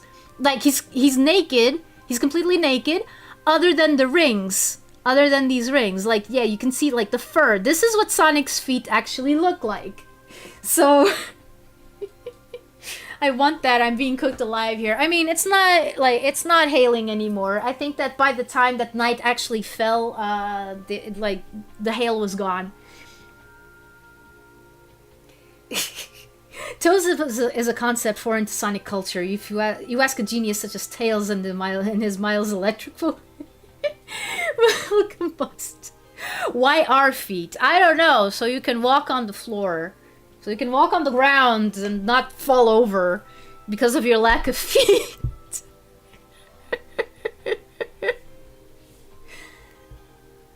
Yeah, no, exactly. But those are like from Sonic Adventure, so people could like argue artistic license. Here it's a lot clearer. You know? Like, because yeah, I know those artworks that you're talking about. We topics of Sonic characters' feet, then furries, then barely disguised fetishes, then deviant art. Was this all planned? No. No, it wasn't. No, it wasn't. I can tell you that it was not planned at all. The one type of people Sonic doesn't attract, the foot people. I mean, fans draw Sonic with toed feet all the time. I mean, the Archie comics also did.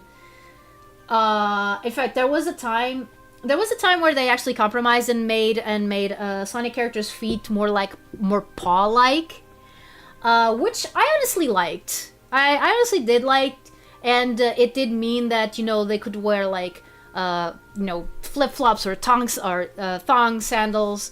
Like you can't really wear thong sandals with this. I fall over anyway, therefore feet are of no use to me. The stripes of his shoes are burned into his feet. Well, I mean, same way that these stripes are burned onto his hair. And Paramount also did it too. I mean, yeah, no, but Paramount is different because they're working off a different design. So it makes sense. Isn't that just cursed Sonic? Well, yeah. Yeah, I guess you could say that Dark-Spine Sonic is kind of cursed. It's kind of like a cursed version of Sonic.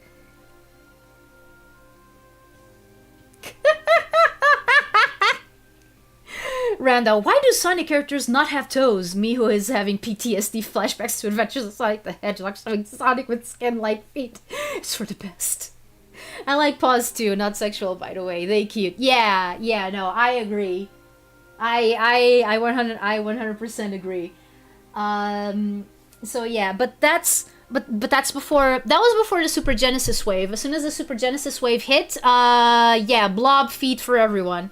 Why are we talking about feet? I don't know. I think it was because I decided to mention that I had decided that in terms of lore, that in Atlantis you take off your shoes when you're in people's houses or in temples and stuff. You're on hallowed grounds or whatever. I mean, where do shoes go? Usually shoes go on feet. So that's why we're talking about feet.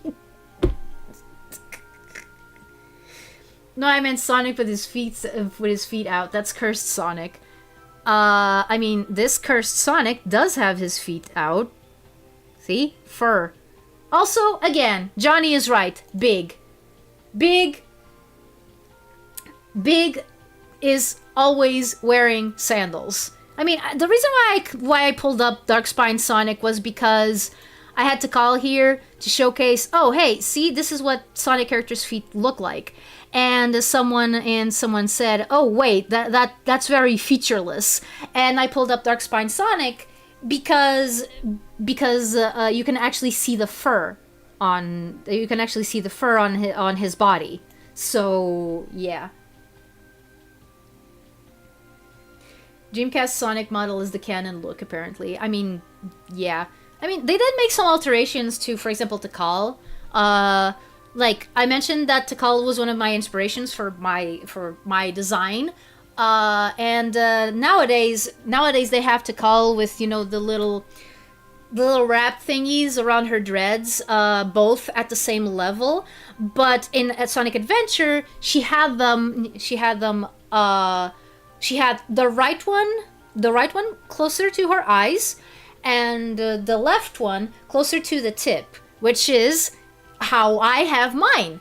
That's how I have my hair rings. Big the fat cat. Not to mention those Tikal and Dark-Spine Sonic renders are very recent. Yes, exactly. Exactly, because that's why I brought them up. Because, yeah, no, this is what we're going with. This is what we're going with now. Like, this is recent. This has no room for, like, alternate interpretation or anything like that. The Mesoamerican look is very underutilized. Oh yeah, 100%. Which is one of the reasons why I was inspired by it and wanted to have a crack at it. Yeah, nubs. Hope Atlanteans don't misplace their shoes. They will be the lasting legacy when the whole city sinks and archaeologists discover what remains. Yeah. Remember when he saved Station Squirrel from a missile attack? You were very triangular back then. Only chaos can have toes.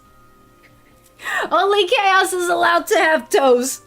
And only two. He comes from the Ninja Turtles school of toes? Unless you're talking about 2012 Ninja Turtles, in which fans threw a hissy fit because they had 3 toes instead of 2. And I'm like, seriously? This is what you're gonna throw? This is what you're gonna throw a hissy fit about?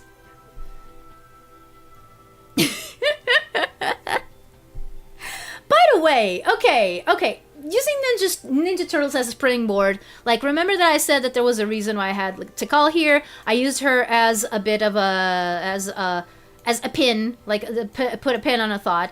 Okay, so one thing that sometimes I think about, and it's really one of those weird thoughts that are just like random in my brain. So here's the thing. I'm gonna try my best to not make this awkward. Okay, so, meditation, right? Plenty of fictional characters do it. There's also plenty of real life people who do it. Now, here's a thing. Here's a thing.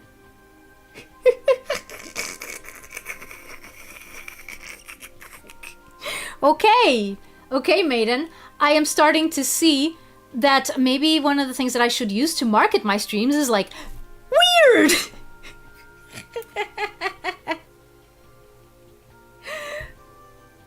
This stream is now Yappaya feet.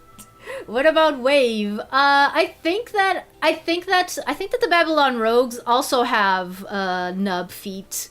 I'm not 100% sure on that, but I do believe that that's the case. Wait, doesn't Storm have a skin? Have a model in Sonic Forces racing battle? Where he's not wearing, like, I'm gonna have to check that. Okay, yeah, I'm gonna check that while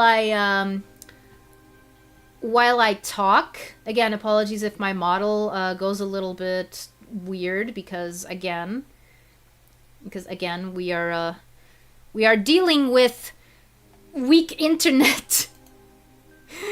Weak internet over here. I should probably join the Sonic Wiki Discord. But yeah, so one thing that has always, like, okay, so meditation has always interested me. Not that I do it as much as I... Speed battle, okay. Keeps the stream entertaining at least, yeah. It's always something that I found interesting, even, again, if I didn't really, if I don't really do it a lot, or at least as much as I wanted to. But one of the reasons why I don't do it a lot is because there's this weird thing. There's this weird thing about it. Okay, so picture this. Ninja Turtles meditating. Cool. Random lady in a fitness center meditating. Lame. Like, basically, I don't know if you get what I mean. Like, an anime character meditating. Cool. Someone brought their yoga mat and meditates in the park. Lame. Like, I don't know why I think of this. I don't know why I think of this sometimes, but I just do. Like like, why does my mind have this huge double standard for meditation? And I think that one of the reasons why I don't do it more often is because I'm afraid that I'll be more like the lady with the yoga mat in the park than the Ninja Turtles. than the Ninja Turtles, you know? Or Knuckles in that one episode of the show. I want to see more. I want to see more of Knuckles meditating.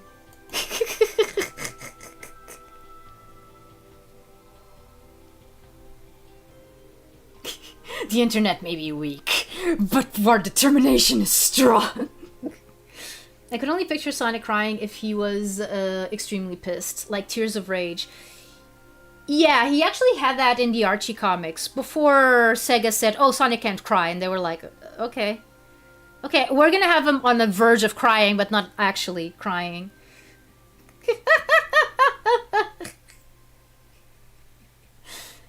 It's probably less about the practice and more so the context and who's doing it. Yeah, yeah, maybe. Anime character meditating just makes me think of Piccolo and Jiren. Of course, it's all Dragon Ball, but I know that there's other anime characters that do it. There's some instances in Pokemon, for example. Like here and there. Man. Oh, we mentioned Metabots. Rokusho meditates in one episode. In fact, that was one of the moments that I was like, oh yeah, I really like this guy.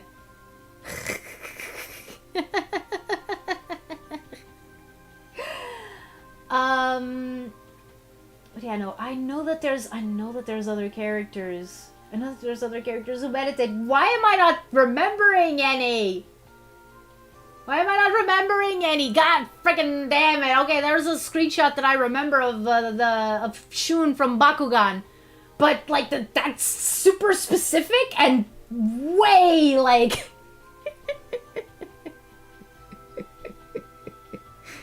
Hello, Ka. How are you? Dawson from Street Fighter is anime adjacent. I mean, if you're gonna go with Street Fighter, Ryu does it as well. Like, like, like Ryu does it. I'm not sure about Ken. He doesn't strike me as the type to do it. But even though it is like a tenet of martial arts, of most martial arts, I mean, you have Kung Fu Panda. You have Kung Fu Panda. You have multiple instances of characters meditating there as well.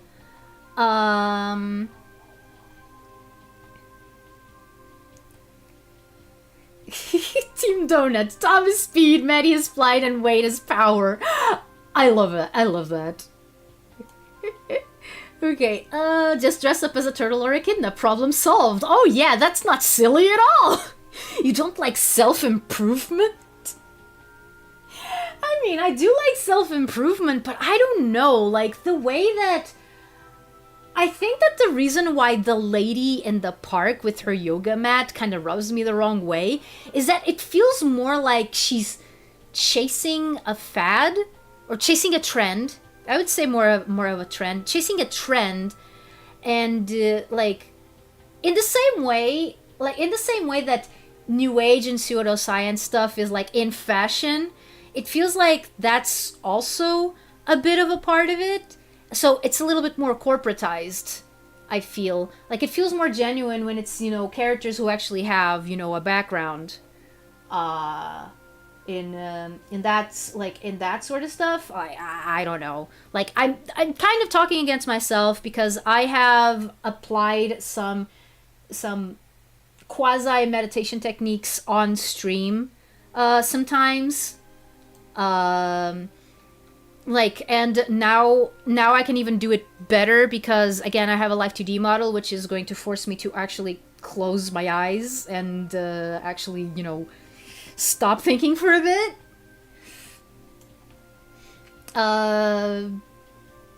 Yeah, it's a me thing. Dragon Ball occupies a lot of my brain space. Yeah. You're watching me on a TV? Really? Oh, I'm honored. Yeah! Yeah, texting in chat on a TV. Wow! Unless Caramel is cheating. Unless Caramel is cheating and typing on their phone while they're watching me on TV. Eh? Eh? Does Lyra talking through Atari count as you meditating? See, that's the thing. That's one of the reasons why Lyra made me. Because she's not comfortable with the idea of her meditating, but she is comfortable with the idea of playing someone meditating, which is very strange. Now that I put it into words. Maybe that's not what you asked. Okay, rereading your question. No. I mean, kind of. Like, you know, in order to allow like a spirit to take over my body, I do have to go into a slight trance state. But like, it depends. Like the strength of it all, the force of it all. Kind of depends. Welcome back to the Atari show in this wonderful Sunday night. No, I have a smart TV that can type. Oh, okay. Kind of like, okay, I'm imagining it like, for example, when you're typing on the PlayStation, like on the PlayStation 4, like when you have to actually like write something down, like your name for a character or something, like, you know, the picture, like the keyboard picture comes up. But Atari, you really think someone would do that? Just go on the internet and tell lies? I mean, yeah.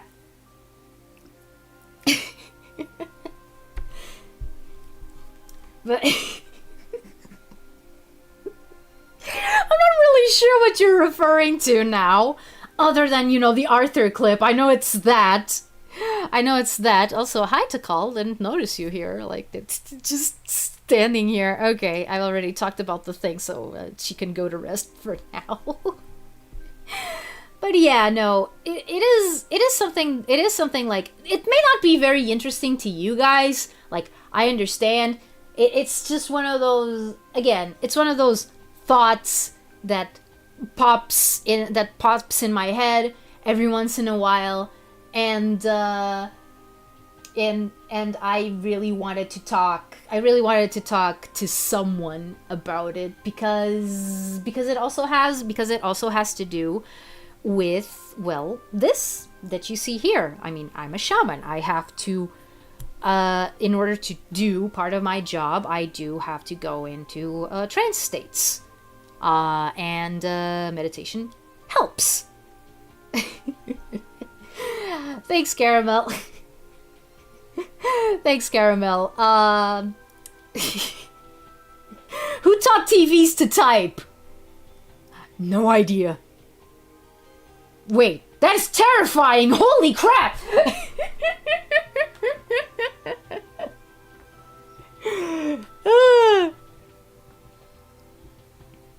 I mean, we came into a Yappaya C stream to hear you Yappaya C, so we're not complaining. Yeah, and we've already run the gamut. We already ran the gamut of possible conversations, huh? Like, let's see. Let's see. How... where do we start, and where are we now? Like, we were talking about some of my issues, quote unquote, with meditation. We talked about Sonic characters' feet. We talked about wearing shoes indoors. We've talked about furries. We've talked about Totally Spies. We talked about barely disguised fetishes. We talked about cults. We talked about ideas that I had in 2005 that never got anywhere and were the reason why I got interested in cults. We talked about a therapist that I had that was very new agey and indirectly set me on the path that I am now.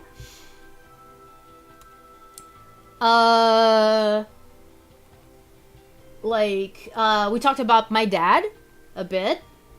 We talked about Tikal and Zidane being the inspirations for my for my character. I mean, I could mention the Archie Sonic re-release by you know who. Wait, what? Oh no. No, please. No, it is Ken.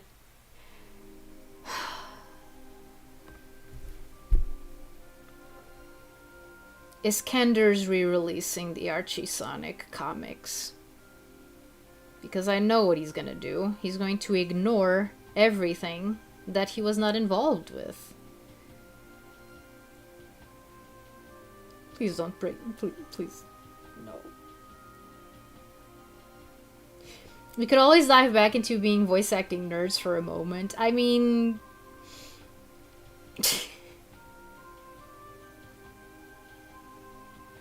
but the colors are better? That doesn't change the fact that he's going to alter everything that he can.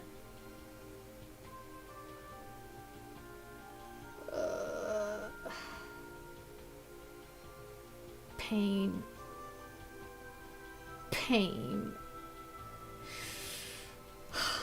Kenders, why did you have to be the way that you are? Why did you have to be the way that you are?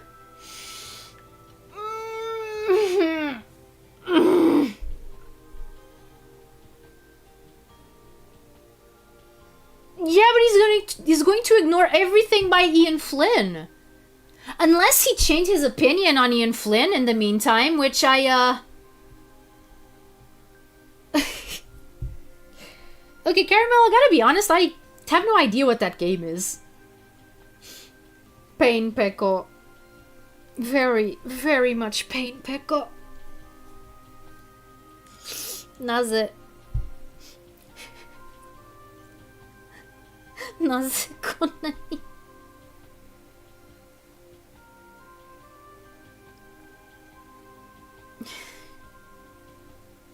Elmer, stop. Stop. I don't... I don't...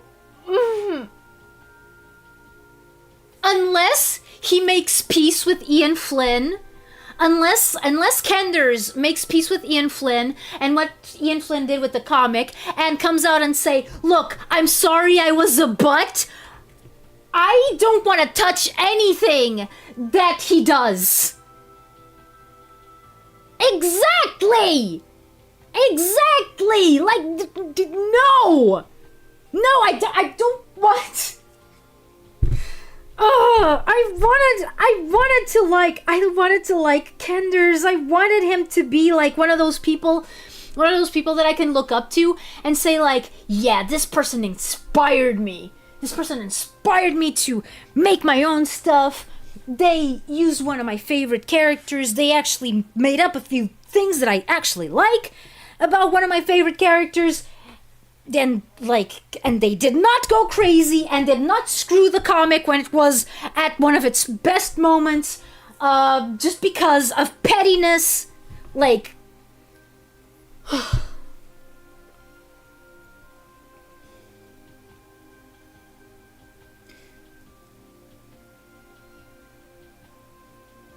yeah, no, he was the one who wrote Endgame.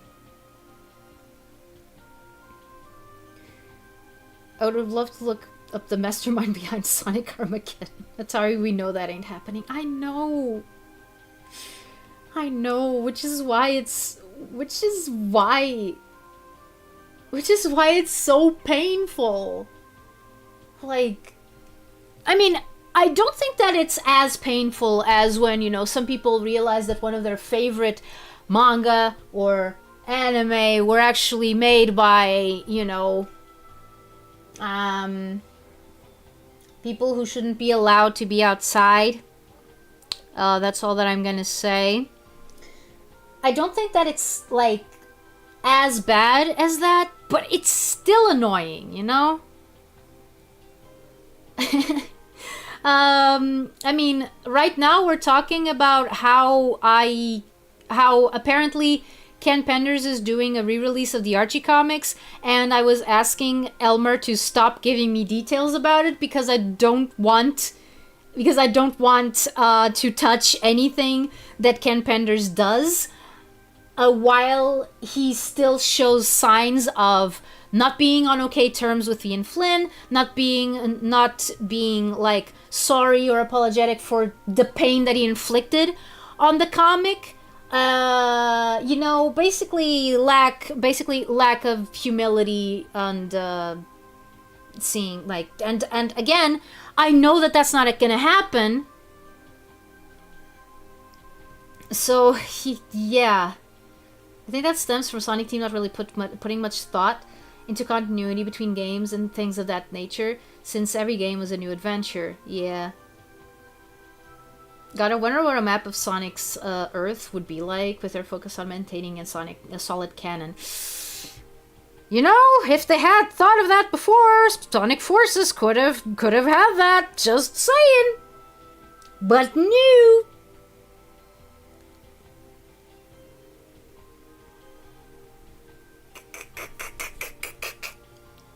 Why is Sega allowing that? I have no idea. Maybe they just see it as kind of like one of those fan projects. Like my brother tried to get me into this one Writers project. I think that you guys told me about it as well. Like last stream or 2 streams ago.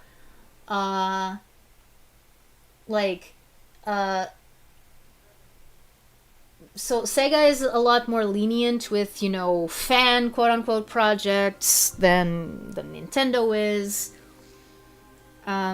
So yeah, Penders is somehow legally allowed to because he owns both the characters and stories he wrote. Yes, exactly. So therein lies the rub. I mean, what I would like to happen is for Ken Penders to feel the wrath of Sega and to be taken down a peg. But I don't know if that's gonna happen. Again, because Sega is more lenient about those things than, for example, Nintendo. But at the same time, this is something a little bit different. This was official material at one point. So I don't know if they can leverage that against him, or if they're just stuck between a rock and a hard place. I'm still salty that Green Hill is not on an island in Forces. Exactly! Exactly! We know that Green Hill is on South Island, right? Like, Green Hill is on South Island. So why the heck is it not on an island in frickin' Forces? Like, worst globe-trotting adventure ever.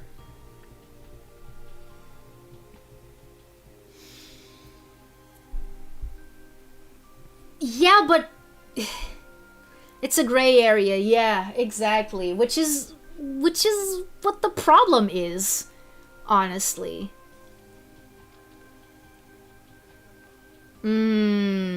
Okay. Then yeah, I hope they go after his butt. I do hope that they go after his butt, because no. I do want an Archie Sonic re-release. I do want one. I do not think that those comics, like, even if there are a lot of people who don't like them, and I know that there are people who don't like them. I saw them in the wild, and I also know that there's people who watch my streams who don't like them. But I don't think that they deserve to be, like, completely forgotten. I would like a thorough re-release of the Archie comics, not helmed by Penders though. Like, no way. Keep that man away from it. Keep that man away from any executive decisions as possible. And again, it pains me to say this. It really does. It really does, because I didn't want to dislike the guy. But some people are just like that.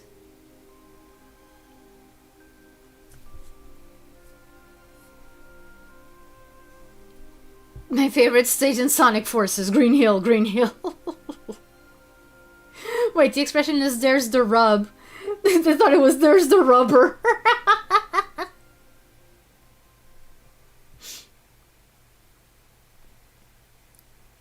Like, people reacted with Sonic Omens. It's not my favorite Sonic story, but I like the comics. Yeah. Forces would have been a great opportunity to have more playable characters again. Yeah. Yeah, it would. But instead they bet all on the character creator, and it's not even a good character creator. Like, I don't know if this is a controversial opinion or not, but as someone who has been in the Sonic fandom for ever since, like, you know, actively ever since 2004. Well, no, 2003. 2004 was the first full year that I spent in the Sonic fandom.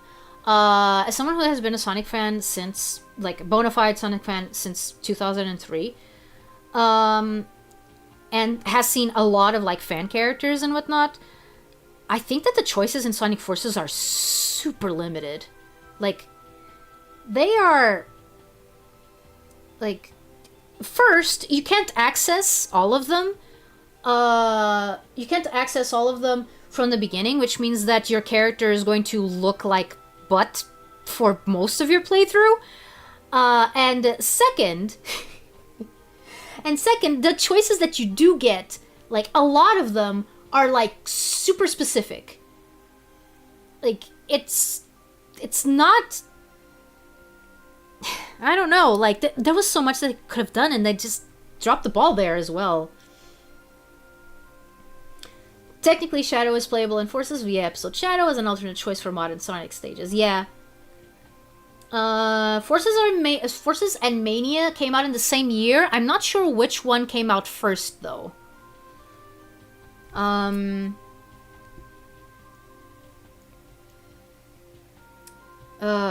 Really? He's gonna bring in Spaz? Oh, man. Oh, jeez.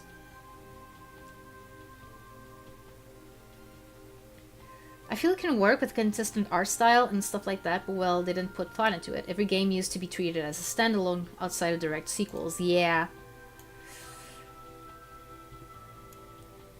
Mania was... Oh, okay. Okay, yeah. Yeah, that's what I thought, too. I thought it was Mania and then Forces, but I wasn't sure, so... Forces is the definition of wasted potential. Yeah, no, like 100%. Like, oh, you mean you're finally gonna do, like, a serious story with Sonic? Well, too bad you completely botched it and don't know what tone is. Yeah. Yeah, the plot being wasted was by far the worst part of the game. Mm-hmm. Yeah. I agree. I agree, because, like, in terms of, like, how the levels play, they're not that bad. They're not that bad. It's really the story that, like, really bogs it down. It's ugh. I thought they would have done something as extensive as those fan character creatives on the surface, and on a surface, it's passable. I mean, yeah, I guess. I think that is. I just seen also, you know, like, fan-made Sonic OC creators that had, you know, a lot more variety. And those were fan-made. And they were like Flash games and stuff. But, you know, granted, those could be updated as time went on. And I don't know if I caught them. I don't know if I caught them after they have gone through, like, a couple of updates or not. So yeah.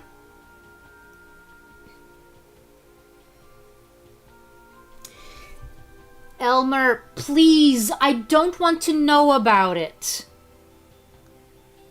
I don't want to know about it. I told you before. I don't want to touch anything that Ken Penders does unless he comes clean about what he did to the comics.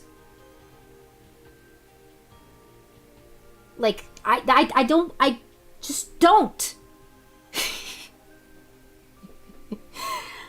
I don't want to know. I don't want to care. Sorry for being blunt, but I see that you keep bringing it up, and I've already told you, no, I don't want to talk about it. I don't want to talk about it because it's painful. Because it's painful. I prefer to remember the Archie comics as they were, not whatever Penders thinks he can do with them.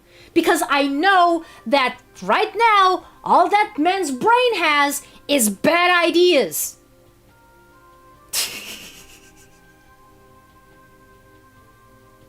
How to trigger your local Atari.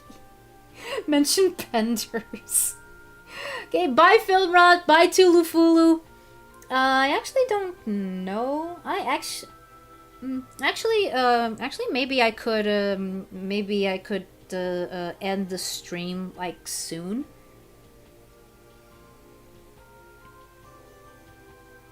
I think the reason given for the Osean forces is so limited and kind of lame is because they wanted to give fans a chance to make a character, but not make him cooler than Sonic. I mean, that's a strange notion. That's a strange notion. How do you define cooler than Sonic, though? How do you even define... Like, is Espio cooler than Sonic? Is Charmy cooler than Sonic?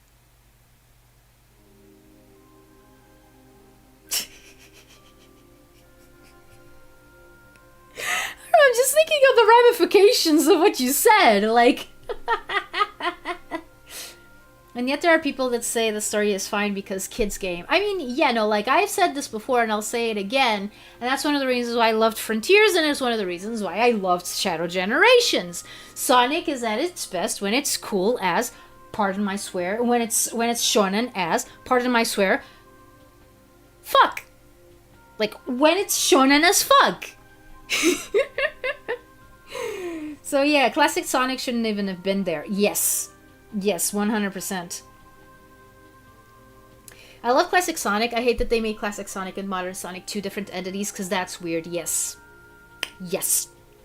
I also do. I actually had a discussion with my brother after about that. It was actually after I showed the original voices of Portuguese Sonic and Portuguese Knuckles here on stream.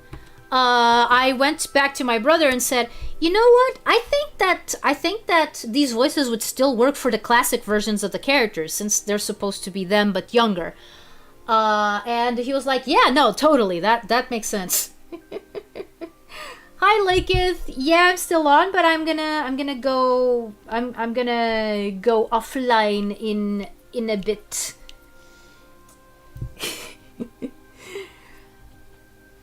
But yeah, if that's true, then have they seen what people think of Shadow? Yeah, heck yeah, the coolest guy around, Charmy.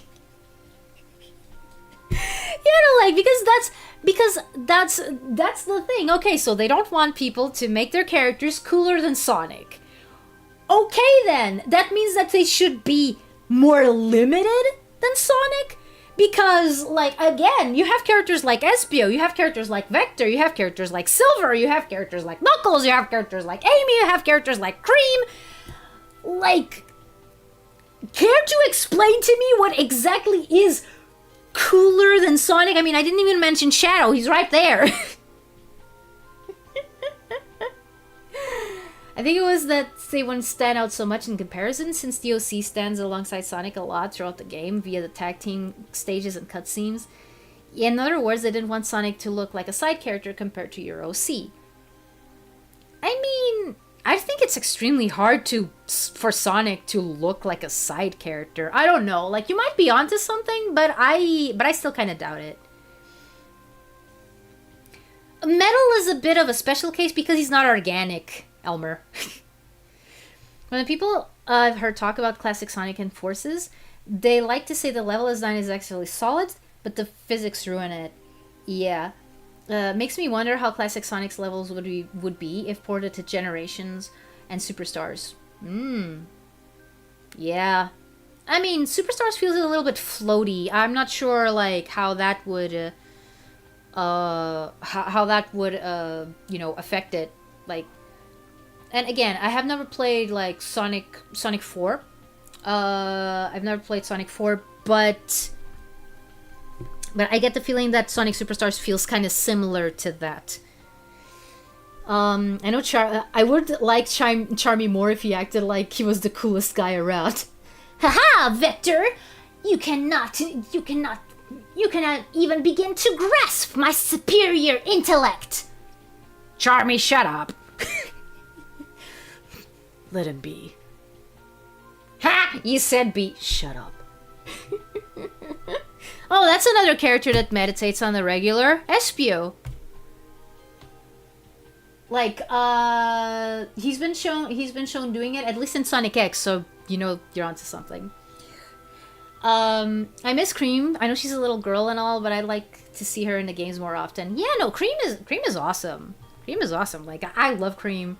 The only thing that I don't like, I think that there's like something about her design that kind of puts me off, but it's easily but I can overlook it easily. Like, you know, it's not it's not anything too bad. Charmy was quite chill when he was first introduced, then Heroes happened. Are you the chaotic IRL? Of course not. What do you mean I'm the chaotic IRL? He means that you can do all the voices of all the characters of the chaotics. You just can't do Mighty because you don't know what he sounds like. Indeed. The only time he talked was in that very old game. Sega Sonic the Hedgehog, wasn't it? Yep, that's the one. Come on, guys. But you do know that he has heard what the voice actor for Charmy, for Mighty sounds like, right? Also, I'm pretty sure that Ray also spoke in that game. Yes, he did. But I think that their lines are super limited, weren't they? Yes, that is also true, I believe. I haven't played that game in a very long time.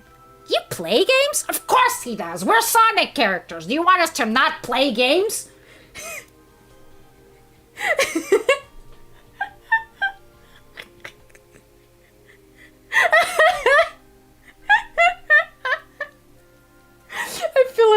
I feel we're watching a Jet live stream.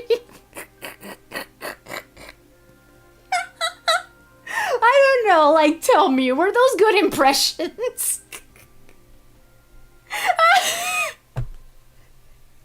Like, do you think that those are actually good impressions? Like, I just did it on the fly. Like,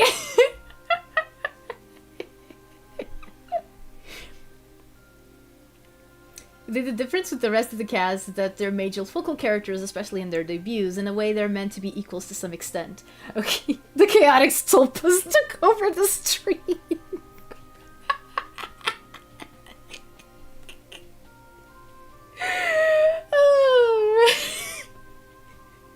Least schizophrenic streamer. Hopefully Blitz will give him a chance. Yeah, like I'm very much looking forward to seeing what Blitz does. I'm also ready to be disappointed. I'm also ready to be disappointed. But yeah, like, no, right now what I would love from Sega would be a game centered around Knuckles and the Chaotix. Still mad at IDW won't make a classic Chaotix comic for their 30th anniversary. I mean, maybe they think that they're not that important, which, unfortunately, if you ask most people, their assessment would be correct. I mean, it's not for me, but that's because I'm a massive Chaotix fan. Not as big as my brother, but still. Yeah, no, I think I'm gonna end. I think I'm gonna end things here. Actually, it's almost midnight 30, so I think that it's a good time to end stream. It's not too late. It's not too late, but it's not like too early.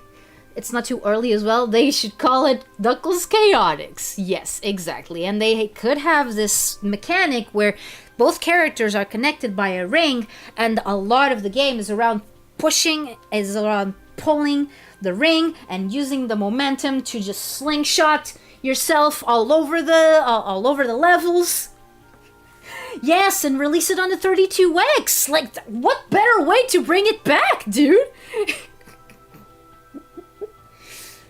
Yeah, no, I also don't understand. Maybe the hardware of the 32X was harder to emulate, but that can't be true because because I played Knuckles Chaotix on an emulator and it worked fine. Like, they just what the heck? They have field days putting 3D Blast on everything, yet Chaotix gets little love. I think that the thing is, they really don't know what to make of the Chaotix. Which is a shame.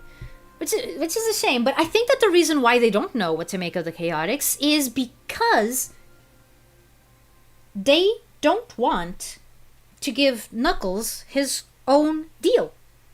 They want Knuckles to be part of Team Sonic, and if he's part of Team Sonic, then he can't have his own thing going on.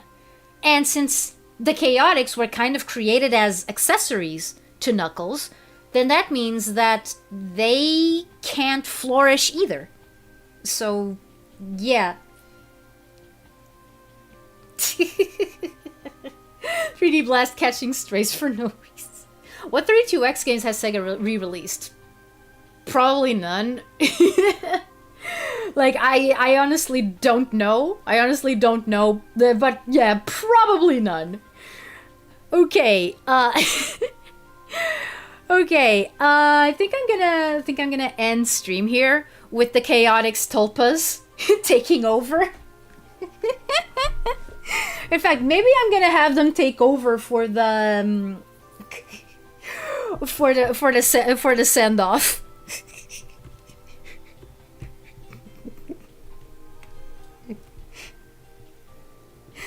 So yeah.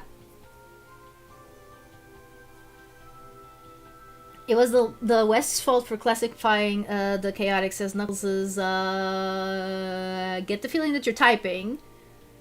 I think the reason Knuckles has no spin-off game right now is because of what happened to his last spin-off thingy. Actually, second to last because of the Paramount series.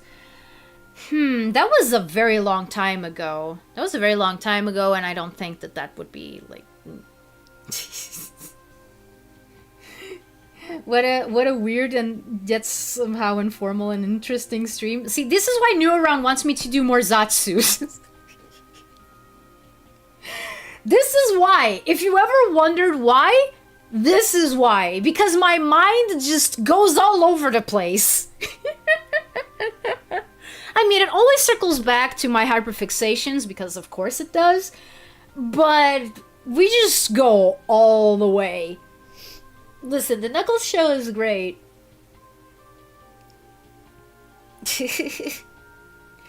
I mean, I've talked about the Knuckles show before.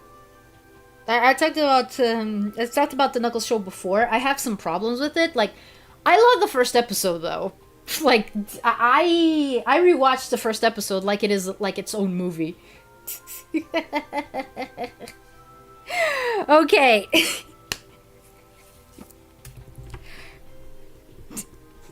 Whether you're watching this live, or the VOD, or are a lurker, know that your presence is always appreciated. And see you soon. Or, as they say in Atlantis, Ekabe. Aren't you supposed to say bye after that? Oh, right. Bye. that's a goodbye. Ha! Get it? That's a goodbye. Shut up, Vector. SP wouldn't say that. What am I doing? Okay.